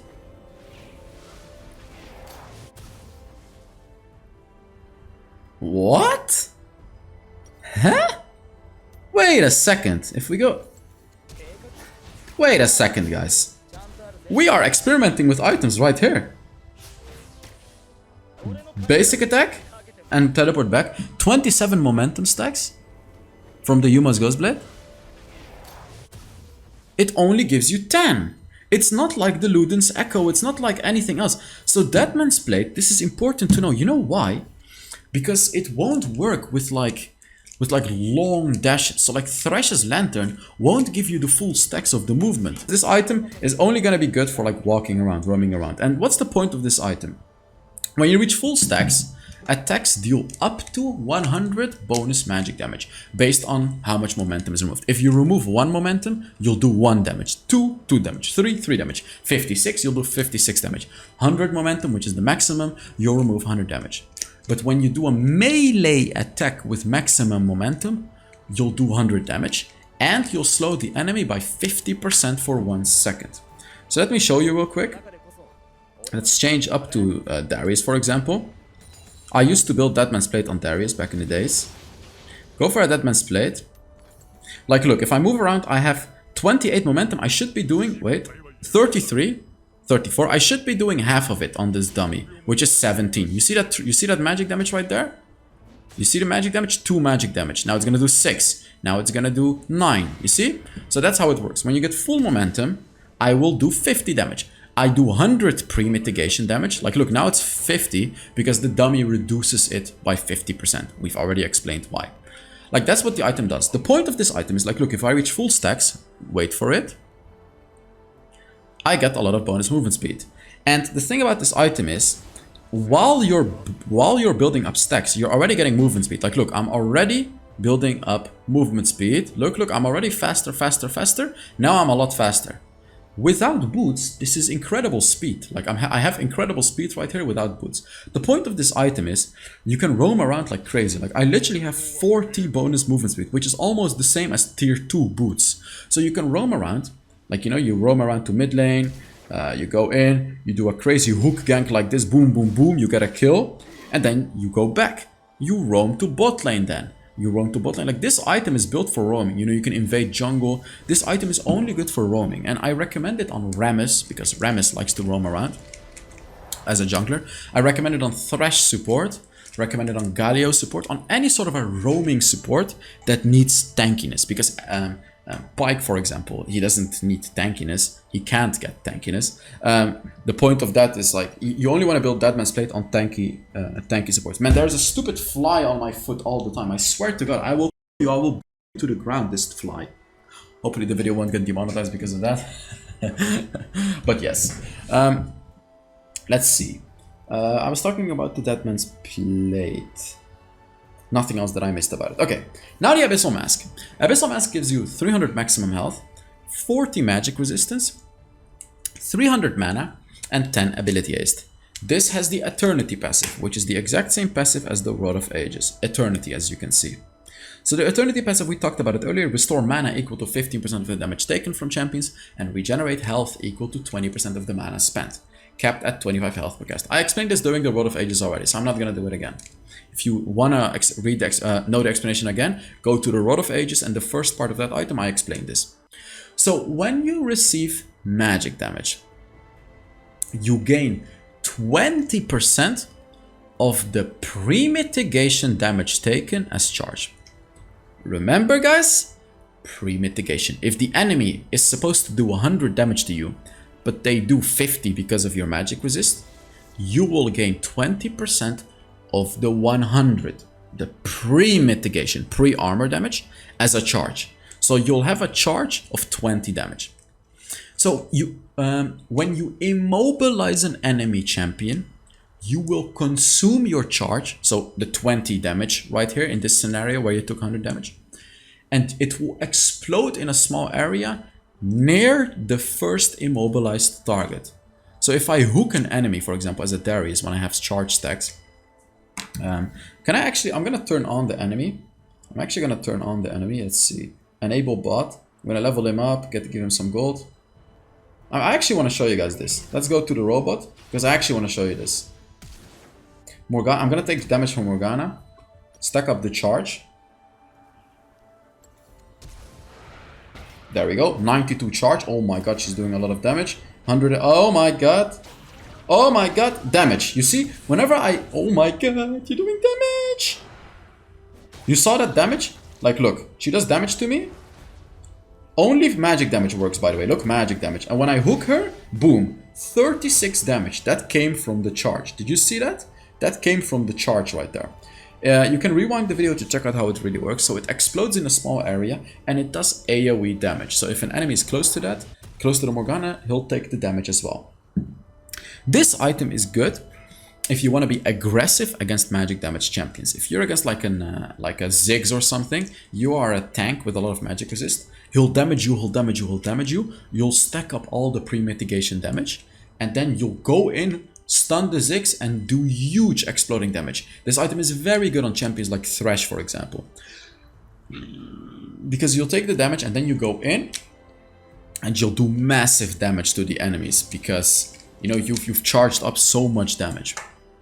Next up, we got the Zeke's Convergence. For this item, I want to take Blitzcrank or Braum. Braum or Blitzcrank are fine.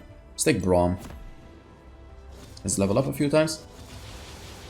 I hope that this works with a dummy, with like an allied dummy. So let's put an allied dummy here. Allied dummy, there we go. We'll build the Zeke's Convergence. Let's read through it. This item costs... Wait a minute.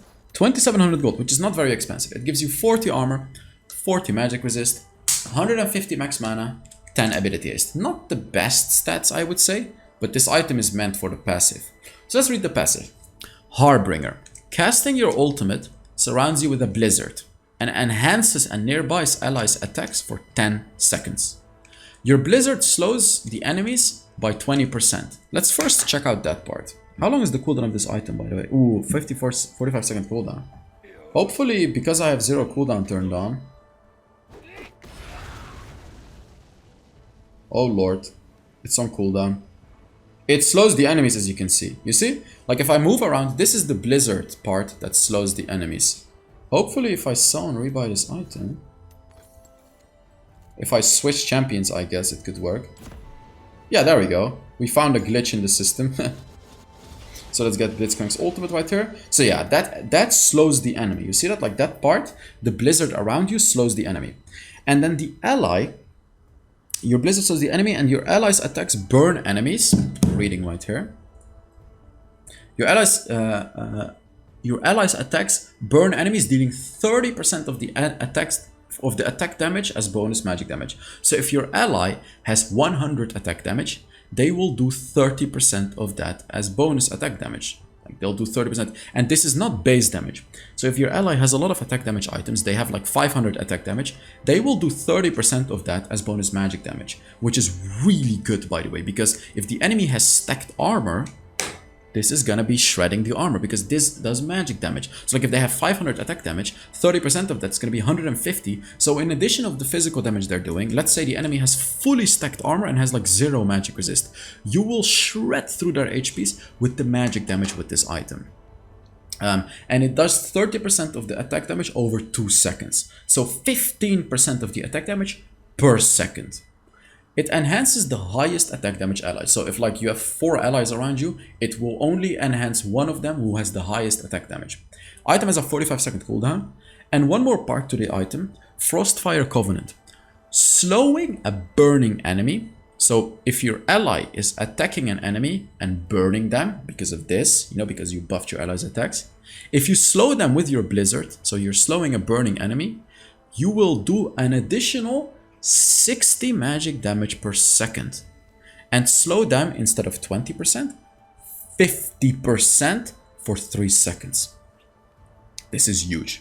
This part is huge because what it means is the full effectiveness of this item comes when you do it together with your ally. Like me and this dummy right here, you know, I'm gonna ult, boom, he needs to attack the dummies and I need to slow them while he's attacking them. If like this is so powerful, because you will, together, you will do ridiculous damage for those 10 seconds that you've used your ultimate. Ridiculous damage. It's incredibly good. This item is very, very good when you have a champion who has like like a strong ultimate like Blitzcrank, like Braum, even Thresh it could be good with. Like if you want tankiness and you have a strong ultimate, Alistar is really, really good as well. Like those melee types of supports that want to be tanks, this makes it a really, really good item for them. You know, Galio, it can also potentially be a good item if you just ult on your ADC. But you know what I mean? Like this is a very, very strong item. You go in, you ult, and your ally attacks the enemies, and you will stay close to them. You want to maintain, like you want to make sure you're close to the enemies at all times, because the burning, the extra burning, and the 50% slow that it gives you are massive. I already explained the last dance, I believe. Let's see. Yep, I already explained the last dance. So let's go to the Protector's Vow. This item is also very misunderstood and very, very strong. It's 2700 gold, which is incredibly cheap, by the way. 350 max health, 40 armor, 10 ability haste it gives you. So let's see what it does. Raise your guard when next to an allied champion. Let me show you how it looks like. Like that. You see? When you see that thing around you, this is the range of it. Like you see that green little range? This means I've raised my guard. This doesn't do anything yet. However, let's take a look at this item. If you or the ally take damage while you have raised your guard like that, so like if you or the ally take damage like this, both of you receive a shield, which is 125 plus 30% of your bonus health. 30% of your bonus health, which means health you're getting from Lulu ultimates, from Nasus ultimates, from items, from passives like Swain's passive and Scion's passive. All of this counts towards it for 1.5 seconds. When do you want to build this? It has a 20-second cooldown. When do you want to build this, guys? Let me explain when you want to build this. Against assassins. If you're against a Rengar, against an Evelynn, against a Kha'Zix who wants to assassinate your ADC, and you know you're playing... This item is broken on Braum, by the way. Like, let me actually show you why this is broken on Braum. And you want to protect your ADC from that burst damage. This is the perfect item. I don't see this item being built enough. Like, only the good players generally know when to build this item. I cannot find Braum, by the way, for some reason. This stupid fly is actually getting on my nerves, by the way. I cannot find Braum. Where the hell is Braum? Braum. Oh, there he is. So if we upgrade a few times, we build this item. Let me show you why this is very good. Let's say I see the Evelynn charm on my ally, and I know Evelynn is about to one-shot him. Boom! Not only will I give him health, I'm also giving him bonus armor and magic resist because of my second ability. So like this item is very, very powerful on a champion like a Braum, who instantly can dash to your ally and get within range to use, you know, to get the passive from the Protector's Vow. And then also, of course, use your third ability like that. So like this item, you want to go against assassins. You don't want to go this item against poke.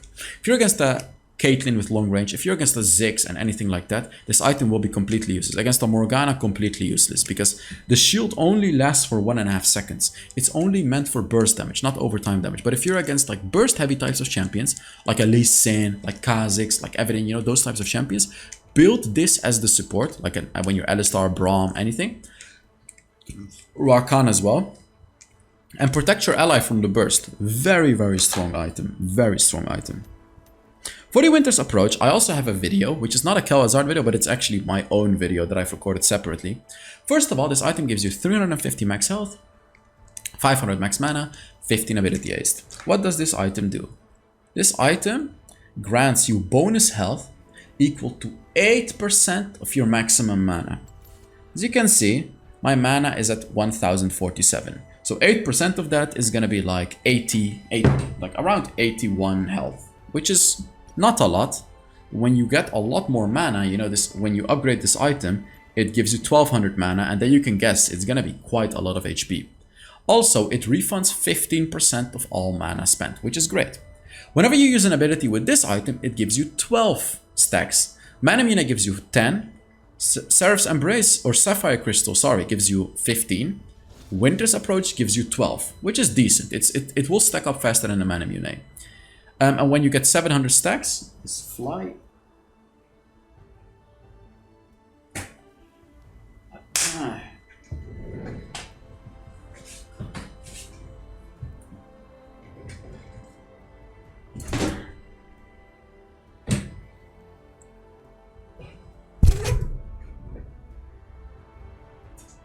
Where the hell are you?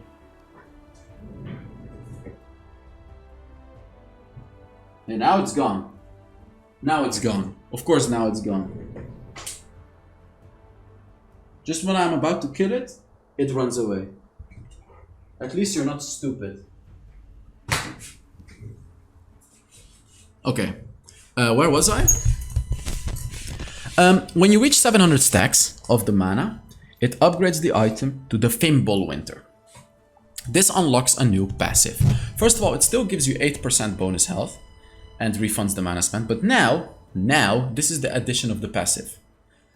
Frozen Colossus, immobilizing or slowing an enemy, so even if you slow, this works, consumes 3% of your current mana and grants you a shield for 3 seconds, absorbing 100 to 200. This depends on level. When you're level 1, it's 100. When you're level 15, it's 200. When you're level 7, it's around 145. So it scales with level, plus 5% of your current mana.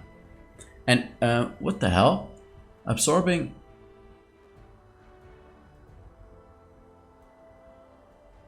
It consumes 3% of your current mana and grants you a shield for 3 seconds, absorbing 100, 200 plus 5% current mana? Even I am confused by the way they wrote this. Does it consume 3% or does it consume 5%? You know what I mean? What the hell? It's a bit of a weird one, but basically it consumes your current mana. And it's increased by 80% if there is more than one enemy champion nearby. So if there's 2 enemy champions nearby, you'll be getting like almost double the shield. And it only triggers when above 20% maximum mana. And the shield is 50% effective for ranged champions. So it's not as good on ranged champions as it is on melee champions. So here you can see how the item actually works. So let's go a bit further into this video. Here you can see a Gragas is, I think a Gragas is about to approach me. Boom, you see? I put down my third ability right here. And I have Rylai's Scepter in this game, which means my abilities will slow the enemies. And you can see I gained the shield for 3 seconds.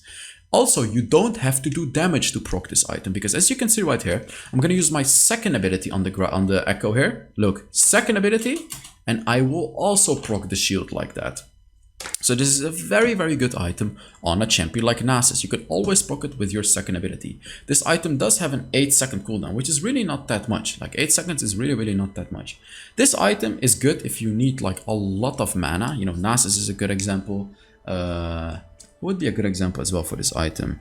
Let me see the champions. Who would be a good example for this item? Nasus, of course. Let's go through them. There are more. Blitzcrank, of course, so you can spam your abilities, because remember, this item gives you a lot of ability haste as well. But I've done it on Gragas as well. It's a decent Gragas item too. Nautilus, it's really, really good at, so you can spam the hell out of your abilities. It's just good on those types of champions that you really want to spam your abilities with and that struggle with mana. So yeah, this item, let me see how much ability is it. It gives you 15 ability haste, which is great. It's really, really great, and it will give you a lot of bonus health when you upgrade it to the Fimbulwinter, because it has a lot of maximum mana, this item. Next up we have the Frozen Heart. A lot of text, but we'll explain it fully. The item costs 2,700 gold, which is not that expensive. Gives you 80 armor, 200 max mana, 25 ability haste. Remember, this item doesn't give you any health, so you have to be a little bit careful of that. Like, you have to be careful of true damage, because this item gives you 0 health. Winter's Caress, we're reading the passive right here. Basic attacks and magic damage caused by you or inflicted upon you will apply stacks of chill. So, look. Boom. Boom. You can... Oh, I'm playing Braum, so it's a bit confusing. I'll actually swap my champion. Let's just do Jace, whatever. Let's give some gold, level up a few times. And buy the item. Look, boom, you see that stack? Oh, you see that's above him? Boom, boom, boom, boom. You apply the stacks. It doesn't actually show you how many stacks you have, which is a bit of a weird thing, but at least you'll apply the stacks. You apply stacks of chill on the enemy champion for 3 seconds. Each stack of chill slows the enemy's attack speed by 9%, stacking up to a maximum of 4 stacks of 36% attack speed reduction, which is quite ridiculous. And each individual ability, you know, if you want to use your abilities to get the stack on the enemy, has a 3-second cooldown of applying chill stacks, whether it's coming from you or the enemy champion. So like, You know, spamming your first ability on the enemies won't apply still. Oh, magic damage, by the way. You can only do magic damage. Let's see if we have any magic damage right there. Right there, yeah, there we go. So this ability has a 3-second cooldown of applying another stack. You can actually hear when it applies it. There we go. You see that? So, yeah. If the enemies have like a lot of attack speed but not a lot of crit, this is the absolute perfect item to go for. Because this item doesn't do anything against crit, it literally just slows their attack speed. So against Jax, for example, this is a golden item. Against Jinx, it's really, really good. Against, you know, any sort of like an attack speed heavy champion, against Kill, oh my god, this item is amazing against Kill. Even though it gives you armor, it's really, really good against Kill because it reduces this attack speed, which is a really, really important thing of Kill to have. So very, very good item against those attack speed heavy champions. If you play against on-hit Twisted Fate, for example, go for Frozen Heart and he's gonna be completely useless. It's so funny. Or like against on-hit Master Yi. Very, very good tank item if you need to slow the enemy's attack speed. Next up we have Force of Nature. Force of Nature gives you stupid fly, just go away. Force of Nature gives you 350 max health and 50 magic resistance. It gives you bonus movement speed too. Storm. This is also a unique ability. So like you can get a lot of movement speed if you spam different kinds of items with movement speed. So it gives you 5% movement speed. And then the passive, Absorb. Let's read it together. Taking ability damage from enemy champions grants you 1 stack of stat fast for 7 seconds. Maximum of 6 stacks. These stacks don't do anything. Dealing damage to an enemy champion will refresh the duration of the stack, but you won't get a stack from it. You have to take damage from it. At maximum stacks, so when you reach the 6 stacks, you will gain 10% movement speed, and you reduce all incoming magic damage by 25%, which is huge. That is huge. Let's go ahead and test it out. As you can see, when I basic attack enemies, it doesn't do anything. Because, as I said, you have to take damage for it. So let's move. Let's move to the Morgana, who is just kind of chilling. Take some damage. Look. 2 stacks, 3 stacks, 4 stacks, 5 stacks, 6, and now I'm taking less damage. You can actually see the minus. You see, it's like I'm taking less damage. If I attack the enemy, I will, like, look, I'm taking minus 63 damage from that. You see that? So it does less damage. She does less damage to me. You see? Like she's doing less damage. You can literally see how much less damage you are taking. It doesn't reduce physical damage, but it only reduces magic damage. 25% to be precise. I want to kill her now, by the way. There we go, easy peasy kill. Let's go back. This is a very good item if the enemies have like overtime damage. If you're against a Singed or a Morgana, you can literally stand in the gas, take the damage, and you'll get the 25 damage reduction and you'll have it the entire fight. It's so easy to maintain. Or if the enemy has like it doesn't actually work against Leandries, by the way. It only works against ability damage. So like against the Singed and stuff like that, it works really, really well. Taking it, yeah, but you have to take ability damage. It will also work with physical ability damage as long as you're taking ability damage. But each individual ability can reapply this to you. So if enemies have like a lot of ability spamming, like an Ezreal, as I said, it's really, really good. Because you're gonna be getting this item, you're gonna be getting the stacks up very, very fast.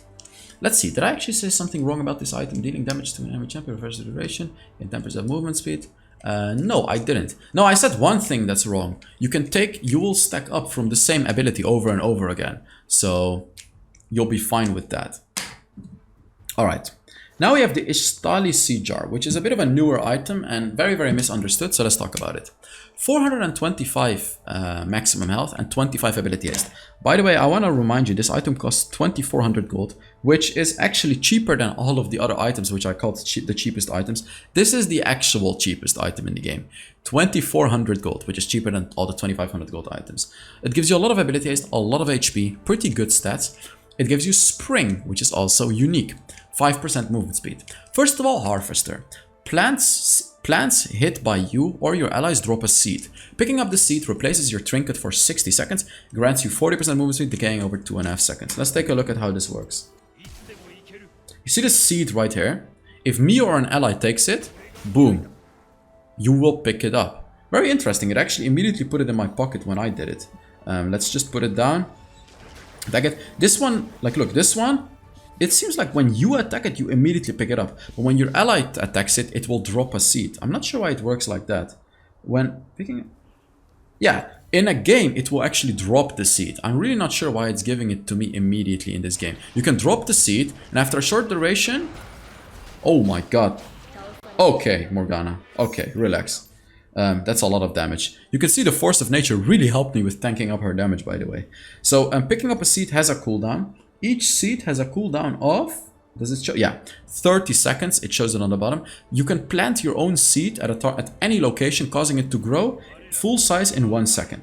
See, this can be very useful for this one, for the sweet tooth. Take a look. If you take this one... in a normal game, it will drop a seed and you pick it up. It won't actually put it in your pocket. And let's say you want to save your ally. Boom! You put this down here and boom! You attack the seed and your ally can take the healing. This is a useful item, you know, to have the seeds for the healing and for the vision plant. These two are really the most useful ones because you can pop the vision plant and then let's say before engaging on the enemy, let's say you want to fight here, you quickly pop the vision plant so you know where the enemies are at. Okay, let's go back now. Let's go back home. So this item, I recommend you to go for it if you want to have a very early power spike. Be very aggressive early on in the game because it only costs 2400 gold, gives you a lot of health, a lot of ability haste, 5% movement speed, and of course it lets you pick up the plants, which can be useful if you want to have bonus healing and more vision in your game. If you're against an Evelyn, for example, this can be very useful because you can pick up the blue one, you know, this one, the vision plant. The one here, like you can pick up the vision plant, and whenever you want to start a fight, let's say you want to start it in your jungle, but you have no idea where the Evelyn is at, you put it down, you just quickly pop it, and now you know Evelyn is not here, or you will be able to see it. So this is a very, very good anti-stealth enemy. If you're against the Akali, for example, keep the vision plant in your pocket. Whenever Akali uses her second ability, make sure you have it ready on the ground and shoot it to proc her second ability. Very, very strong. Talking about anti-stealth items, Dawn Shroud is not one of them. Let's take a look at what this item does. It gives you, first of all, it costs 2700 gold, which is not that much. It gives you 250 maximum health, 50 armor, 30 magic resist. Quite decent stats. If you are within 400 units of an enemy champion and you immobilize a champion, or if you are immobilized, you will reveal all nearby enemy champions for 3 seconds and deal 80 plus 5% bonus health as magic damage. This item skills very well into the late game because 5% bonus health damage is quite decent. So let me show you. If I immobilize an enemy champion like this, as you can see, it does damage in an area. It has a little bit of a cooldown, so it does damage and it reveals them. Like it reveals them like this. It will reveal enemies like an invisible Teemo and stuff like that. Invisible Evelyn, Invisible Vayne. It works against them, but it won't work against Akali. It doesn't provide you true vision. Like it doesn't provide you true vision. So that's the bit of an interesting part. Let's take a look at the Kel Azard video for this one real quick. It's not this one, it's my video, but this one. Let's take a look. For those that are new to Wild Rift, getting immobilized while having this item will reveal enemy champions nearby. Take a look. If Thresh hooks you, it reveals everything. You see that? It reveals and it damages them. Mobilizing enemy champions will also activate the best. So if you do the stunning or anything like that, it works. Remember, slowing doesn't work. Now the question is, will it reveal stealthy or invisible enemies? It doesn't reveal Akali. Well, it does actually reveal. It shows where she is, but it doesn't fully reveal her. It does reveal invisible enemies though. This is different. Like Akali is stealthy right now, but invisible enemies, it will do the same thing to them. So you'll know exactly where they are. It will show in blue where they are basically. It's basically like using a sweeper in a different way. It will show where they are, but you cannot target them. So like it kind of reveals them, but it doesn't, you know, it doesn't fully reveal them. So, you know, it's a bit of a mix. So it kind of reveals them. Yeah, it doesn't have true sight, but it does kind of reveal them. So yes, that's what it does. So if a Teemo is coming at you or an Evelyn, you can use this item like so, and you'll know where the Evelyn is at. You can't attack her, but you'll know. And then, you know, you can be a bit more careful against her. Amarant Twin Guard. Now this is one of the most built defense items in the game. It's a very, very interesting item. It gives you 55 armor, 55 magic resist. It's a very expensive item, by the way. 3,200 gold. This is one of the most expensive defense items in the game. It gives you the stats for it. You gain 1 stack of endurance every 1 second while in combat with the enemy champions. So if you're attacking the enemy champions or if you are getting attacked. You can get maximum of 5 stacks. So after 5 seconds, you can get 5 stacks. At maximum stacks, you gain 20% size, which means the enemies, it's going to be easier for the enemies to hit you with skill shots because you're literally bigger. 20% tenacity, which means you're going to take less, you're going to be stunned less, slowed less. The duration is not going to be as much anymore. You increase your total armor by 30%. This not only affects the armor you get from this item, but it affects your total armor, total armor. And magic resistance by 30% until you're out of combat. So let's take a look at it. Right now I have 174 armor and 124 magic resist. Let's fight. 2, 3, 4, 5. And now, as you can see, it increased everything by 30%. You also get this green aura around you. And as you can see, whenever you do damage to the enemy, you'll redo the stacks. And this is incredibly good on tanky champions that, can either bully the enemy before fighting, or, let me show you, this is a bit of a secret one. I'm going to tell you guys about this one right now. On Singed. Let's take Singed real quick. Where the hell are you, Singed? I really want to show you guys this one. There he is. So let's get some gold, level up a few times. This is a really good item on Singed. You build some items, not this one. Let's say a Leandris and then this one. Look, when you burn the enemies like this, look at the armor 1 stacks. It stacks up, and look, the fart gas constantly reapplies it. As you can see, I'll constantly have the armor 1 Twin Guard, and the Leandris also reapplies it. So basically, you only have to burn the enemies once, and for maybe 15 seconds, you're gonna have the armor 1 Twin Guard. This is only the damage that I did once, and it's not gonna go away. The armor 1 Twin Guard is literally not going away. Look at how long I have it without doing anything. Just have to hit an enemy once, run away, and do nothing. Look, I'm doing nothing. I will maintain the armor 1 Twin Guard just like that. This also works with some Fire Ages, but Leandris is a very, very good combination with the armor 1 Twin Guard, if you can ever build it. Because remember, tanks are not going to be building... Most tanks are not going to be building a Leandris, you know what I mean? So, but think about it. If you have a lot of overtime damage, you have the armor 1 Twin Guard for a very long time. Boom, turn it off. Look at that. I'm going to get the armor 1 Twin Guard, and I'm going to maintain it for quite a long time. This is crazy, a really, really crazy good item on Singed right there, as you can see. But basically, this item is very, very good when you need when you need a lot of armor and magic resistance. So don't build this item against heavy true damage champions. If you're against a Garen, against a Vayne, against a Darius, armor on Twin Guard is not going to be useful. Against a Twitch, against these champions, armor on Twin Guard is not going to be useful. This is going to be useful against champions that do, physical damage or magic damage, not true damage. Next up we have the Mantle of the 12th Hour. This item costs 2,900 gold. It gives you 200 max health, 40 armor, 40 magic resist. I would say the stats are okay. It's not the best, but they're okay. However, damage that puts you under 35% health grants you a heal for 200 plus 50% bonus health over 3 seconds, and provides 50% slow resistance and 30% movement speed for 3 seconds. Basically, this item is built to let you survive after being in a sticky situation. Remember, this item gives you lifeline, which is the same passive as the Starrick's Gauge. It's the same passive as all the other items that I showed you, with the lifeline. So you cannot build this together with a Starrick's Gauge because it is not going to overlap each other. The damage that puts you under 35% health grants you a heal. This heal is actually quite big, I would say. And we're going to be building some more items around it just to show you really in the late game, this heal is going to be big. I'm not going to build this item. So let's build some items and walk under the turret, take some damage. Let's go.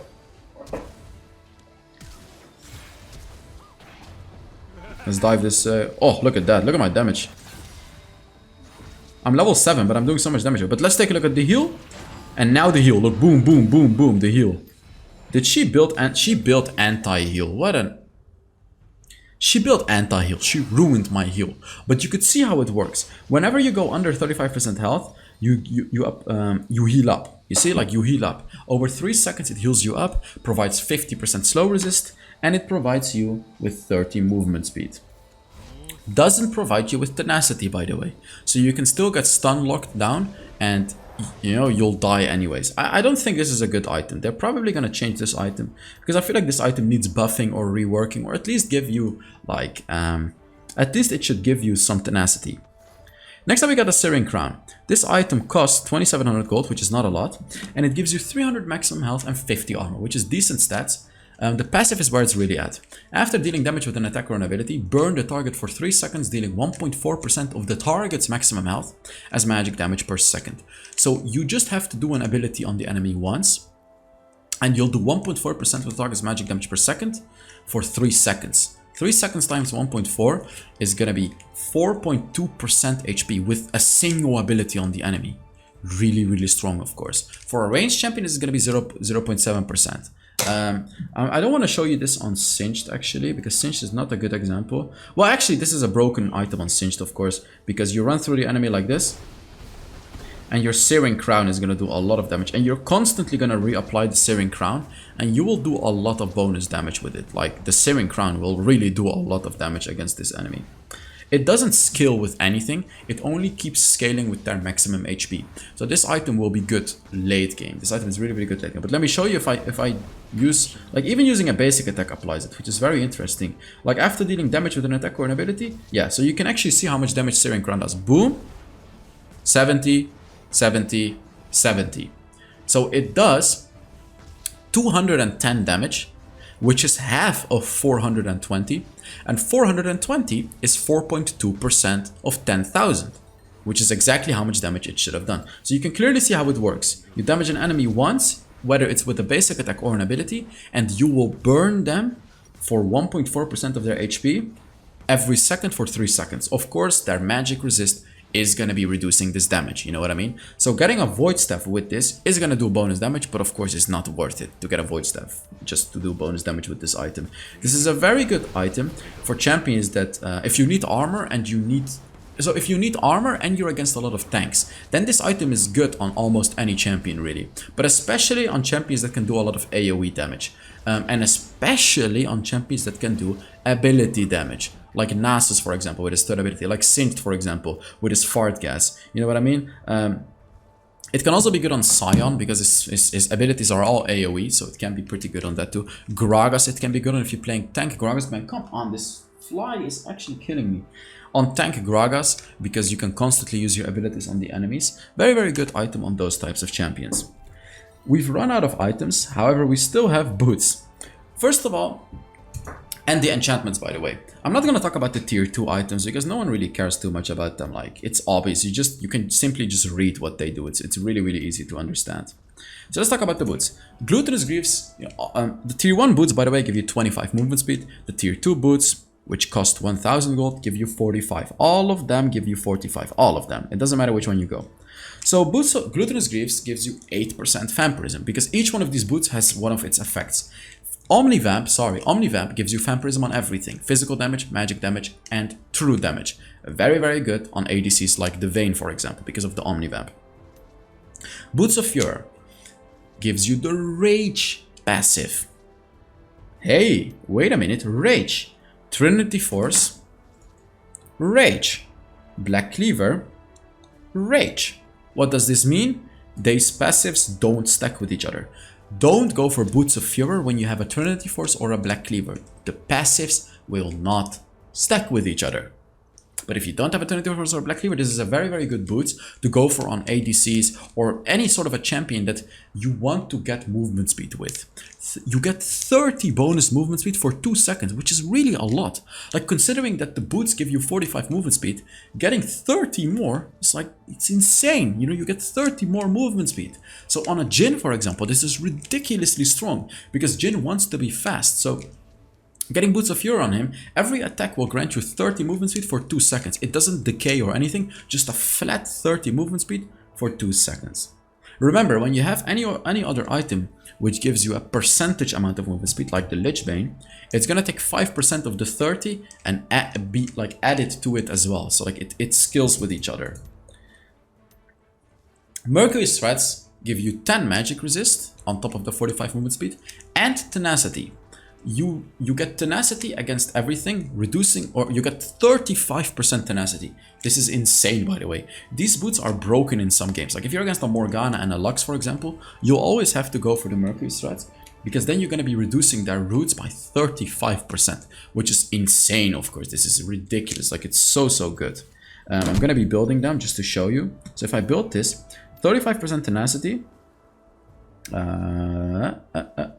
tenacity is going to be reducing the enemies. What the hell? How does it say that? Why does it say it like that? It just shows the formula of how it works. But it basically reduces the enemy CC. The more tenacity you have, the less effective it becomes. But it reduces the enemy CC by 35%. What I meant is the more tenacity you get, the less you'll actually get from it, because it follows this formula. But if you get just the boots, you'll have 35%. So if the enemy is supposed to stun you for 1 second, they're actually gonna stun you by 0.65 seconds. You're reducing it by 35%. If the enemy is supposed to root you for 3 seconds, you're reducing it by 1.05 seconds. So instead of a 3-second Morgana route, it's only gonna be a 1.95 second route, which is a significant decrease, by the way. It's really significant. You go these boots against CC. You know, it reduces the duration of stuns, slows, taunts, fears, silence, blinds, and immobilizes, anything. Remember, however, this will not reduce the duration if you get slowed by singed gas, because that constantly reapplies. This does not reduce the duration of Soraka's silence, which is the third ability, because whenever you're standing in it, it doesn't matter how much tenacity you have, it will not get reduced. What it does reduce is like Janna's second ability. If that slows you, the duration will be less. The Garen's silence, Garen's first ability, Lux's root, Morgana's root. Also, tenacity does not reduce the duration of knockups. Knockups are always the same. It doesn't matter how much tenacity you have. Next up, we got plated steel caps. They give you 15 armor, which is okay, I guess. But block. This blocks 15% of the damage from attacks. I know that there is a misconception about this item. People think this only blocks physical damage of attacks. But if I told you right now that it blocks magic damage as well, would you believe me? Whether you believe me or not, it's true. It just blocks all the damage that's coming from basic attacks. So it's also really good against Kill, for example. It's really good against Diana, who wants to attack you with basic attacks too. It blocks any sort of damage that's coming from basic attacks, except for true damage, of course, because you cannot block true damage. So it's really good if the enemy is basic attack reliant. You know, if they play, even if it's a magic damage champion, if they're basic attack reliant, plated steel caps are your way to go. Next up, we got Ionian Boots of Lucidity, and on top of the movement speed, it gives you 15 ability haste, which is really good by itself. But then it also reduces spell cooldowns by 15%. Let me show you what that means. Let's turn off 0 cooldown. If I flash now, it's on 150 second cooldown, as you can see.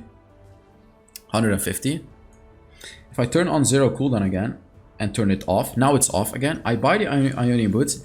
It should reduce it by 15%. It should be like 128, as you can see. So from 150, it goes to 128 because it got reduced by 15% by the Ionian Boots of Lucidity. Which is great, you know, which is great. Like this one is really good if you want to have the ability haste. And the extra, which is the summoned passive, I would say is a bit of an extra, because you're going to be able to use your flash more often and your other enchantment. This is a bit of an extra one, but you should mainly be focused on the ability haste part. If you want ability haste, go for the Ionian Boots of Lucidity, because 15 ability haste is a lot. Like if you think about it, there are like Spirit Visage, it gives you 20 ability haste, but this is an item that costs 2800 gold. So getting it for 1000 gold, getting 15 ability haste, and then also the addition of the summoned passive is very good.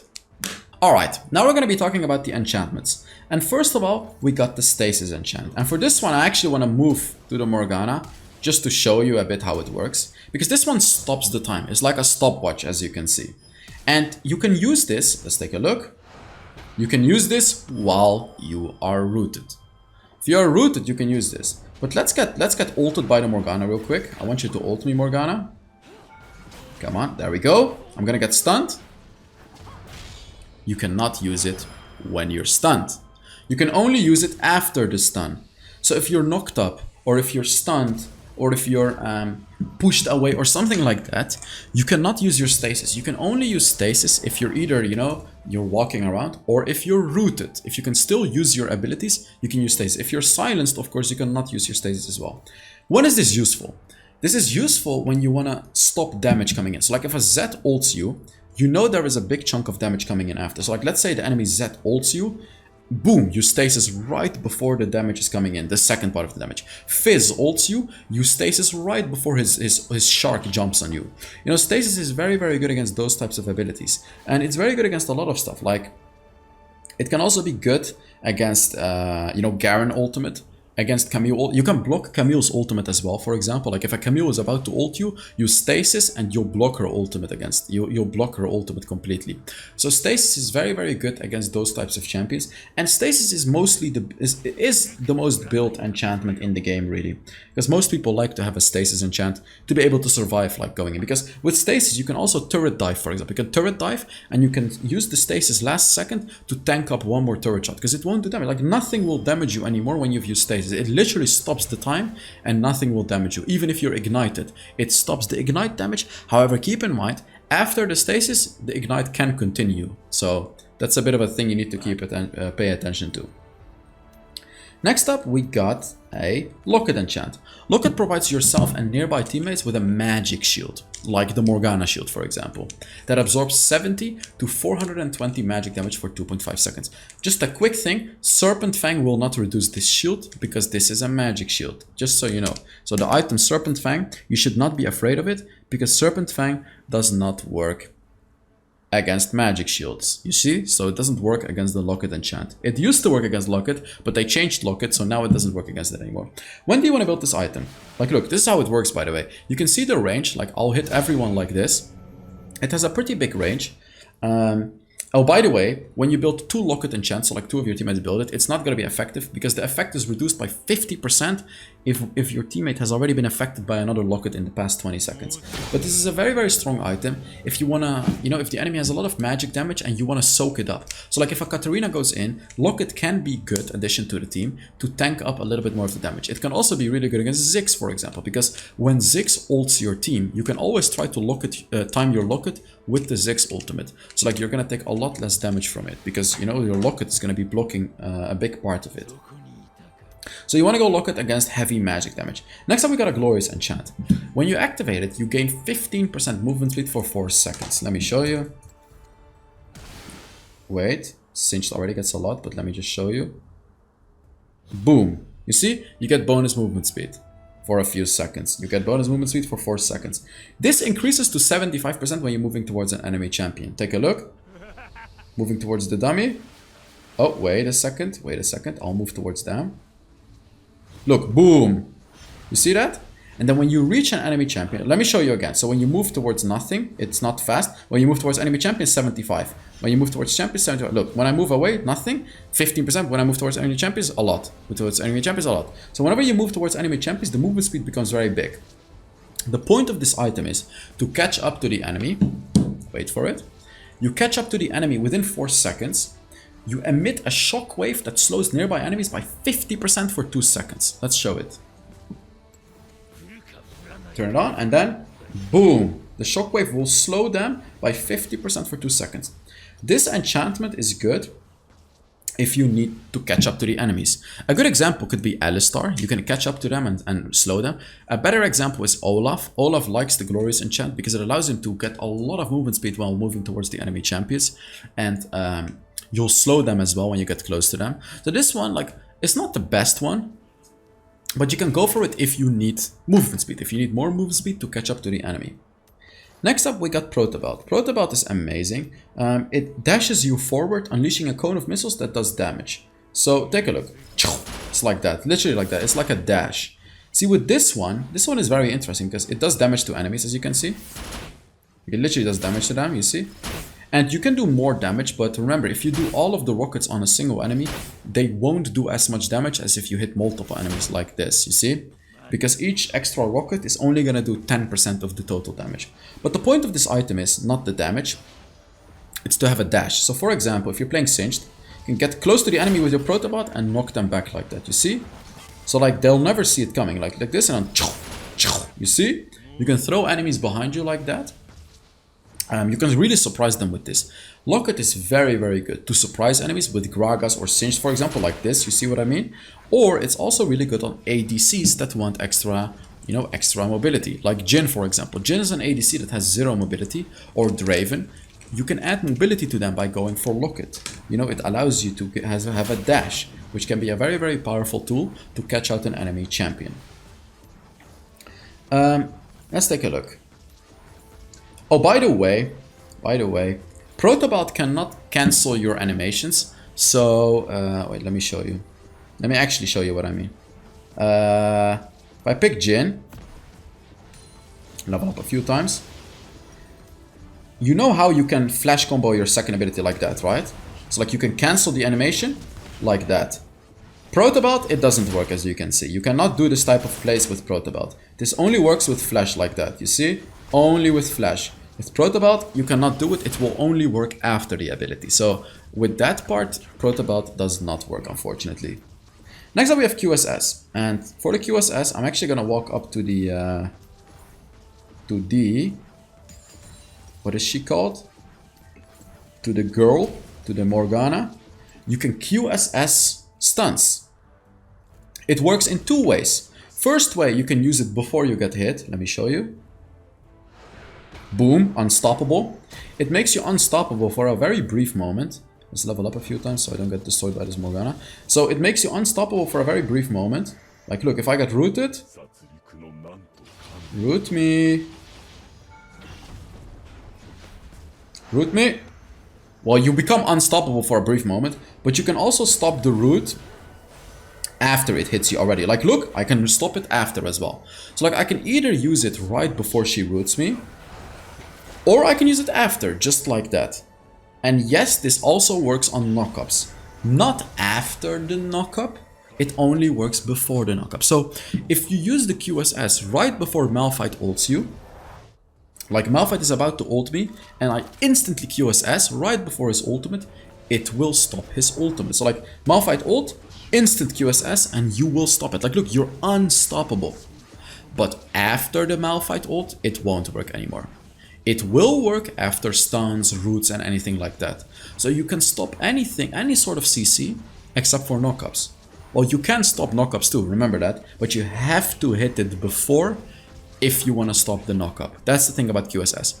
QSS is very, very good if you're against like an Ashe Blitzcrank combo, for example. If Ashe ults you and then Blitzcrank is going to hook you, it's always a free kill. So if you have a QSS, you can literally just QSS right before the Ashe ult hits you, and Blitz is not going to be able to hook you. It's very, very good against those types of champs. It's good against Malphite too, if you have fast enough reaction to block his ultimate like that. Stasis works against it as well, by the way, just so you know. But that's how QSS works. So for example, Vi ults you, she's coming towards you. You can use your QSS right before the ult hits you, and you're not gonna be hit by the ultimate. You can just keep running while she ulted you. But if she hit you already, you cannot hit it again because it is a knockup. Next up we have Stoneplate. You gain a shield that absorbs 20% of your maximum health, decaying over 4 seconds. And if there are 3 or more enemies nearby, the shield value is increased by 200%. Remember, however, the damage you deal is reduced by 40% for 4 seconds. Let's take a look at this. So if I use it here, boom, I get a stone plate, which is like 20% of my HP, and over 4 seconds the shield decays. When I use it nearby 3 enemies or more, boom, the shield becomes massive, as you can see. Keep in mind though, you are doing a lot less damage when you have the stone plate active. Like look, now my basic attacks are doing 145 damage, but when I use it, it's only 86. So you will do significantly less damage when you have the stone plate active. And the thing is, even when the enemy burns down your shield within a second, you're gonna be doing reduced damage for 4 seconds anyways. So, your question may be, what about true damage? What about true damage? Let's talk about it. Let's show you. Let's level up a few times. Let's level up. And buy a stone plate. So I'm gonna damage this enemy a few times. Stack up my Conqueror, so it's always gonna be the same damage. Okay, so look, my ult, boom, 993. 993. 993. When I use stone plate, it still does 993. Why? Because stone plate does not, or damage reduction does not affect true damage. Doesn't matter if I use stone plate, true damage is true damage. There's a reason it's called true damage, because it's true. It's always gonna be the same. Whether there's damage reduction or anything. Like, as I said, even these boots don't work against it. Nothing works against true damage. So, you know, you are reducing your own damage, but it doesn't actually reduce true damage. So that's how that item works. Next up we got Redemption. You light up an area and summon a beam of light after 1.5 seconds to heal ally units in the area. Ally units. So it heals minions too. Remember that one. Units. So for example, if you have a Baron wave, you can heal the Baron wave with Redemption. It works.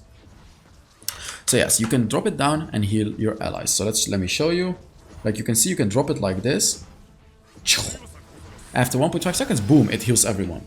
You can also use this when you're dead, by the way. I cannot show you in the practice mode, by the way, because whenever I die, I will instantly respawn. But basically, when you die right here, like let's say I died right here, I can put it down in this range. Like I died right here. Until I'm alive, I am able to put down the redemption within this range right here. So like if my allies are fighting right here and I am dead, I can put down the redemption while I am dead to heal them up. But if they are fighting all the way at the dragon, I cannot put it there because this is the maximum range you'll have even when you are dead. You like redemption, you basically always want to have a redemption in your team, but redemption is basically very, very good if you like, especially if you have a tanky team, by the way. Honestly, always build redemption. Like you always really want to have a redemption in your team. Like you can literally just heal up your entire team for a massive amount, which is always going to be very useful. Keep in mind that you don't want to have multiple redemptions because this effect is reduced by 50% if the target has been affected by another redeem in the last 20 seconds. So very, very strong enchantment. Next up we got teleport. After channeling for 3.5 seconds, teleport your champion to an allied champion, structure, or ward. 180 second cooldown. Let me show you. You can teleport. You can see on the map exactly where you can teleport. So let's teleport to this turret right here. You can see the points that you can teleport to. Let's put down a ward. Like here. Now you can see I can teleport to the ward as well. You see, I'm literally teleporting to the ward. You can also teleport to your allies. Look, my allies are standing here. I can teleport to my allies wherever they are. Keep in mind, if the enemy stuns you, during your teleport, it will get cancelled. So you have to be a little bit careful about that. But teleport is incredibly useful if you are a split pusher. Like if you're a split pushing Fiora or Jax, you're fighting here, and then you want to teleport to your team taking the Elder Dragon. You can teleport to them. Of course, they're not taking the Elder Dragon now, but you can teleport to them very easily. Like if there's a ward right here, for example. You know, your team is taking Elder Dragon, you are pushing top lane like this, and you know, you're taking turrets, blah, blah, blah. And then your team says, we need help. Boom! Help is instantly coming. You rotate, and you can instantly, you know, go in, fight them, and all the you can do on them, and do tons of damage, like while the enemy top laner is still trying to walk to the Elder Dragon. You know what I mean? So like that's the point of teleport. You want to go for this as a split push top laner. You can also go for teleport as a melee support. If you're playing Blitzcrank, for example. Oh, I forgot to explain to you guys the Relic Shield and the Spectral Sickle. I'm gonna do that after the boots, by the way. If you are a Blitzcrank support, you can use teleport to constantly gank multiple lanes, invade multiple jungles. Leona can do the same, Thresh can do the same. So this can also potentially be useful for the support role. Next up we have Repulsor Enchant. This one is also very misunderstood and a lot of people don't really understand when this one is useful. This item knocks back nearby enemies, and after knocking back a champion you gain movement speed. Let me show you. I push him back. I literally just push him back. You see? Push. Push. Oh, go back. And the push is bigger if you push them from the middle. Like if you push them from the sides, it only pushes a little bit. If you push them from the middle, you push them by a lot. Like you push them by a lot. You see? That's what it does. It gives you movement speed and it pushes them. When is this useful? This is useful against Katarina and Samira. That's basically all I'm saying. It's only useful against Katarina and Samira. Perhaps if you're running away from an enemy champion, and you can like kind of push them back and you can run faster, it is also useful in that particular scenario.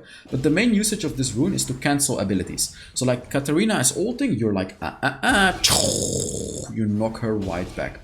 If your team is lacking any sort of CC and you're against a Katarina, make sure you build a repulsor enchant so you can stop the Katarina ultimate before she kills your entire team off. Next up we got the Magnetron enchant. This one is also severely misunderstood. You target a nearby allied champion and dash towards them. Then you taunt the closest enemy champion within a small range for 1 second. Let's see. Boom. That's how it works. Like, let's say your ally, this ally is getting attacked by the enemy. You can dash to that ally with the magnetic enchant and you will taunt the enemy. Look, you're taunting the enemy. You're going to keep him off of your ally. So like, let's say the Kha'Zix really wants to kill this ally. You can dash to them and the Kha'Zix is going to be forced to attack you. This one is not very useful. Perhaps it could be useful against like a Darius or something. Let's say a Darius wants to stack up. He wants to stack up on your ally, and then you're like, you taunt him towards you, and your ally can run away. That's how it could be useful. Next up, we got the Veil enchant. This is one of the best enchants in the game. As a Yuumi, as a Lulu, or something like that. It grants a spell shield to a nearby ally for 3 seconds, blocking the next hostile ability. Remember the Banshee's Veil? This is the spell shield you provide. Look, it's the exact same. You see? It's the same spell shield. You will basically give this spell shield, the Banshee's Veil spell shield, to your ally for 3 seconds. This is incredibly powerful because people literally spent 2,800 gold just to get this shield.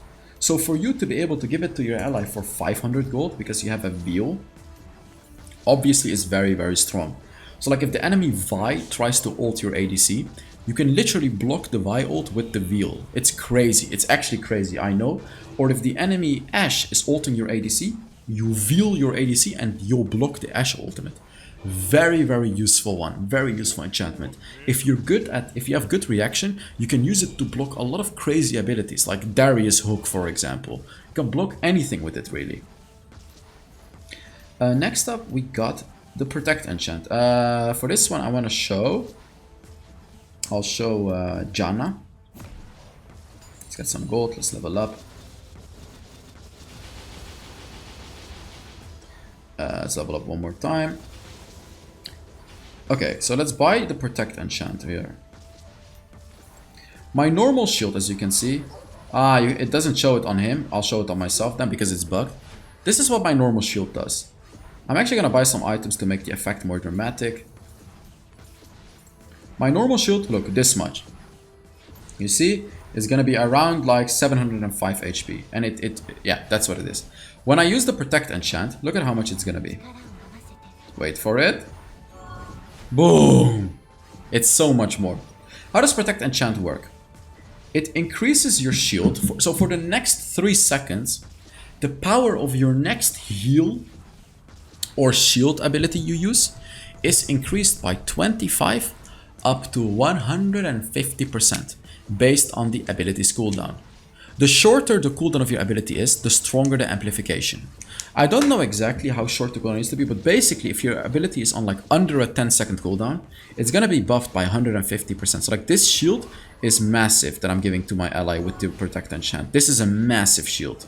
Like this absolutely massive shield that I'm giving to myself right now. But if I buff my ultimate, it's only going to be buffing the healing by 25%, which is totally not worth it, by the way. So you only want to use Protect enchant on these short cooldown abilities, like Janna's shield, like Lulu's third ability potentially, like Lux's second ability, Set's second ability. Remember, it buffs your own stuff as well. And an interesting thing about this, it works with Swain's ultimate too. So if I just quickly pick Swain, let me show you. It has an interesting way of working. So let me show you. I'm going to be getting some gold. Protect enchant. No, not the repulsor, sorry. Protect enchant. Let me just show you how this works.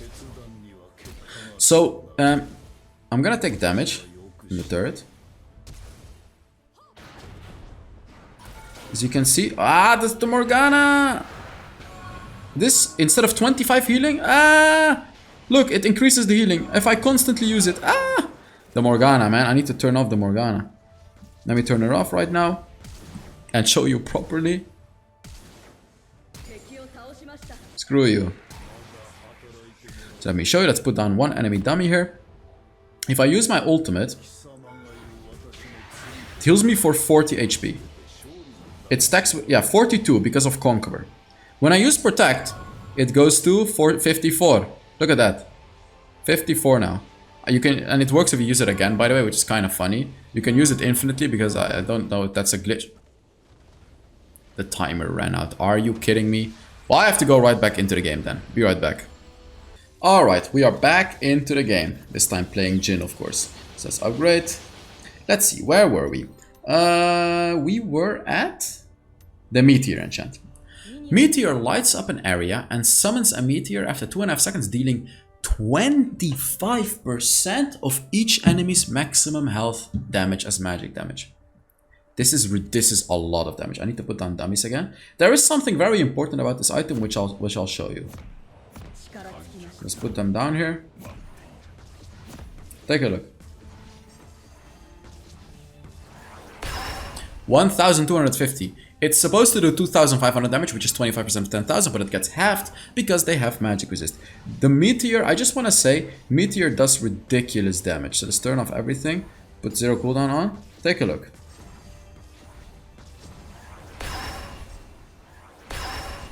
Why am I doing it one after the other? Why am I doing it like this? First of all, it does damage based on the enemy's maximum health. So it doesn't matter how much health they have, you're always going to be doing 25% of their maximum health as magic damage. Secondly, it doesn't say anywhere that if you stack up meteors that it does less damage. Like Redemption, for example, you know, this effect is reduced by 50% if the target has been affected. Or Locket, you know, this effect is reduced by 50%. Meteor doesn't have this. Meteor's effect is not reduced by you know, 50%. So you can basically spam meteors in your team and have a potential strategy where all of you spam meteor and basically one-shot the enemies. And it actually works. That's the funny thing. It actually works to go for a lot of meteors. So now let's talk about the Spectral Sickle. I need to turn on the minions. Oh, I have to be around an ally. Wait, let me turn off the enemy bot and turn on the minions. First of all, I'll show you the Spectral Sickle. This one, you want to go for Spectral Sickle on like this is a support item, by the way, on like a support enchanter that can bully the enemy. And you only want to use it, let me show you, if I put an ally dummy here. Boom. You see, it gives you gold when you hit the enemy champion. And it stacks up every 15 seconds. So like every 15 seconds, you'll get one of those things around you. Wait for it. You get one of those things. You see, every 15 seconds. And it stacks up to 3 times. And whenever you attack an enemy champion, by the way, you can see when it's lit up like this, it's active. When it's turned off like this, like look, now it's turned off. Now it's turned off. It's not active anymore. So you have to be close to an ally for this to work. So you have to be close to an ally for this to work. And you see? I'll get bonus gold. This also works on a turret, by the way. Let me put down another ally dummy close. If you hit a turret with an ally close to you, you also get the gold.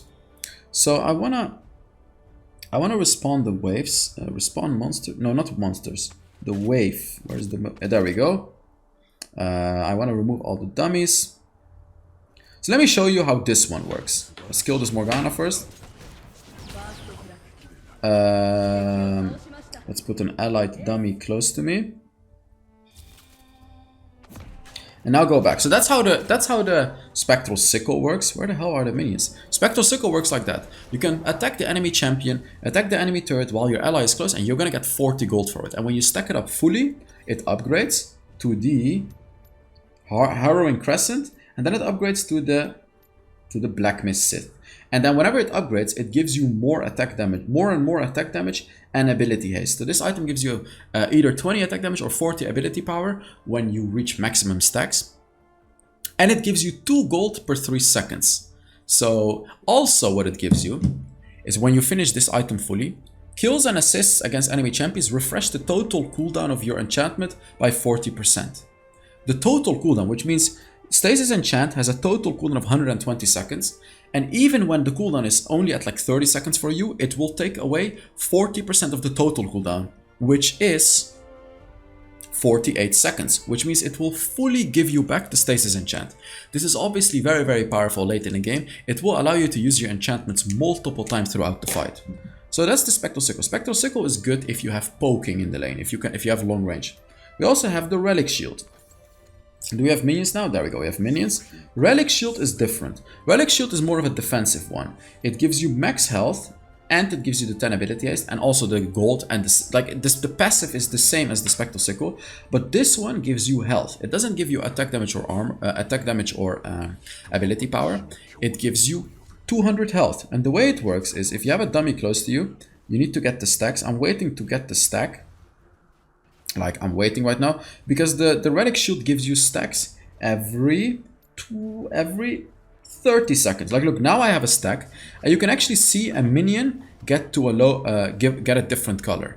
And whenever, like, look, whenever the minion gets under, whenever a minion gets under, how much percent? 75% health, you can instantly execute that minion. So, like, look, this minion, boom, I'll execute it. You see?